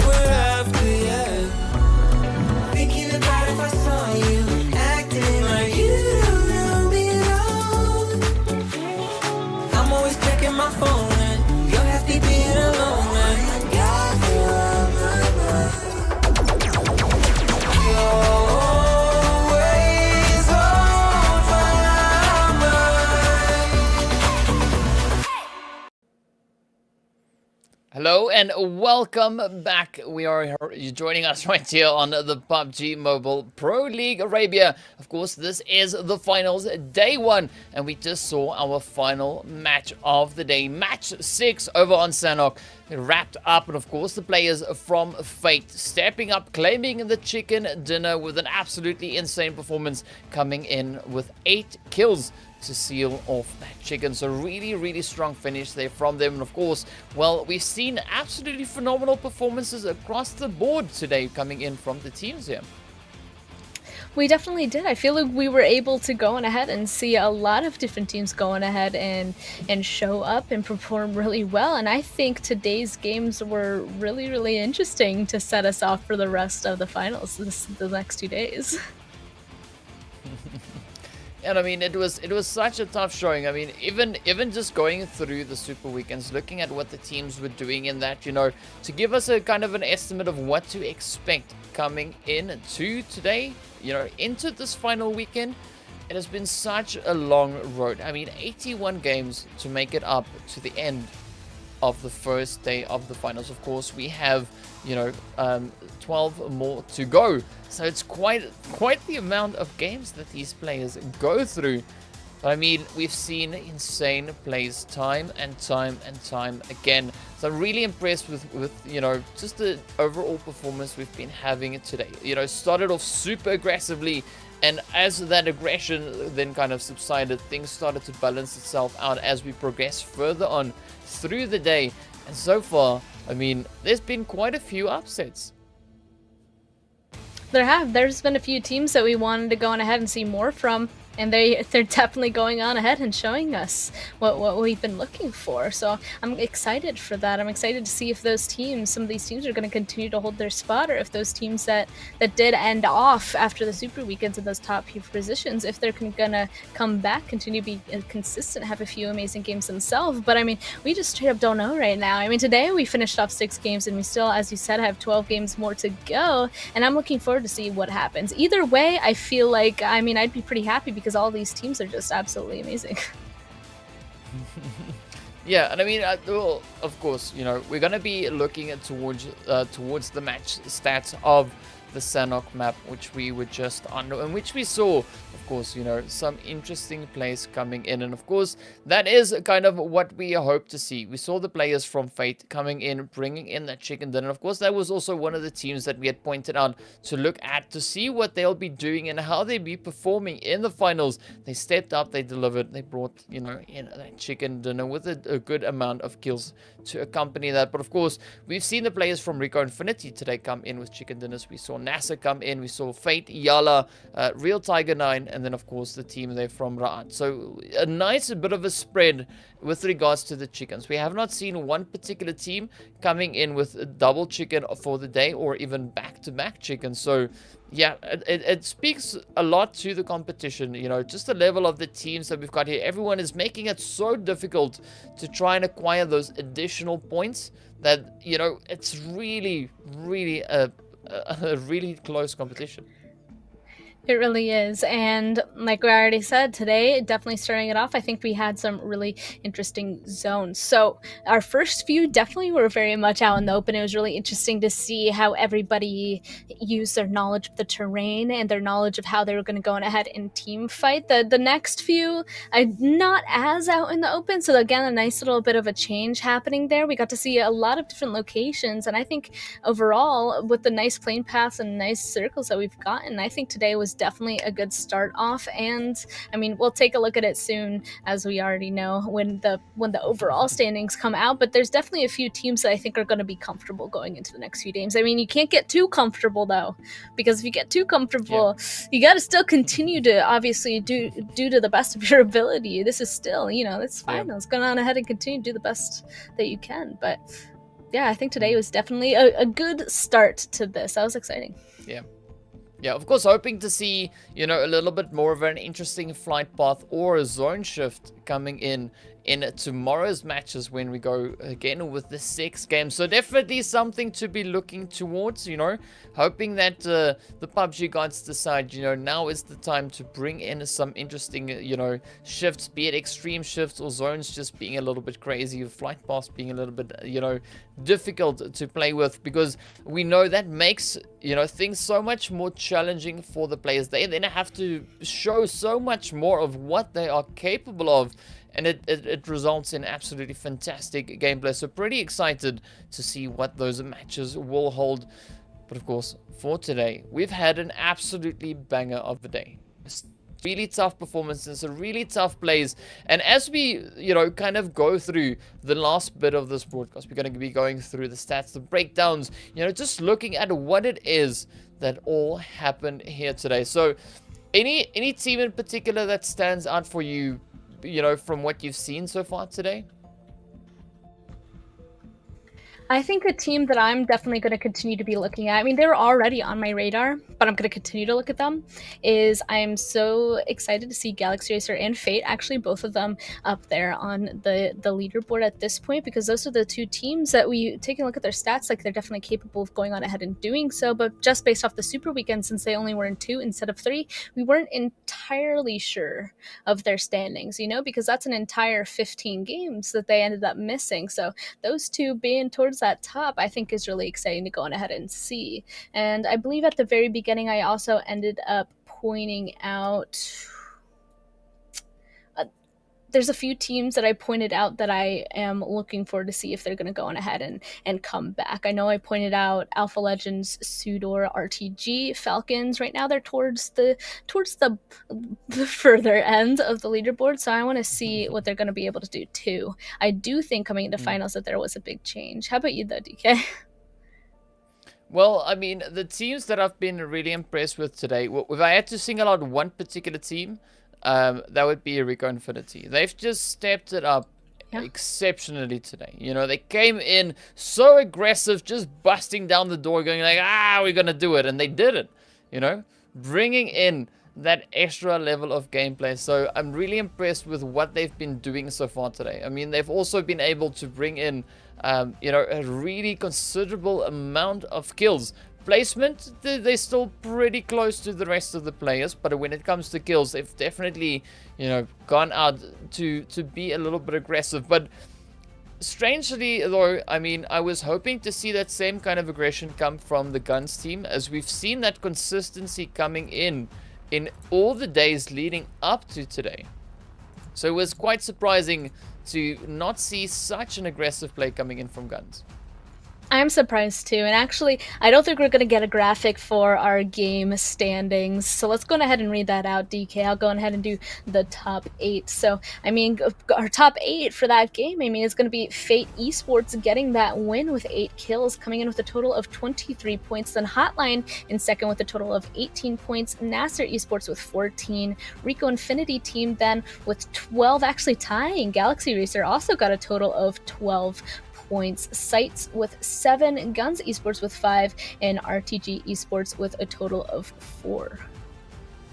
Yeah, then of course we have another team sitting on 4 points as well. That of course being the players from YaLLa Esports. We've got the Snipers sitting over in 10th place then on 3 points. The Real Tiger 9 also on 3 points in 11th. Alpha Legends in 12th place also on 3 points. We got the FalconsEsport team in 13th place on 2.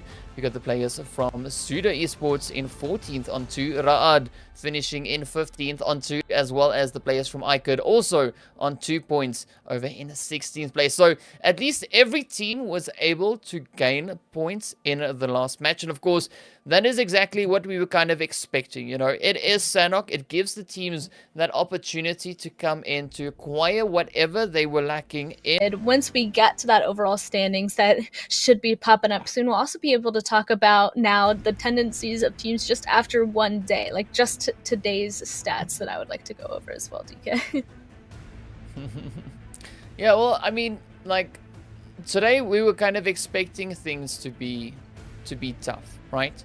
I must say I was pretty surprised when we started things off to see I must say I was pretty surprised when we started things off to see the aggression coming in on those first two matches. And now, you know, you were talking about the stats, all right? So if we're looking at the chicken dinner stats just for today's matches in particular, right? Every team, all 6 teams that have been able to bring in those chicken dinners, they of course obviously, you know, all have the same percentage when it comes to the winner chicken dinner spot. But when we move into the average, into the percentage of, you know, kills per game, the average placement points, or just the general points, things are looking pretty interesting there. I mean, RICO Infinity, of course, sitting on a 7.3, you know, average kills per match, where we got the players from NASR sitting pretty close, of course, on 5.2. But when we get to the placement points, that's when things get a little bit tighter between, especially RICO Infinity and NASR's. You know, RICO Infinity sitting then on 7.8, and NASR is sitting on a 7.3.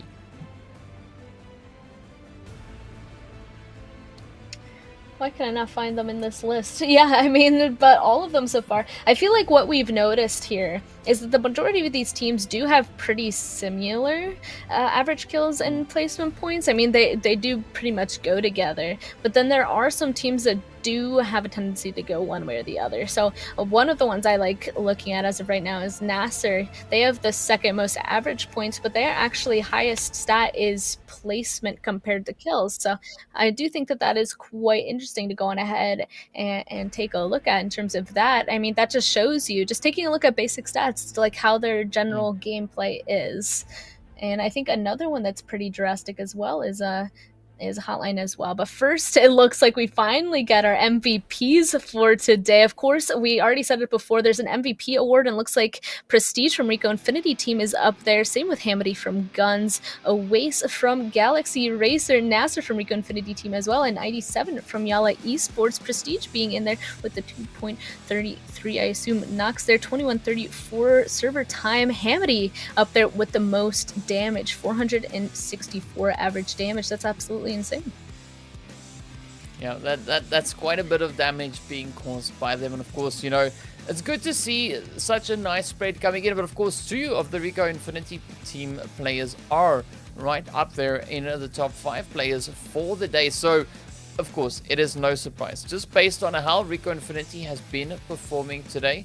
You know, that is kind of, you know, what we were expecting to a certain degree. We also saw that earlier in the day when we were looking at the top players for one of the maps as well, where RICO Infinity, that was in fact on Miramar, our second match of the day, where we saw 4 out of the 5 players in that top players of that particular match being from the RICO Infinity. But of course, let's hop on over into today's map winners. We've already briefly mentioned them, but of course, here we go, just to look into a little bit more of a stat there. We got the YaLLa coming in with first one there, finishing off pretty strongly. Then of course, RICO Infinity coming yet, stepping up and dominating.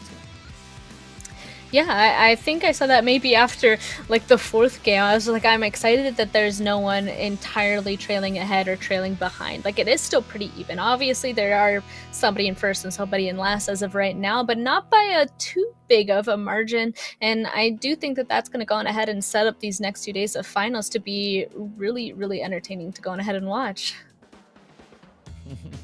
Definitely will be quite entertaining. So the main thing that we're going to be looking towards, you know, through the next 2 days is the continuation of the momentum. Will the teams be able to keep that rhythm going that they were building up today? You know, was it fluke, or was it their intentional play to make it all the way through?